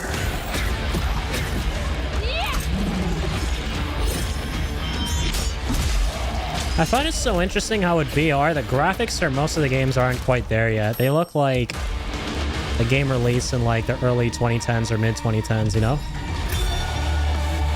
It's kind of fascinating. Definitely not to like turn off or anything, it's just something I noticed. This looks similar like in terms of visual fidelity to that one Assassin's Creed game. Immortals of Avium? I heard about that. What happened? Seriously though, that game came and went. That's probably what happened. And just that's probably why I don't remember what the heck that game was. It just came and went. No fanfare, no marketing. Damn.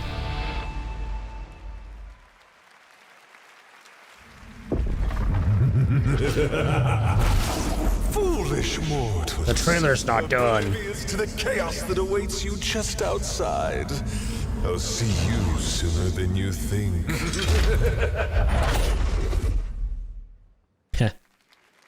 It's been an amazing year, not just for games, but for adaptations of the games we love. Right now, we have an exclusive look at the highly anticipated new series, Fallout. Fallout.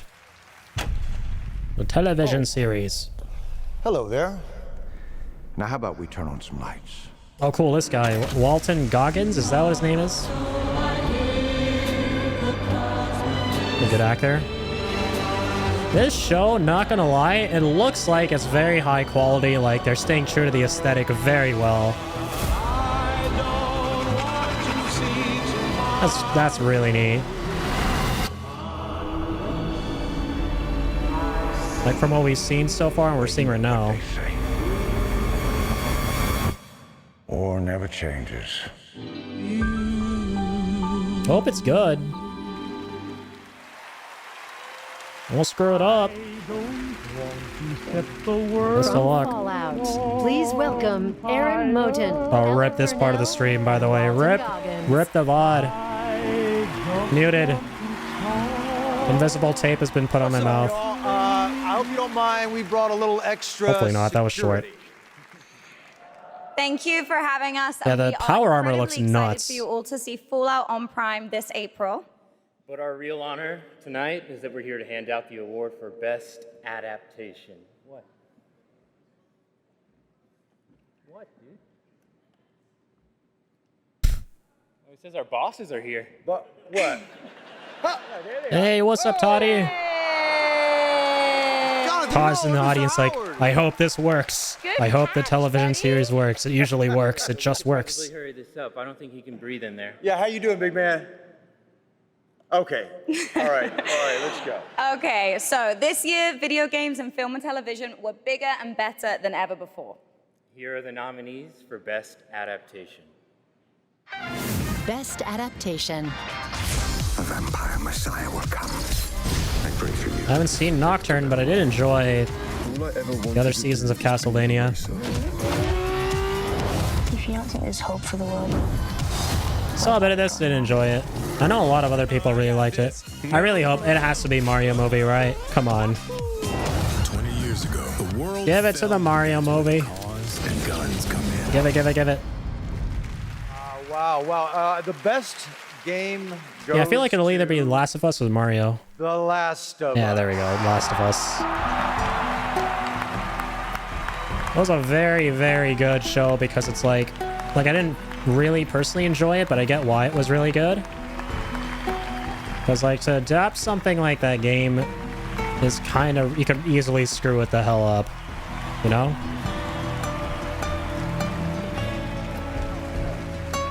Well, good stuff. I didn't realize there was a best adaptation category at the Game Awards. Was that always the thing? Was that last year as well? Was it there? Clock's ticking. Shout out to my partner in crime, Craig Mason, who's watching up in Canada, getting ready for season 2. Huge thank out to our Naughty Dog family. This wouldn't exist without all your incredible hard work. Big thanks to HBO and the support they've given us. And a big thanks to our Last of Us community. None of this exists without you. Thank you so much. And we also want to thank our partners at Sony Pictures. Special shout out to Carter Swan and the whole PlayStation Productions team. Oh, facts. and Yeah, everyone at Cyberpunk won PlayStation. last year. Thanks so much. Thank you. I forgot about that. Yeah, Cyberpunk was amazing. I honestly think that's the only reason Cyberpunk, the game, is still relevant. Because the show, like, totally boosted its popularity. After it was kind of like a lull period for the game, especially when all the stuff in 2020 happened where it wasn't well received and that whole debacle took place. I'm glad it did, honestly, yeah. Edge Runners was freaking incredible. Yeah, cool, Last of Us 1. That was a close call, in my opinion, between Last of Us or Mario. I don't know what the other ones were. I think there was Forza, right? Gran Turismo, the movie. Something else too, but definitely between Mario and Last of Us. Anime saved it so damn much, it really did. I hope they do another season or something that focuses on another group of characters, because the world is genuinely pretty freaking awesome in Cyberpunk. It needed to be more fleshed out. And I really hope, because we all know that they're working on a sequel, right? I hope the sequel is as incredible as we want it to be, like what the first game should have been, what wasn't, and then some.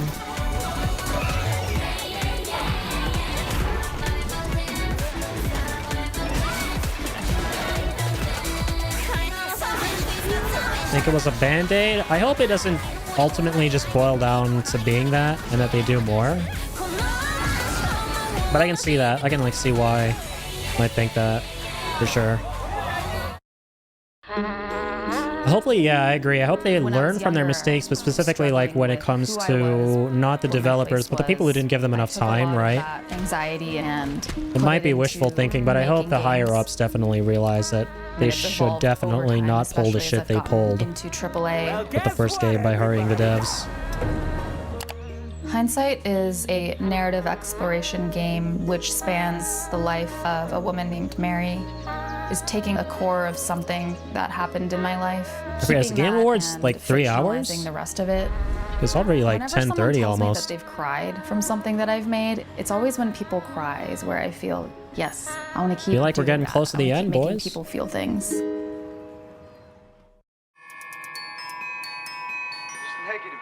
Oh, this game though, holy. Just that Cyberpunk was a redemption story. This is the real redemption story, IMO.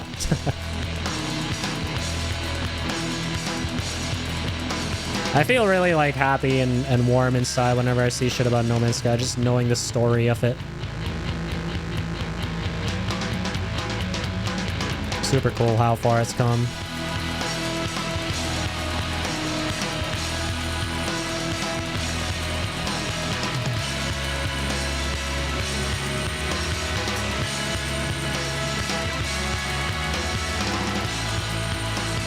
Yeah, 2021 was the last time I played this game.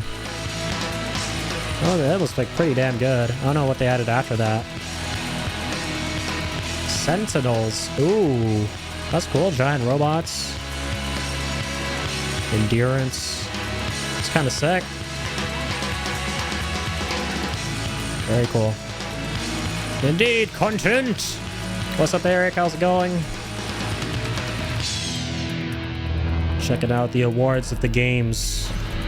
I still can't fathom how modern gaming consumers really felt like $60 is justified for any game. Yeah. No Man's Sky. Are they making a new expansion? I don't know. That right there. I feel like they No are. Man's Sky, a game we announced 10 years ago with this guy right here, Sean Murray. Sean, looks like the content keeps rolling in 2024. But what does the next decade look like for Hello Games? Well, to start with, next year is Oh, going he's to be giving a us a really big roadmap. year for No Man's Sky. Like you said, I've been working on it for 10 years now. Yeah, new and expansion. I still really love it. Still really I think enjoy they it. are, yeah. But what people don't know is that for the last Sean! 5 years, we've been working on something new. Another game. Yeah, something very different, something maybe more ambitious. Cool. You know, for... Here we go. Hope Sean gets it does it right this time. Well, for No Man's Sky, we generated a whole universe of kind of sparse, alien-looking planets, and that wasn't easy. You know, it was hard, but there is something that's much harder that we wanted to do. For our new game, we wanted to create an Earth, you know, something as varied, a planet that is as varied as a universe, something bigger than Earth, something with, you know, mountains, real mountains, not video game mountains, but mountains that are miles high, taller than Everest. Sean's being really careful right now not to overhype it. And look out, you can see The line rivers, compilations are flashing before his eyes. and continents. You know, you can see oceans. So is this like an open world planet kind of thing? Yeah, I mean, the first real open world, right? Something without boundaries. And we're going to let everyone play in it together. It's, you know, a place where people can live out their sort of adventures together. Well, we can't wait to take a look at it. We have anything tonight? Yeah, or careful, future, Sean. or- Yeah, so we have a trailer. Oh. And, you know, it's quite a small team that's working on it. Okay, there's a about trailer? dozen of us. Actually, everyone's here. I'm so fascinated at what they're like working on. We're very excited to share this. You and I have been talking about this But one yeah, for there's years. definitely open world fatigue going on. I can relate on a level. But really to that. excited. If, you know, if people like it, this is a game I would like to still be updating 10 years from now. All right, so Game Awards 2033. We'll be back. But no, let's take a look. This is such an incredible project. and This I'm guy's honored really that we get to wholesome, show I it off. agree. Should we do it, Sean? Yeah, let's do it. Here we go. It's really awkward, dude. Like, I can imagine kind of being the same in his position, if not worse, if I had to like announce stuff in front of that kind of crowd. Procedural Earth, damn. Is there a game? I mean, for a Hello Games game, it looks pretty fucking good. And it's in-game footage. Like, they've definitely upped their visual fidelity. Valheim 2.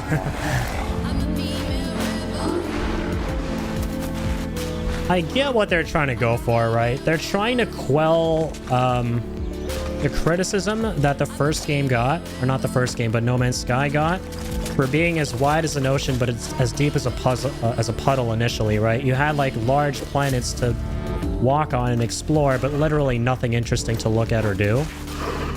And right out and over time, of course, they changed that, but with this game out the front gate, they want to basically avoid that completely. Like, this looks kind of nuts. Just right off the bat. Yeah, this definitely seems like a game that you would play day one, Eric, 100%. I'm telling you, I'll play the fuck out of this game, I already know it, 100%. This looks like it's right up your alley. It looks good. I'm not overhyping myself. You know how that went with No Man's Sky, but I think it's not wrong to be excited, especially when you consider they probably learned from all their mistakes. They seem to be those kind of devs, 100%. Like, they're gonna do their best to make sure this is as polished as it can be in release. The flying looks crazy. Nice.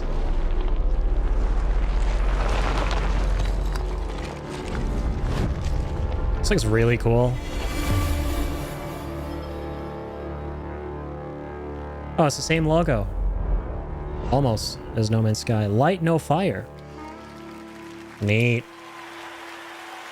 I'm glad they're letting everyone know about things being procedural. Same, yeah, they're being a little more transparent. From an independent team, absolutely incredible. I've been waiting for years to show that to you. And, If only the again, mass created majority would by take the Team time to Hello search up what Games. procedural So, means, very exciting, and I'm honestly. excited to see games like that that show. I feel like there's a misconception by a lot of people that procedural means it's just like infinitely spawning, it never ends. Like, nah, that's not what procedural means. But nevertheless, it is exciting technology, exciting approach. If you do it right, you'll do it right. What's up, everybody? How y'all doing tonight? Overhyping it, Jesus Christ, already love, yeah. So many of you. You guys all look so beautiful. All right, first I think off, it's cool I they're want to working on a address the new game. elephant in the room. My foot's fine, you guys. I did tear my Achilles. I wasn't riding a dragon. I was playing pickup basketball in Miami. I wish there were a better story to this, you guys, but the story is this. Sounds like the opening to every as you age, critical as video. you get older, I was playing a pickup game. particularly as you cross the 30 threshold, your body starts to break down, all right? Things start happening, unless you're Anthony Mackie, for whom That's I an think interesting the laws looking of boot. aging don't apply. Guys, just, if you're not Anthony Mackie, learn to appreciate the importance of stretching, all right? It's very important. Very important, boys. Just keeping it real at the Game Awards, all right? Now, I'm here to share something that I'm really, Not as important as the really the excited reveals, the I awards. recently got a chance to team Telling up me with being Frost healthy is more Giant important than on a that? new Get out of real-time here. strategy You're talking to game called gamers. Stormgate.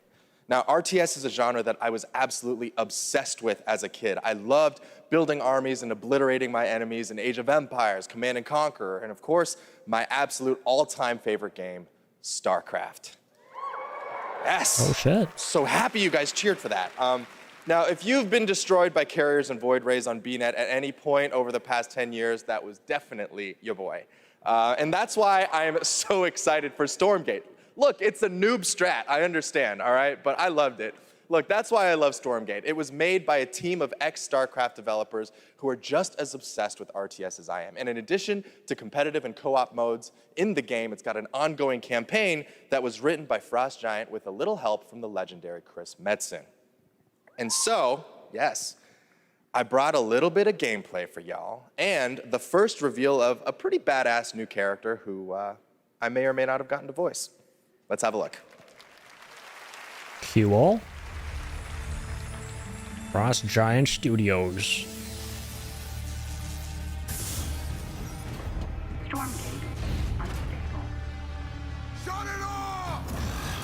Sure enough. Well, 90% of these trailers start with someone running. It is too late, my friend.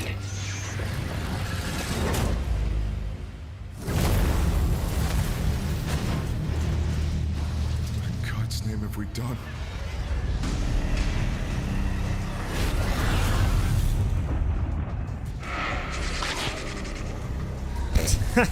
I'm not gonna die playing this game, I can tell you that. Yeah, you and me both.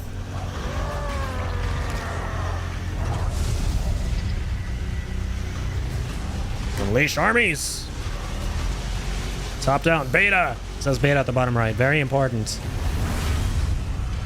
Gotta upsize that word. Gotta scale that up and embolden that.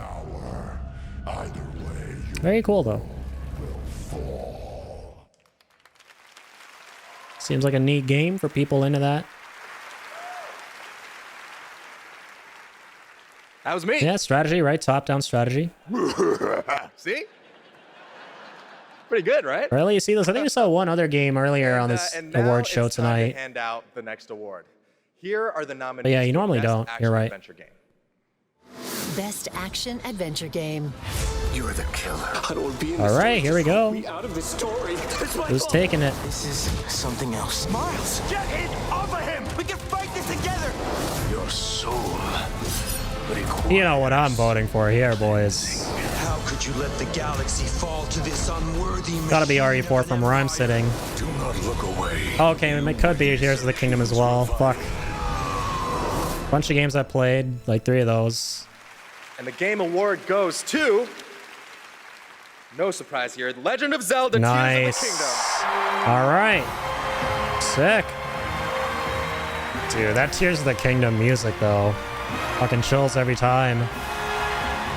I wouldn't have minded if it was either this game or RE4. Let's fucking go. Bag that award, Aonuma. Awkward, but not in a good way, as Sean. このゲームを作ったすべてのスタッフを代表してこのような賞をいただき本当にありがとうございます。 I'm so glad to be able to be here to accept this award on behalf of everyone who worked together to create this game. 我々開発チームはこのゲームをゼルダの伝説の中で最も壮大な冒険になるように一生懸命作り込みました。 Everyone on the development team truly gave their all in making this game the best that it could be. プレイヤーの皆さんそれぞれのユニークなゲームプレイが皆さん独自のハイライ Thanks ト for を the great game, Kojima. Yeah, it would have been weird if this game was by Aonuma, right? So glad Everyone's Kojima unique worked on this approach to game. Playing this game can become their Noma's own busy personal working on that story, new game we saw earlier as an tonight called adventure through the OD. lands of Hyrule. And to all the players, you Yo. have my sincere thanks. Thank you so much. Yeah, my sincere thanks as well for this stretch, Hippie. And hydrate. Luckily, there are a couple of drops. Taking baby Congratulations, sips. Mr. Anuma. In case anyone else redeems that. Winners in a few more categories at the Game Awards. Here are the nominees for Best RPG: Baldur's Gate 3, Definitely. Final Fantasy 16, Lies of P. Are we actually Sea of wondering what's going to Stars, win right and now? It's definitely Starfield. Baldur's Gate 3. The Game Award goes to Baldur's Gate 3. I'm so surprised. Said no one ever. Here are the nominees for Best Sim Strategy Game: Advance Wars 1 and 2 Reboot Camp, City Skylines 2, Company of Heroes 3, Fire Emblem Engage, and Pikmin 4. And the Game Award goes to Pikmin 4. Cool. Yeah, I heard very good things about that. Here are the nominees for Best Sports Racing. Starfield Game: anyway. EA Sports FC 24, F1 23, Forza Motorsport, Hot Wheels Unleashed 2 Turbocharged, and the Crew Motorfest. And this year, the Game Award goes to Forza Motorsport. Congratulations. Cool. Third tech. Racing games. The Cool. nominees for Best Multiplayer this year are Baldur's Gate 3, Diablo 4, This is gonna be interesting. Party Animals, Street This is Fighter interesting. 6, and Super Mario Brothers Wonder. Again, Baldur's Gate? The Game Award goes to Baldur's Gate 3. Dude, this game's sweeping. I love the nominees for our I love Players' how earlier Voice we were Award, like, it's gonna 100% sweep, voted and by it's the sweeping. fans. Baldur's Gate 3. It's funny because so many of these are so Cyberpunk obvious. 2077 Phantom Liberty, Genshin Impact, Marvel's Spider-Man 2, and The Legend of Zelda: Tears of the Kingdom. And the Game Award goes to I wonder. Congratulations, Brother. Lariat. It's definitely going to win Game of the Year. Look now at this spectacular It's celebration either of Baldur's Gate mobile 3 or gaming Tears of the on Kingdom, but I Sphere think it's from Baldur's Google Gate. and Samsung. Unless we're like, no, it's winning so many awards, we got to give something to Tears. Even though Tears already won Best Action. It's definitely going to be Baldur's Gate. Party Animal should have got the multiplayer. We got multiplayer Baldur's Gate, right? True. Dude, Baldur's Gate is like peak gaming. Jesus. It's too bad I'm not super into those kind of games. I might have to give it another shot. I played it a bit. I saw my brother play it a bit. I played it a bit with him. I couldn't get into it. But still, like I said at the start of the stream, funnily I'm hoping for it to win because usually Zelda is always in the spotlight, and for once it'll be cool to see Baldur's Gate, something like a little different for the industry, you know, actually take the award home. 100%. The chances of it being TOTK, even though that's like 100%, I think on everyone's minds as being like the second most likeliest to win, I don't think it's gonna win. The chances of it is growing slimmer and slimmer. Chances are growing slimmer. By the day and by the hour and by the minute.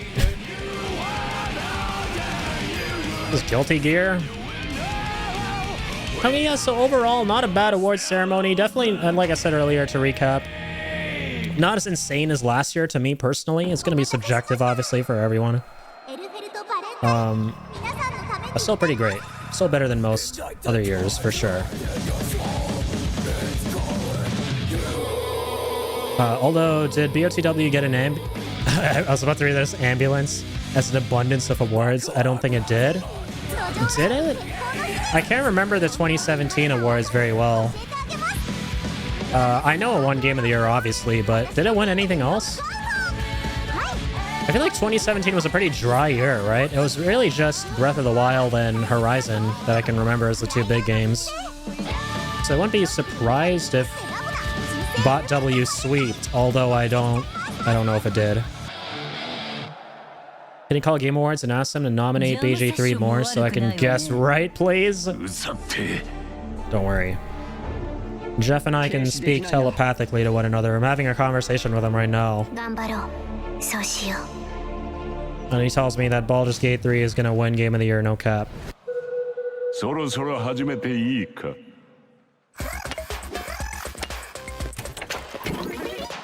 Bot W, Horizon, Mario Odyssey, and... Oh, true. I forgot about Mario Odyssey completely. Nicotine addiction can make stress worse. Oh my god, another. I hate how like the ads that look genuinely cool for video games are like nicotine PSAs, aren't even games. Like, what the I'm angry. There's one genuinely cool looking thing that turned out to be a no nicotine, please, PSA. Yes, lots of boobs. Lots of boobs tonight on the stream, on the Game Awards. Trying to appease the gamers, pretty much. Oh, shit.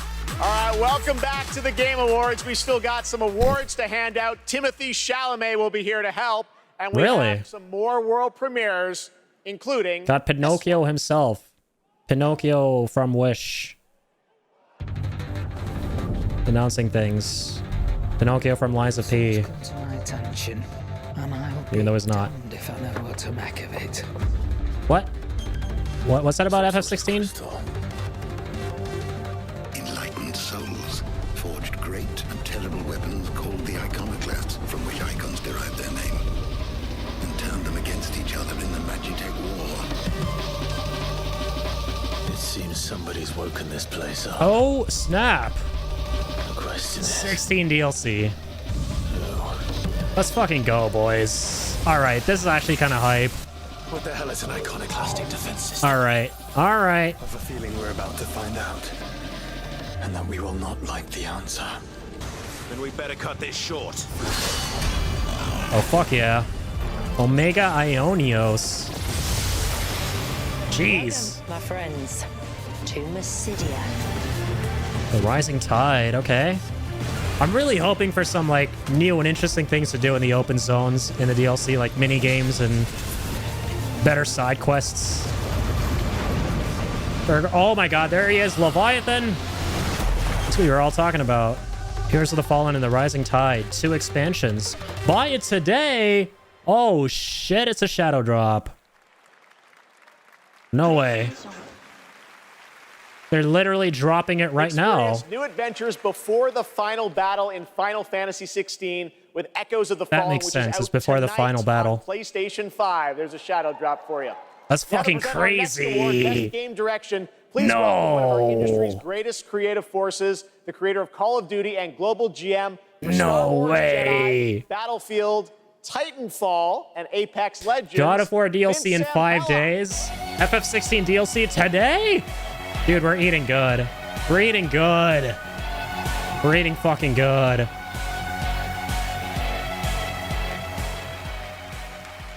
All right. Good evening, everyone.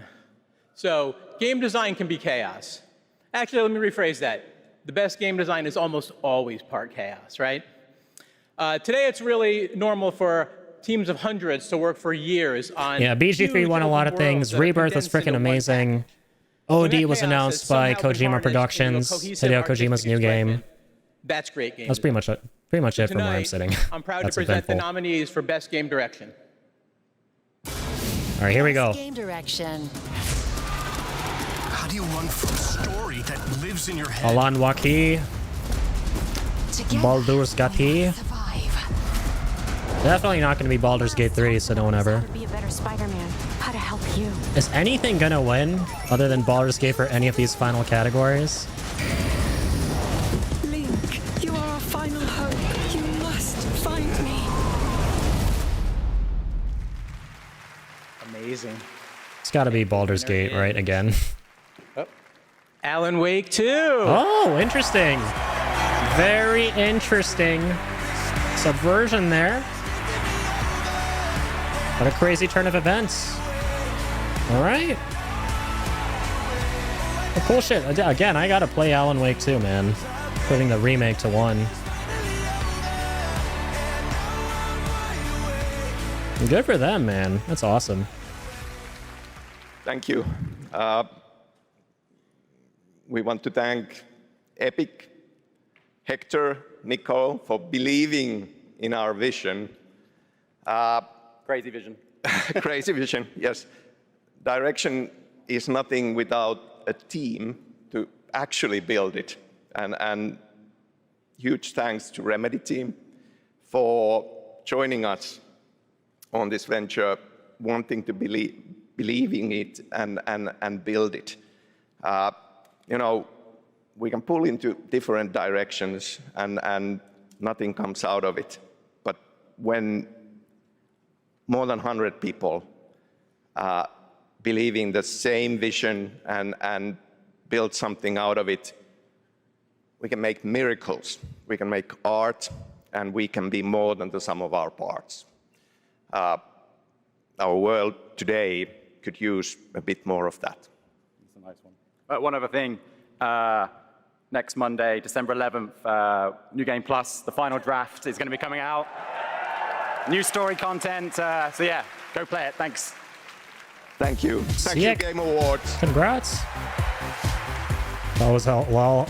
I like how this guy from Alan Wake expects to win KW. Yeah, on the surface, he may seem like a small fish in a pretty big pond. It turned out to be a slightly bigger fish, man. Congrats. Good stuff.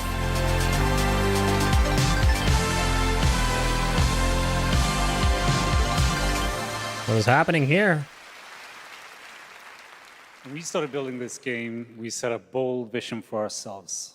We said that if we're going to make a shooter, it needs to be unique. It needs to be something that no one else is doing. Standing here today, I'm so proud and grateful for the amazing team at Embark Studios who helped make this crazy dream a reality. And of course, to all of you, our amazing players, watching you play the finals has been the most gratifying experience of my entire career. You're not just a part of this journey, you guide us and you inspire us, and I love you for that. Now, let's watch our latest trailer and keep your eyes peeled for the launch date at the very end. Peel your eyes, boys. Peel them. Thank you, and enjoy. All rigged, where's my Baldur's Gate 3 award? I know, right? If only Baldur's Gate 3 won a single award. Pathetic. How can they snub Baldur's Gate 3 this hard? I'll never forgive Jeff. Jeff and I were best friends. Got him on speed dial with my telepathy. This trio dominated the rooftops of Monaco. Valorant 2 Pog. Seems kind of like it. Season 1. It's like another competitive shooter? Is that what this is? Is that what's going on? Oh, snap.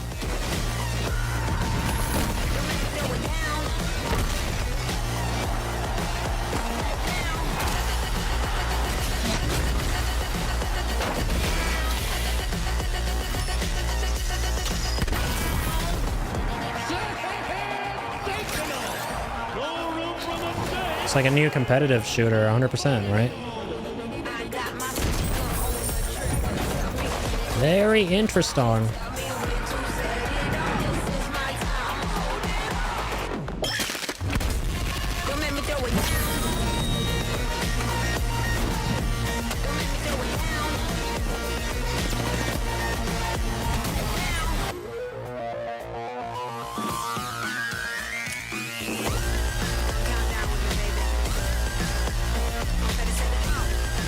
Can you reach?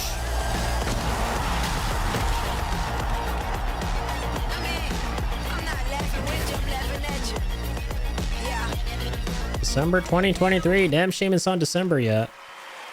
That's right. The finals is out tonight on Steam, Xbox Series X and S, Damn shame it's on tonight yet. PlayStation 5. After the show, make sure to check out the Game Awards in Shadow Fortnite Drop. as well. All month, fans have been voting for their favorite user-created island of the year, and the winner is Fort Who. Congratulations. Well, that's fucking nuts, though, how they shadow dropped FF16 DLC, and God of War Ragnarok DLC comes out in 5 days and it's free. Like, that shit absolutely blows my mind. Still to come, the presentation of Game of the Year featuring our orchestral salute. The fact to the that two absolutely insane releases, like the circumstances surrounding them, are announced in the same ceremony, I think that's one of the biggest highlights of this Game Awards. And that's what I'm thinking about right now, is the FF16 and God of War stuff. There should be really said, I don't know about a lot of these trailers. Let me clutch this. Yep. Yoshi P just being Yoshi P. Thankfully. 2025, finally finishing watching the final trials of the finals. Yes, lots of finality to the finals. Now, it is time for you to The final piece of finality to the final. With a lot of finality. And we're gonna final all over the place. Baldur's Gate 3. A towering landmark. Tentacle sex. Just wait till you see Baldur's Gate. Jesus. You'll never want to leave. The Metacritic must play at the bottom is probably the biggest fucking flex. Like to get a Metacritic must play.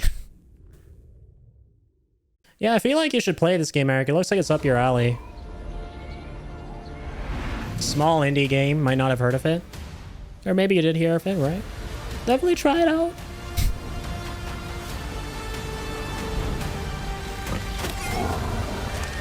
What is this? It's Elder Scrolls 6.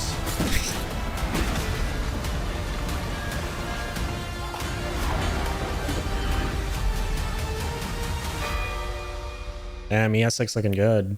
ES6 in the timeline where Fallout 76 was considered acceptable. After the show, check out the TGA post show on Twitch where Google Play will Oh my god, I really want to play FF16 tonight now after the stream. But I don't know if I'm going to be like... Sydney, well, now it's time I feel like I might be too tired, but I don't know, we'll see. Premiere.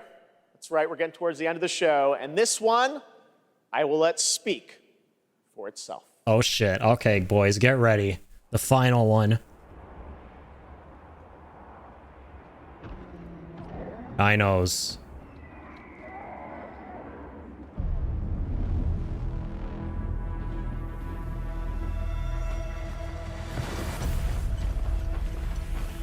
Huh?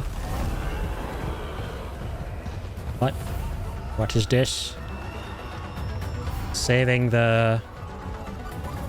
I don't know if I'll say the best for last, but they're definitely saving something for last. Tenchi 2? From the front, that looks like a chocobo, like a blue chocobo.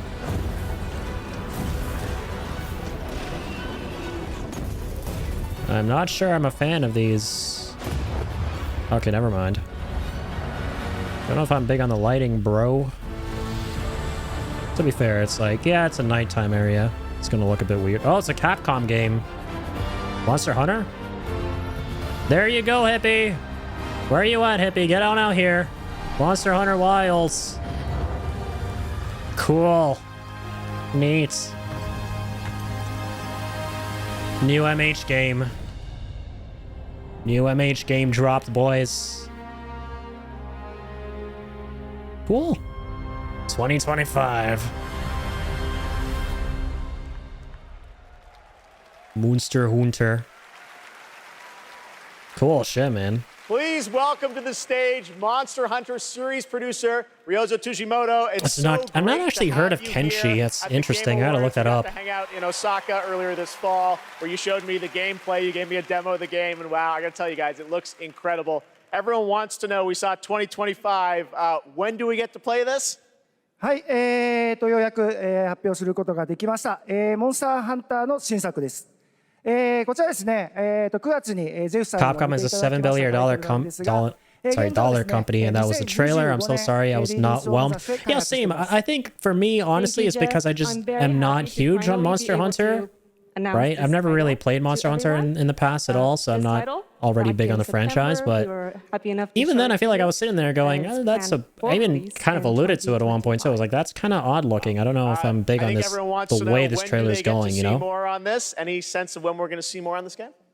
Tell you in DMs, Kenshi has a story. Let's go. Looking forward to hearing about it. 2024年の夏頃、現状予定しておりますので、Definitely was not a very riveting trailer. それとですね、今年カプコンがですね、40周年を迎えさせていただきました。この40年間、That's probably big news though for Monster Hunter fans. 皆様本当にありがとうございます。Big stuff. これからもですね、皆様に楽しんでいただけるいいゲームを作っていけるよう努力して、頑張ってまいりますので、これからも引き続きぜひよろしくお願いいたします。We plan on revealing more information about this game in the summer of 2024, so we hope you keep an eye out for it. Also, Capcom is currently celebrating its 40th anniversary. I would like to thank all of the Capcom fans for all of your love and support throughout all of these years. We couldn't have done it without you. Capcom will continue to create exciting, fun games. I feel like they should have started the trailer with the Capcom Presents. Excellent. Thank you. I think that's the biggest like kind of blunder of the trailer is like to present Game of the they just Year made people from the scratch their upcoming heads. films Wonka and Dune Part Like, I mean, this 2. doesn't look super Please welcome cool or YouTuber anything. What is Modded this? Controller 360. And it's like, oh, Monster Hunter, cool. I feel like it was the other way around. If they did Capcom Presents and then showed all this stuff, you would have been a little bit more like, okay, I gotta like lean into this now, right? The imagination, That's a passion, Penny and Chalamet. technical brilliance of the 6 nominees for the Game of the Year were truly inspiring. Totally Pinocchio from Here Liza with a P. medley celebrating each of these games, once again, Lauren Balfe and the Game Awards Orchestra. I'm here for the TS6 trailer. Going nowhere until I get it. Yeah, we're totally getting it. Sadly said no one ever. It's the guy from Dune. I love the guy from... Yeah, Timothy Chalamet. Timothy Chalamet. He's in Dune. He's going to be in Wonka. What else was he in? He was in a lot of things. A lot of stuff and things. Alright, boys. It's time. Big things are about to happen. Here's the orchestra.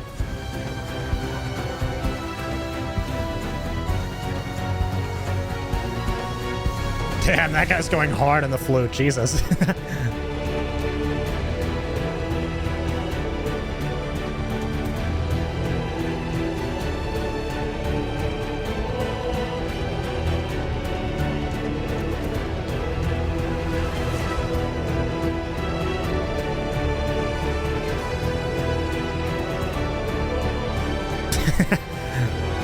Although they're showing a bunch of the romance stuff behind them. It's funny. But my 36k channel points on BG3 Game of the Year. Dude, it's... Sorry, I just have to, like, say this. It's so... I freaking love the orchestra because it's so fucking beautiful how they, like, segue so seamlessly between the themes for each game. It's, like, definitely one of the coolest parts of the Game Awards. Oh, sorry. Bet my 36k channel points in Baldur's Gate Game of the Year. Dude, very likely. I think it's Baldur's Gate 3 or Tot K.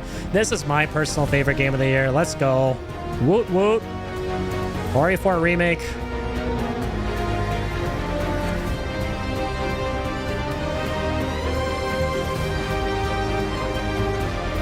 What a fucking game.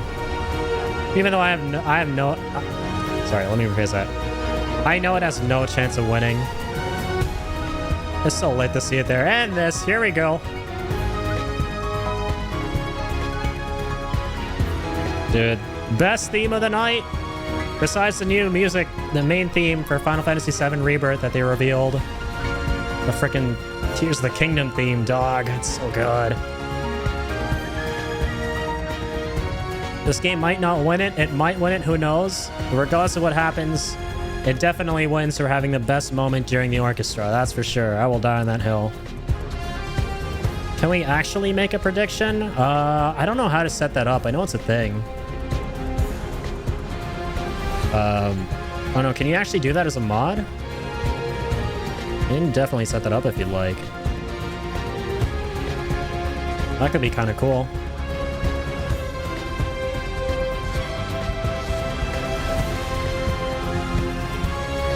Gaudy boys. Game of the Year.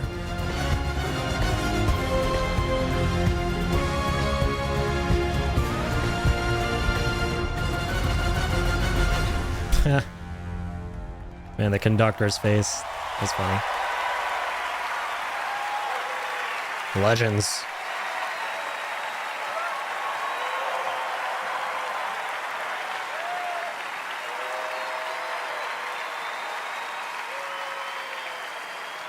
Here we go. This is actually so interesting. And the Game of the Year is... Baldur's Gate 3. I knew it. There we go. I'm actually so happy it won.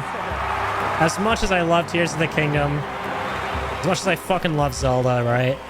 The fact that, like, they broke They broke the trend of making Zelda always take the spotlight when it's in a position to, and they gave it to something different. That's sick. Especially considering what the game was, you know? You predicted right. Oh, you did make the prediction. Let's go. Fucking huge. Well, this guy always wears armor. Yeah, I didn't expect it anymore. Thank you. Thank you so much. A game like Baldur's Gate 3 isn't possible if you don't have an incredible team working on it. And the team at Larian spent their hearts and souls for 6 years on this game in sometimes very difficult circumstances. This was our COVID game. Along the way, we lost quite a few people also. So we want to dedicate this to all the people we lost. That's and sad. especially to Jim, our lead cinematic artist, who passed away in the last month. I want to thank over 2,000 people, so sit back and relax. But I also want to thank everybody that supported us throughout this entire effort. Our families, our friends, our partners. You were the best, and without you, we couldn't have done it. Thank you very much. Thank you. Awesome, dog. Congrats. Very cool. Very, very cool. Glad they won it.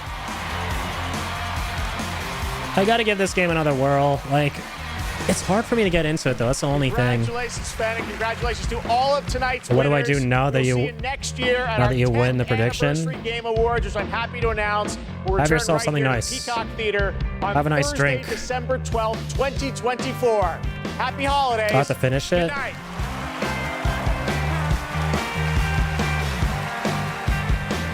I don't know what I'm doing. Prediction. What the fuck is all this? I'm seeing numbers on my screen. I feel like I'm looking at the Matrix. What the hell? I'm back. Oh, yo, what the hell? Thank you, PDA, for the resub. And also, thank you for the Game Awards, Jeff. That was very fun. Very cool. Maybe not as amazing to me as last year, but very, very awesome nonetheless. Okay, I see. Choose outcome. Baldur's Gate. Wait. Baldur's Gate 3. Complete prediction. Something cool happened, I think. Okay, cool. Anyways, thanks so much, PDA, for the resub. Welcome in, man. I appreciate that a lot. For the 17 months, dude. Well, that was cool. That was definitely cool. So let's recap, right? Let's do a recap.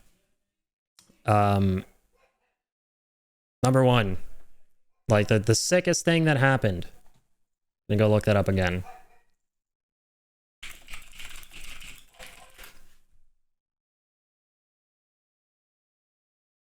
Best part of the ceremony. Right? No debates, no arguments. Oh geez, that's loud. We're watching this shit again. Probably gonna watch it like 3 or 4 times. Wait. I didn't realize that. I forgot that part was in there. I'm feeling every single. That's cool how they like separated the trailer from the musical that they were showing, and it's its own actual theme song announcement trailer. We get to watch this separately. That's crazy. Robbers, I'm the only one who predicted I just got my 36K back. We should have done it earlier. Is that good though? You didn't lose anything. Let's go. But it's cool. Next time I'll remember it for sure. Don't worry. Yeah, predicting is a cool thing that we can do for the future. A very cool thing. Is there like a higher quality trailer? It's like a 4K trailer or something I can watch by Square Enix themselves. This was the craziest part. The fact that there's another trailer, which we were expecting, right? But it was done in the form of a musical ceremony. Or a musical performance, sorry. And that part isn't here, but like we have to actually watch the trailer separately with its own dialogue. Which is cool. Its own audio and everything. Have to analyze this shit later. Manifest once more. Bugenhagen. Do not underestimate this foe. Your foe? Brother Vincent looks so sick. We can hear what he's saying now too, now that we're now watching the musical. Sephiroth. What am I supposed to do? Their luck runs out, but mine doesn't. I'm the only one who gets a pass. Loveless. Oh shit, okay, they show who lived and died in Zack's timeline. Yeah, Biggs is obviously the only one who made it. I don't even know why. Dude. Is that the ship? It is. Oh my god. From Junon to Costa del Sol. Sometimes I don't even... Brother, Cloud looks so fucking sick in his when he's disguising himself as an infantryman. I know who I am. I forget things everyone else remembers just fine, and know things I've got no right knowing. Cloud, it's okay. You saved me before. Now it's my Is turn. that Kate Sith and Tifa? That's cool. Or is it the pooch? I'm just messing with you. That there is our man. When fate sets us a challenge, we must rise to meet it. That's Dio. Are you ready to rumble? Aerith, is there anything I can do for you? Oh shit, we can hear Sid talking. Dude, they didn't even show this at the Game Awards. Like, at least not these parts. Right, they did not show this stuff. Like, they showed parts of it while Aerith was singing. Is there And the anything orchestra I was can doing do their for thing. you? I want to help. Sid sounds good. Okay, he's not swearing like a sailor yet, but he sounds sick.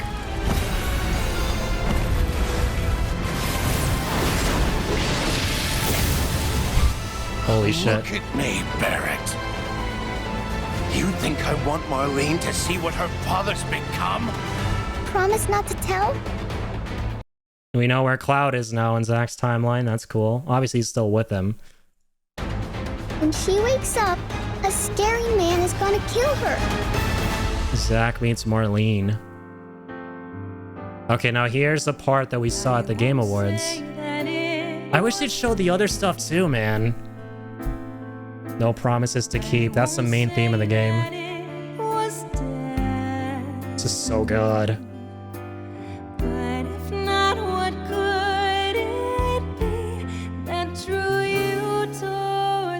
Is the awards over? Yeah, it is. Baldur's Gate 3 won. And there's a new Monster Hunter, by the way. There is, after all, hippie. Gonna listen to like this like 15 more times. Jesus. This is hard.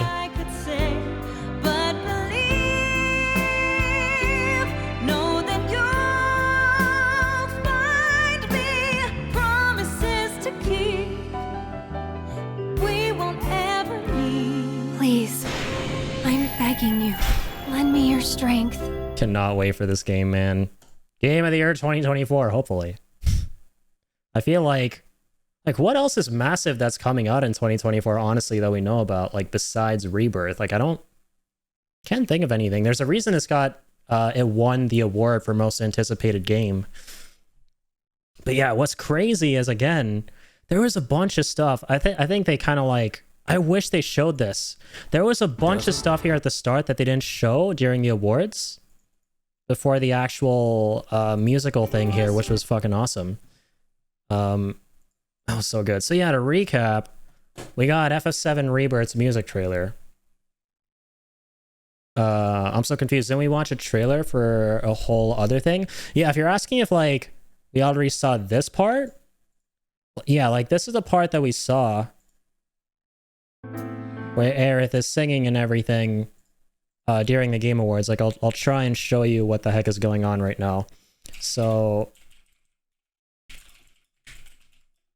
FF7 Rebirth Game Awards, like they played this whole orchestral performance, which was fucking beautiful. And this like broke my mind and a lot of other FF7 fans' minds, because it's like they're revealing the main theme for the game. And they show the second half of the trailer we just saw while she was performing on stage.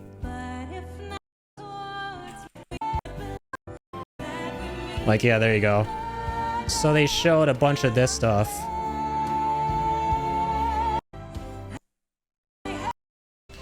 It's amazing. So they showed that, but they never showed the other half of the trailer, which is like has its own dialogue and voicing and everything, which is huge. Like if you didn't know that they showed this as an FF7 fan and you were watching the Game Awards, you would be missing out sort of until you found out about it. Like they just did, this completely was omitted for some reason. Baldur's Gate 3 winning a game that was available to play for like 3 years, not shocking. Honestly, like I said, kind of glad that it won, just because It is a phenomenal game. And for once, you know, like Zelda, it's pretty much all the time, like Nintendo games and Zelda specifically are kind of always in the spotlight, like rightfully so. They're amazing games too, but you know, for once, like Baldur's Gate, I think is like on a lot of levels, right? Maybe not as a whole, but on a lot of levels, like objectively the best game, especially if you're talking from like a technical point of view and what it accomplished and how ambitious it was. Like the game of the year, and it rightfully so won as a result. So even though I haven't played the game, pretty happy that it won. Yeah, so we were kind of just going over the big thing. So again, FF7 Rebirth for me, the new trailer was massive. I want to check this out one last time before we end the stream, but I want to go through the other crazy shit that happened with you guys again, just to recap. So we had God of War Ragnarok DLC. It was called Valhalla, right? Yeah, there we go. This is the first and most insane thing we saw. Yeah, Kratos goes through Valhalla, and we haven't been to Valhalla before, I don't think, right? Action-packed expansion with roguelike elements. This is the part I'm so fucking stoked for, man. And it comes out in 5 days. Jesus. I love how they, like, kept everyone's, like, cheering in. Certain you remember nothing of this place. Oh, nothing that would help us. Wonder how this will affect the industry. I think pretty monumentally, to be honest. I think Baldur's Gate is a massive landmark title. Tell me, brother, why exactly are we doing this? I must face this.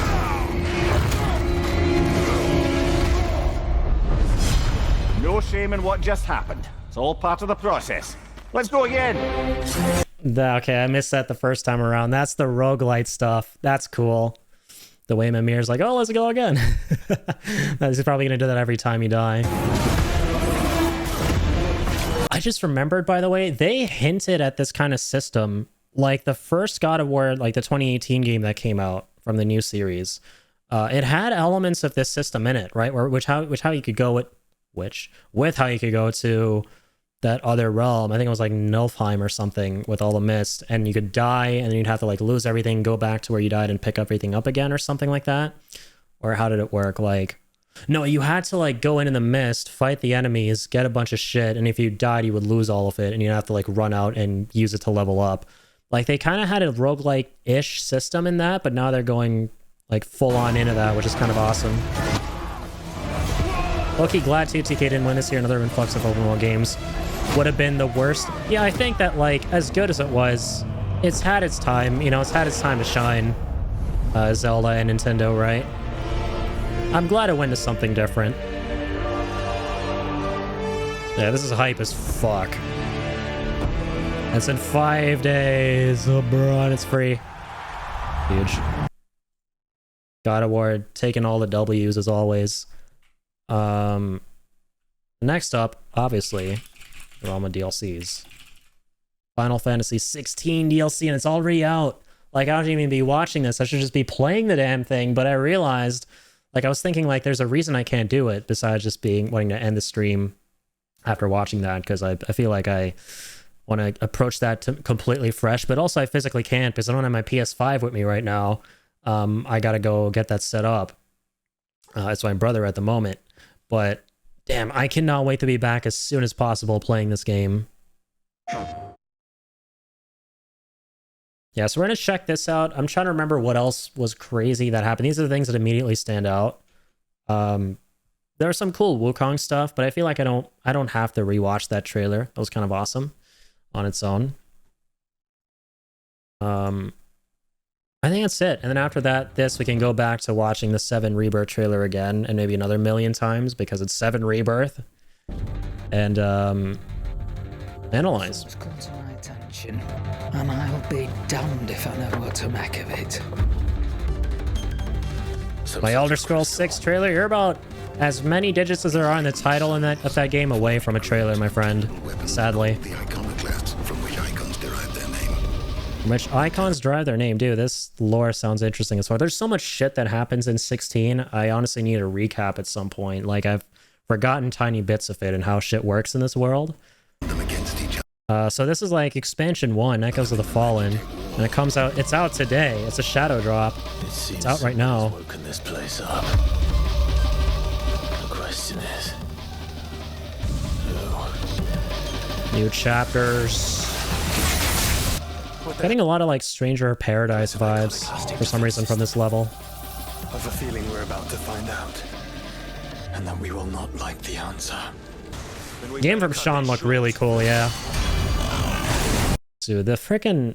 Man, this game may not have been perfect. It had issues with its RPG aspects, right? Like the open zoned aspects of it. Feeling kind of empty, but dude, when it comes to the fights and the music, holy shit. And I'm so glad this won. It won Best Soundtrack, didn't it? I'm so fucking glad it won Best Soundtrack. I think to me that was like the biggest W from where I'm sitting like tonight. Oh, it's not out right now? Damn. I'm gonna have to wait like a couple hours. Welcome, my friends, to Mysidia. The fights are something else in this. Wait, was that a new icon? Oh no, this is expansion 2, but wait, still though. Yeah, he's using Leviathan, man. That's sick. Tidal spray, tidal spit, refill. You have to find out what happened to Leviathan.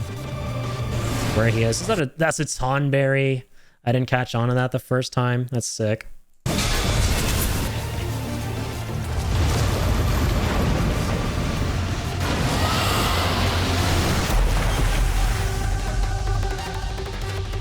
That's dope, man. Okay, spring 2024. Right.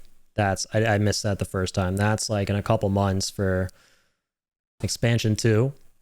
Expansion 1 comes out today. And they have a season pass. Nice. Oh, dude, same. I think the moment I heard Titan lost, right, that whole fight against Kupka was the best part of the entire game, in my opinion. I think that's where, like, probably their entire budget went, to be honest. And it shows. Like, the music was incredible. The spectacle was incredible. Like, so much awesome shit. And that's the kind of stuff that gets me amped up to experience even more Final Fantasy 16. Right? Like, the set pieces were something else. 100%. I'm just hoping that, like, my one tiny wish is, and if they don't do this, it's whatever, right? Because 16 on its own is pretty fine regardless, but it left a little bit to be desired. And the stuff I kind of desire with the expansions are hopefully, like, there are a couple of interesting things to do with these new areas we go to. Maybe some mini games. Like, they had this, they weirdly had the ability to, like, let your chocobos drift around in the base game. But you couldn't actually do anything with that. Like, there were no races or anything. So maybe they could add some of that kind of cool stuff in. Some interesting things to do besides just hacking and slashing, you know. Short. And maybe some side quests are just like a little more riveting than just, you know, being fetch quests. But other than those, I think I'm still really hyped. Anyways, I think that was that. We can watch. Is there any other trailer anyone wants to watch before we go to 7 Rebirth? Or does anyone want to remind me of anything maybe I forgot that was really cool in the Game Awards? We can rewatch those. I feel like I need to open an article because so much shit happened, like, of just all the biggest moments. The fact there were no minigames at all was shocking. Yeah, it really was. Especially in that one little desert town you go to. And I forgot the name of the region in the game, right? But there's like a small little... It's like a blue... It's like a little pond there. There's like a body of water and there's stuff going on. That looked cool. That would have been nice to see minigames in, but there's like nothing you can really do. Dhalmekia, yeah. Dhalmekia was one. Like, it seemed like...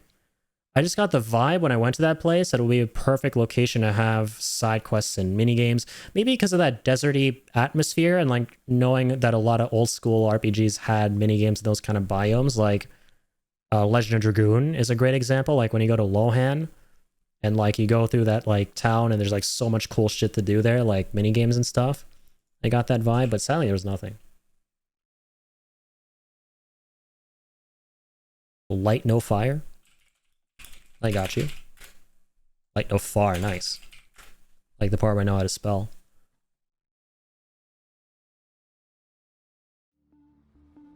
Sean Murray's new game. Adventure, building, survival, and exploration. Fantasy planet the size of Earth. I like how they're like... The cool thing about this game to me is how they're kind of narrowing down the scope, but at the same time being a little more expansive. That's what's kind of really interesting. Like, they don't want to take on too much at their plate here, but they're still taking on more on their plate. By having it not be a massive, expansive universe. But at the same time, having it be an ambitious planet you can explore. This game looks so nice, man. Like, the colors and... It's like the graphics of everything, the art direction. Flying looks very, very fun as well. It looks like, I'm not even playing the game, but it looks like you can feel the weight of this creature you're flying on. You know what I mean? Like, I feel like when I tap X on a controller to make it keep flapping the wings, you know, I can like feel that little bit of like wind. That like little updraft. It's a much higher quality trailer too than what we saw at the Game Awards.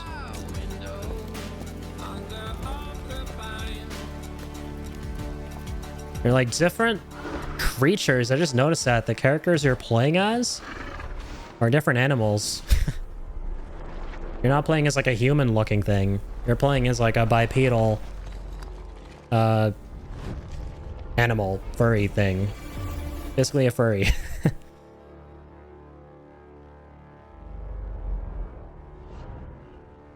Yeah, I forgot it was called Light No Fire. It's a cool name.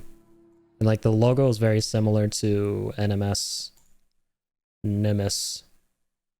Cool stuff, man. Yeah, let's look at like, just in case there are things I might have forgotten. Game Awards 2023 biggest moments.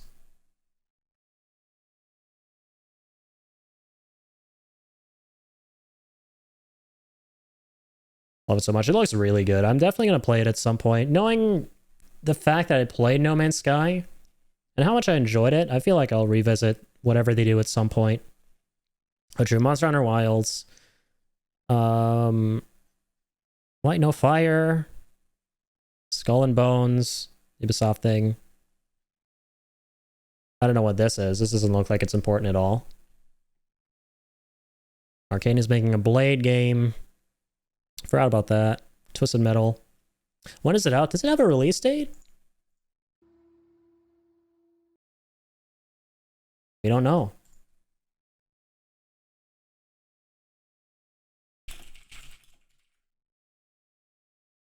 It came out like a couple years after our parents were born. Gotta like time travel to play it. And I asked my mom what she thought of that game. Tales of Kenzera. True, that looked like a cool platformer. Fortnite Racing. Brother Traxum, yo! Thank you so much for the raid, man. Appreciate that a lot. How are you doing? How'd you like the Game Awards? Dude, the Game Awards were pretty freaking awesome. Enjoyed it a lot. Enjoyed the ceremony. We're just looking through like a bunch of the highlights. We watched a couple of the trailers. We're gonna like watch. Yeah, we're 100%. I knew you'd come in with that. Don't worry. We're watching the FF7 Rebirth trailer again. I was kind of peeved, right? I was a little peeved. I was talking about this earlier, how they didn't show the first half of the fully voiced trailer in the actual Game Awards, and they show the musical part of it. And we watched a little bit of that. And now we're gonna watch it again and analyze. So stick around for that. I would really appreciate it if you could, right? If you have a moment, because I will require your assistance in the chat. I would love to piece it or take it apart piece by piece with you. But I hope you had a great stream, man. Thank you again so much for the raid with 7, Traxum. Means a lot, man. Yeah, this is crazy too. OD. We were all expecting this to be Death Stranding 2, but when he announced it was his new game, it made sense because we've known for a while he's making a new Xbox game, Hideo Kojima. I don't know if I'm going to watch this again simply because of like it's a reveal trailer for a Kojima game. There's nothing you're going to be able to ascertain from it other than it just looks really interesting and trippy, and I don't know what the fuck is going on. So we're probably not going to watch it again. But I'm really excited because it's Kojima and he's working with Jordan Peele. It's going to be really sick. Rise of the Ronin. I forgot about... Oh, this was by Team Ninja, right? Sony published Team Ninja game. That's cool. Remember that. Frank Stone. Oh, true. Yeah, the studio that did the Ori and the Blind Forest thing. It was a really good game. Ori and the Blind Forest are making a new game. I remember seeing that. We just saw this. This is one of the biggest things for me. Can't wait to play that in frickin' 5 days, man. Jeez, the shadow drops are nuts. That's not really a shadow drop, but it's borderline a shadow drop. The 16 shadow drop, though. Ooh. Tartarus, World of Goo, page 2. Yeah, right. That's exactly the new FF16 stuff. Omega. And oh, that was Omega. Yeah. I didn't catch on it. I think I did catch on to it, but I didn't realize like Omega is like a very popular series mainstay type summon thing in Final Fantasy, right? I didn't click the first time, but I noticed he was fighting something called Omega. And like, yeah, obviously Leviathan. I'm really excited for that DLC in the spring because Leviathan is what we've all been looking forward to with Final Fantasy 16. But yeah, I can't believe they shadow dropped it. I don't know again if I'm going to be playing it tonight because I don't have my PS5, but very, very soon. Maybe tomorrow or the day after. So stay tuned. Dave the Diver. Brotherhood. These are like all the reveals, basically. Let's expect. Okay, that's about it. Yeah. Did they talk about Wukong at all? Wukong was massive. I'm really excited for Wukong. So yeah, to recap, God of War, Final Fantasy 16, Wukong, and yeah, also Light No Fire was really cool. And last, but definitely not least, gotta check out this shit. Black Myth was there. Yeah, Black Myth looks really cool. I haven't played. I know there was like a demo out a while ago. I hope it's still out so I can try it out at some point. I remember watching a bunch of gameplay for it and going, this looks pretty cool, right? But it wasn't until I saw the trailer tonight that I went, yeah, this is going to be something special, man. Because when I saw the creature designs and everything from like the story and the mythos, I was like, yeah, this is going to be pretty sick. I'm always a sucker for like a good action adventure game, especially when you have really cool like character and enemy designs, right? And like a large scale to everything. But here we go. All right. Guys, ready to do this? This is going to be the proper analysis. So we saw the first half of this once. We saw the second half of it too in the Game Awards. And we also watched a bit of it again just now. But this is like the proper analysis incoming. Here we go. Can't wait, man. The world will be saved, but will you? Yeah, the dying part was fucking crazy. They showed so much. I was honestly a little worried, not going to lie. Oh, hold on. I gotta watch the Square Enix version because that's a little bit higher quality. Wait, let me go back one because that was the music trailer, theme song announcement. God, it's so weird how they didn't show this right at the Game Awards. I'm glad we looked this up again because we would have missed out a bunch. All right, that's better. All right, so Zachary Fair. Not dying. Their ire manifests once more. Dude, I love hearing the characters you haven't heard before up until now too, like Bugenhagen. Dude, it looks so sick. Like, how is it that every character that we know and love from the original game, they've just knocked it out of the park with when it comes to like redesigning them for the remake? I don't get it, man. It's like hitting every note we want this game to hit. Like consistently everything they've been knocking out of the park. I forgot about that, dude. I remember you told me. Yes, thank you for reminding me. We can move frame by frame with the comma and period keys, right? Comma and period. What are those again?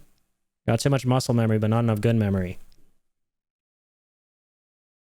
Aha, there we go. Oh, you literally just press the keys, right? Cool. In every single bullet. Their ire manifests once more. Do not underestimate this foe. Were they? Oh, are they fighting the boss? Yeah, this is probably when you go into the cave. The cave, I forget what it's called, the Cave of Gi or whatever, with Red 13, and then you get to the end and you fight that creepy looking wall face boss thing. Cave of the Gi, yes, I remember. That's sick. Hopefully, like, obviously I don't think he's gonna be a guest character or anything, but you know, you can dream, you know. So we see Barret and Red here, and obviously the third is probably Cloud. Dude, this part. Your foe? Sephiroth. What am I? Foe? Do not underestimate this foe. Your foe? Sephiroth. What am I? I know he only said like 3 or 4 like words, but Jesus, I cannot wait to hear more Vincent by Matt Mercer. And he looks so good. It's like our first time seeing him from the front. Like the last teaser a couple months ago, got the back of his hair. Now we got the front. Look at Vincent in all his glory. Sephiroth. I love how Yuffie's just chilling there like, what the fuck is going on? When do I get the steel materia? Man, I can't wait. Like, this scene in Rebirth is going to be fucking nuts, considering they're gonna, like, pour their all into it this time, since in the original it was just optional. But now we get to actually sit down with Vincent, and he's gonna give us actual, proper, important, critical information, like, as much as he can. What am I supposed to do? Their luck runs out, but mine doesn't? I'm the only one who gets a pass? This is so massive, right? So we know in Zack's timeline that Biggs lived. Everyone else got nuked. Yeah, Biggs and Zack is like, dude, the perfect fucking duo. Like, these two are like, I always got the vibe they were really similar, even since like the very first 2015 gameplay trailer for Final Fantasy VII Remake, when the voice actors are all different. When I heard Biggs talk for the first time, when he has that line, like, where he's talking to Jesse, right? Like, this guy's a professional, you know, he's hired help, or whatever he says about Cloud. For some reason, I got a hint of Rick Gomez in that, even though he probably wasn't voicing him. And ever since then, I've always gotten the like Zack's vibe from Biggs, which is kind of cool. And like, it's actually lit now to see them both as an actual duo, you know? Their luck runs out, but dude, I think the scene at the end of Remake where you see Biggs, I think it's Zack's timeline now. Yeah, I was just about to say that, Traxim. I think that the end of Remake, when you see them rebuilding the plate and everything after the collapse, and Biggs lying in bed and recovering from whatever he's recovering from, which is presumably the collapse of the plate, is Zack's timeline. But now we know he might not have been recovering from the collapse of the plate. He might have been recovering from that crazy tornado bullshit that killed everyone else in Zack's timeline, right? That's like the biggest takeaway from all of this. Mine doesn't? I'm the only one who gets a pass? It's nuts how everyone else died. So I'll say this, right? I am very, very glad that this is being hinted at to be Zack's timeline, right? Because one of the things, I loved Remake, but one of the things that kind of rubbed me the wrong way, and still kind of does, is the fact that you see the potential for the characters who were in Barrett's crew, like Wedge, Biggs, maybe not Wedge, but Biggs and Jesse for sure, being alive, which kind of like, you know, undermines a lot of the emotional weight and like the good character send-offs that they got in Remake. Like, I was kind of, as much as I love the characters, I was hoping they would stay dead after the plate collapse part. So this is good because it's implying in a way, hopefully, that those versions of the characters are gone, but this is just Zack's timeline where like there's still, some of them are still alive, especially like definitely Biggs, obviously, but for a different reason, you know? So it doesn't take away from like the weight of what happens in Cloud's timeline. Do you think that's the biggest? Waits patiently. Sometimes. Yeah, I think there's like going to be some massive shit coming up. I mean, we saw this before, but now we're watching it slower. Sometimes. That's definitely calm. I posited this part too last time. I freaking love this. Yeah, like, dude, look at freaking calm. Jeez. I know we've seen it before, but just like seeing it from this angle, the scale of it. Times. Yeah, and this 7th Trooper. So Cloud is like, it's interesting how he doesn't have his helmet here. This is when he's at Rufus's inauguration, right? And he's like dressed up as the infantryman, going around and doing infantryman things. Yeah, the Junon Shinra Trooper outfit. I hope we get to still play that mini game though, where you get to march with the parade, and you have to like sneak into like the back line, right? I don't even know why. They gotta keep that. Dude, this too. Oh my god, the frickin' the ship between Costa and Junon. Midship market. It's crazy how they added like this whole, man, this like whole surfer funsies holiday store. I forget things. Everyone This has to be the Gold Saucer. Yeah, 100%. Else remembers just fine. Haunted Hotel, I missed that. So this is where I stopped pausing it as much earlier, but oh man. They're actually showing so much. The Haunted Hotel. And no. Where's this? Okay, this is getting interesting now. Now I have to like, this may be obvious, but I'm not getting this. Things I've got no. Is that under Junon? Oh, it's the Coral Prison. Makes sense. That makes a lot of sense. It's under the Golden Saucer, rather. And no things I've got. Looks good. Cloud, it's okay. You saved me before. Now it's my turn. Is it you, or is it the pooch? I'm just I gotta pause it there too. Hold on. Like Tifa and Kate Sith doing their freaking tag combo attack. You saved me before. It's so cool seeing like the unlikeliest of like duos doing synergy attacks. I guess there's like a synergy between any member you can think of then, right? It's my turn. Is it so sick. you, or is it the pooch? I'm just messing with you. That there is our man. It's probably a new character. Such a challenge. Dio looks sick. We must rise Not wearing a Speedo in this one. to meet it. Are you ready to rumble? Barret, is there anything I can do for Friggin' Sid, here we go. Okay, the second time around hearing this, you? I want to help. I don't know if I'm 100% sold on his voice yet, but it's not bad. It's not bad. It's definitely good. Is there anything I can do for you? I want to help. Oh, is he actually wearing a Speedo? Asking the important questions. We got, oh, he is. He is. The thigh has been spotted. I see it. Rise to meet it. He still wears the Speedo. Let's go. You ready? Sorry, Miss Tifa living the dream and throwing Kate Sith right into the ground. Honestly, she's doing what we all wish we could do in the original. Yeah, I gotta go frame by frame. The only reason I'm playing it a little is just so I can sort of hear what they're saying as well.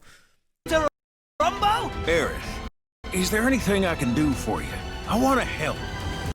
Yeah, Sid's voice is like, it's good. It's good. I'll say it's good, but it's, I guess what I was expecting in my head is totally different from what we got. I think it's just like a case of that. But yeah, I can't wait to hear more of his dialogue. And it's our first time seeing him. He looks sick. He looks really cool, just like everyone else. And hopefully they keep him in swearing like a sailor. We'll see. I can do for you. Yeah, we gotta let him cook. I want to help.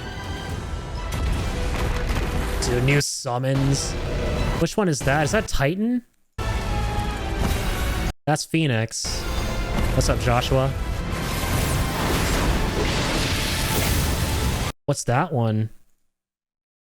Holy shit. That's that looks like a Bahamut, but on the ground. Neo Bahamut. Okay, makes a lot of sense. There's so many summons, I forget sometimes. Look at me, Barret. You This think is so I want good. Marlene to see what... Dude, inject this character design into my vein. It looks so good. Dine looks so good. He sounds so good. And again, this is interesting because I pictured a much different take on the character when I would think about what Rebirth would look like. And this is not at all what I imagined, but it's even better, you know? That's why I really like this. What her father's become? Promise not to. And the cool thing is, I think in the music trailer, they show Barret with a picture, or they show a picture of Marlene that Barret has. So it's likely that he's going to show him the picture of Marlene and what she looks like now, which I really hope is the case, because that would make this cutscene hit 10 times harder. Correct. You think I want Marlene to see what her father's become? Promise not to. Clash is taking a nap in the background in Zack's timeline. Man, it's so bizarre and surreal, like seeing Zack live and interacting with all these different characters. Initially, the very first time I played Final Fantasy VII Remake, I'm not gonna lie, I'll admit, I did not like the fact that they kept Zack alive or hinted at him being alive in some way. Because again, for the same reason I didn't like sort of the fact that they were implying the Avalanche crew would survive in Cloud's timeline, I felt like it undermined like the impact of his sacrifice and the impact of like what he did in the end and his hero's journey arc from Crisis Core and just him as a character preceding the events of Final Fantasy VII. Like I thought that would take away from that. But now like actually seeing the interesting shit that he does in his own timeline and where it could all possibly go, and the characters he runs into, like the unlikeliest of people who you would think, you know, Zack would meet, it's something that I am like really on board with now, and I'm actually like really looking forward to seeing where it all goes, especially when you see shit like this, like Zack and Marlene talking. Like, bruh, that's crazy. Tell? When she wakes up, a scary man is gonna kill her. Okay, bruh. Okay, hang on. That was definitely not important at all, said no one ever. What her father's become? Promise not to tell? When she wakes up, a scary man is gonna kill her. When Cloud wakes up, Sephiroth's gonna kill Aerith? I feel like that's a puny brain explanation, but they're probably, there's like a red herring there, I think. I think they want us to think something else, but that's like, that we're gonna think the most logical. Oh, she said when she wakes up. Promise not to tell? Come? Promise not to tell? When she wakes up, Is she saying she or he? I still can't tell. Marlene to see what her father's become? Subtitles. Promise not to tell? When she wakes It's definitely a she, yeah. Absolutely is a she. up, a scary man is gonna kill her. Okay, now this just got 10 times more confusing. Marlene, why couldn't you have said a he? It wouldn't have been as confusing. Stop being weird, Marlene. So who is the she? Like, I think, okay, it could be one of two things. It's time to start cooking, man. I'm starting the gas. I'm starting the fire. Obvious explanation. She's talking about Aerith. When Aerith wakes up, Sephiroth's gonna kill her. For some reason, Aerith's asleep. For some reason, she's... Okay, maybe it could be the fact that she's injured after that crazy whirlwind tornado. But then there's explanation number 2, where the she could be someone totally different from Aerith, and they want us to think it's Aerith. And when she wakes up, someone who's not Sephiroth is going to kill her. But I don't think they're going to go that far with making it as subversive. I hope not. I think Sephiroth's going to kill whoever the she is that wakes up from her presumably injuries that she ran into because of the crazy bullshit in Zack's timeline. I don't know. I'm so curious to hear and see all the other theories, including yours, Traxum. That's like the most interesting part so far, I think, of this trailer. Okay, now here's the Game Awards stuff. So this kind of like tripped me out at first. It's like, wait a minute, we're seeing Jessie. So is that Jessie too? But no, it's Aerith and Jessie. And I'm so curious if this has to be Cloud's timeline. This cannot be Cloud's timeline. This is Zack's, where Jessie's alive. Want my theory? Just ask. I don't want to spoil if you don't want. Is it really spoilers though? I mean, considering the likelihood of it happening, right? If it actually ends up happening, then it's spoilers. But if we don't know what could be spoilers and what aren't going to be spoilers, right? So, yeah, I'm open to like hearing anything. Oh my god, wait. Oh, I just realized. Yeah, that's Barrett with the gun arm. For a second, I thought that was Vincent, but that he was in his like crazy monster form, one of them. Which I can't wait to see those, by the way. But no, it's just our crew all dressed up, including Red 13. They put like body paint on him for these performances. Yeah, they're all in a play. Wait, what does Kate look like? He has a little Jester's hat. Seeing the characters in different drip is cool.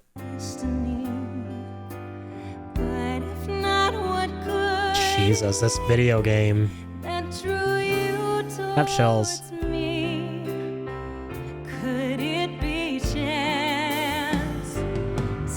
Someone said earlier in the chat, I think it was Hippie, like this trailer, man, it goes full into the Aerith X Cloud, into full into Clarith. This is so good. I could listen to this 100 times.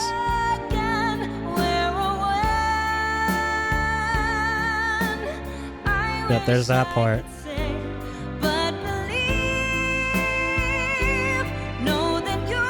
Is that during the date scene?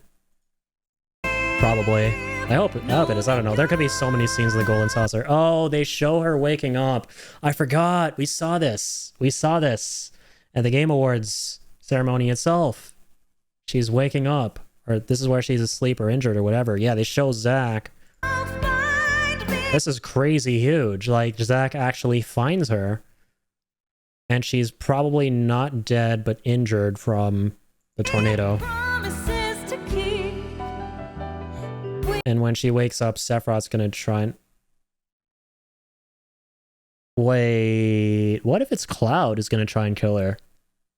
What if that's what they're worried about, or Marlene's worried about? Because he is controlled by Sephiroth's influence in both timelines, but in this one more so, as a Sephiroth clone who's a straight up mindless husk, like the men with the tattoos. And we saw that there's like, from one of the last trailers, right? And he is gonna go to the North Crater and like congregate with all the other Sephiroth clones for the reunion bullshit and trying to bring in the black materia. So is that who Marlene could have been talking about instead of Sephiroth? I wonder. Maybe that's the subversion there. Like when Aerith wakes up, Cloud is gonna kill her. He literally tries to in the main timeline. Maybe now it's gonna be a little bit more apparent. Please, I'm begging you.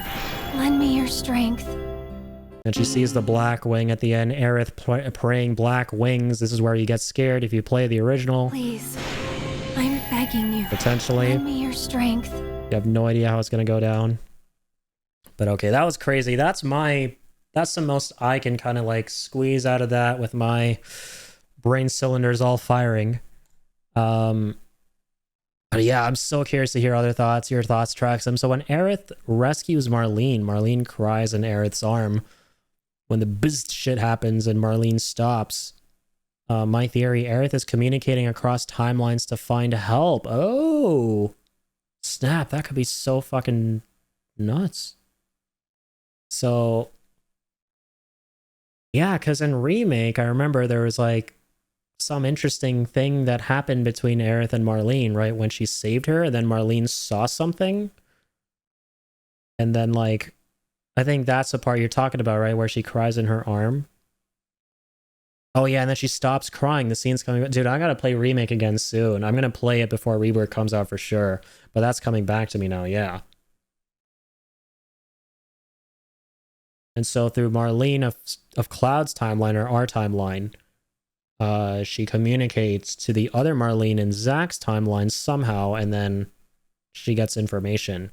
And oh my god, that's crazy. And she's trying to tell Zack about the Aerith in the other timeline and how she needs to be saved. That's nuts.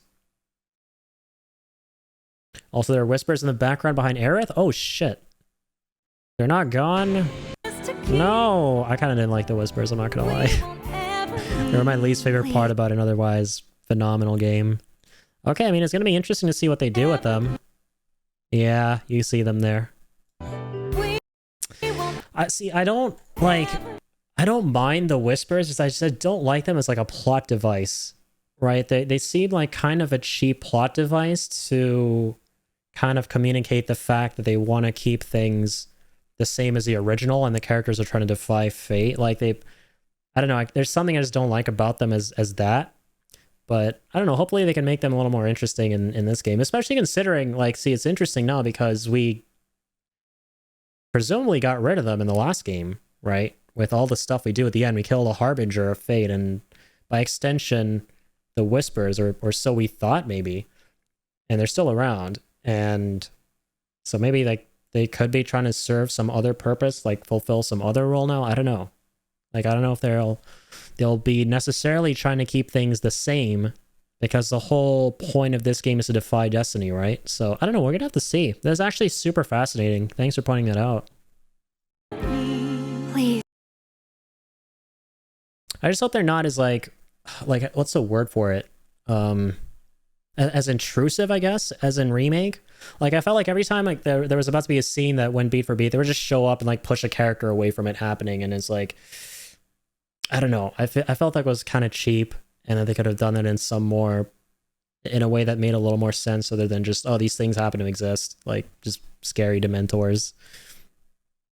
So I was hoping they were gone, but I guess they're not. We'll see what happens though. Again, any other interesting parts? Like, this whole trailer was fucking nuts. They showed so much stuff. I think what I want to watch again, actually, because I've been pausing it a lot, the part where Cloud talks to Tifa about all his like identity stuff, that's always like that's always been the most interesting part of FF7 to me. Wanna get a There's pass? a shit that Cloud struggles with. Sometimes. Yeah, here we go. I don't even know who I am. I forget things everyone else remembers just fine. And know things I've got no right knowing. Cloud, it's okay. You saved me before. Now it's my turn.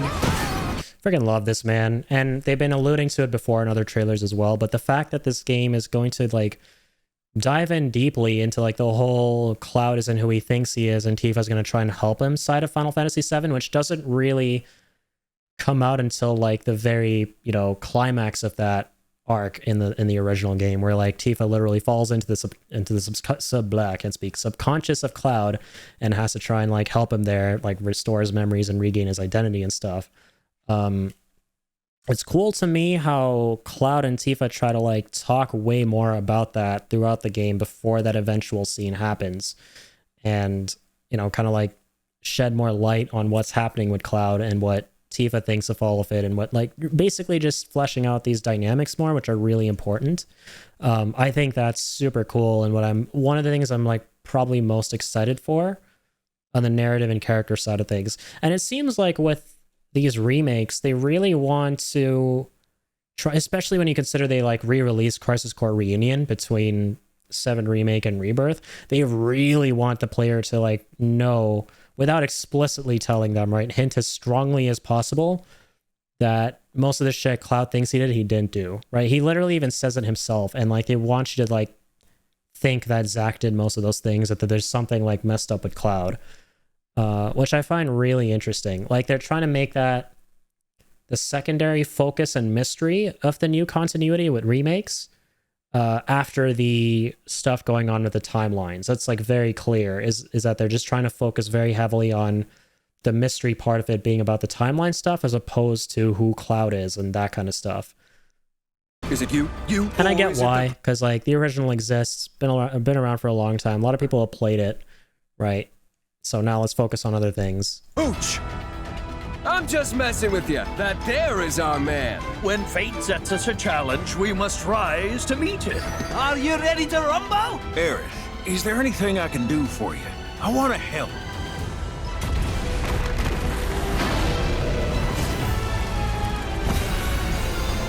So sick.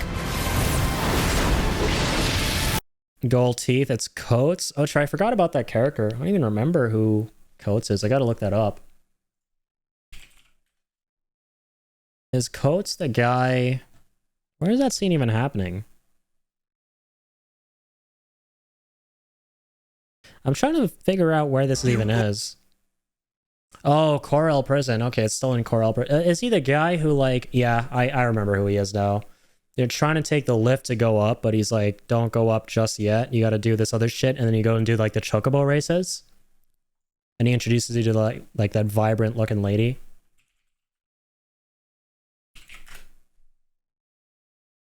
Oh yeah, true. Yeah, that is who he is. Factual. Oh, look, that's a good eye, man. You have a good memory. Or is it the pooch? Yeah, I like his design. The character designs are so good. I'm just messing with you. Yeah, that's right. Her name was Esther. When fate sets us a challenge, we must rise to meet it. Are you ready to rumble? Aerith, is there anything I can do for you? I want to help.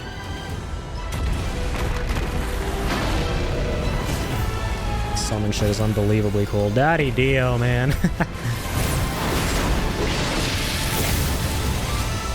Look at me, Barrett. You think I want Marlene to see what her father's become? Promise not to tell? When she wakes up, a scary man is gonna kill her. Yeah, that's like the most interesting part of the trailer for sure when it comes to all this cryptic shit. So many different theories that come with that, but I like yours a lot, Traxum.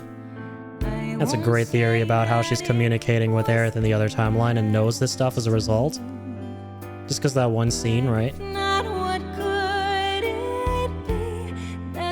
Fucking Vincent and Bugenhagen, man. The song is so good. You know they're gonna play it in like in the credits, right? If Remake is anything to go by, like this is basically Rebirth's Hollow by Yosh.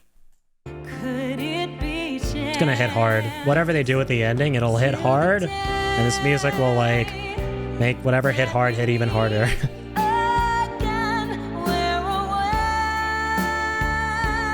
Can't wait for the high wind, or not the high wind, the Bronco. High wind is definitely part 3. They're saving that shit.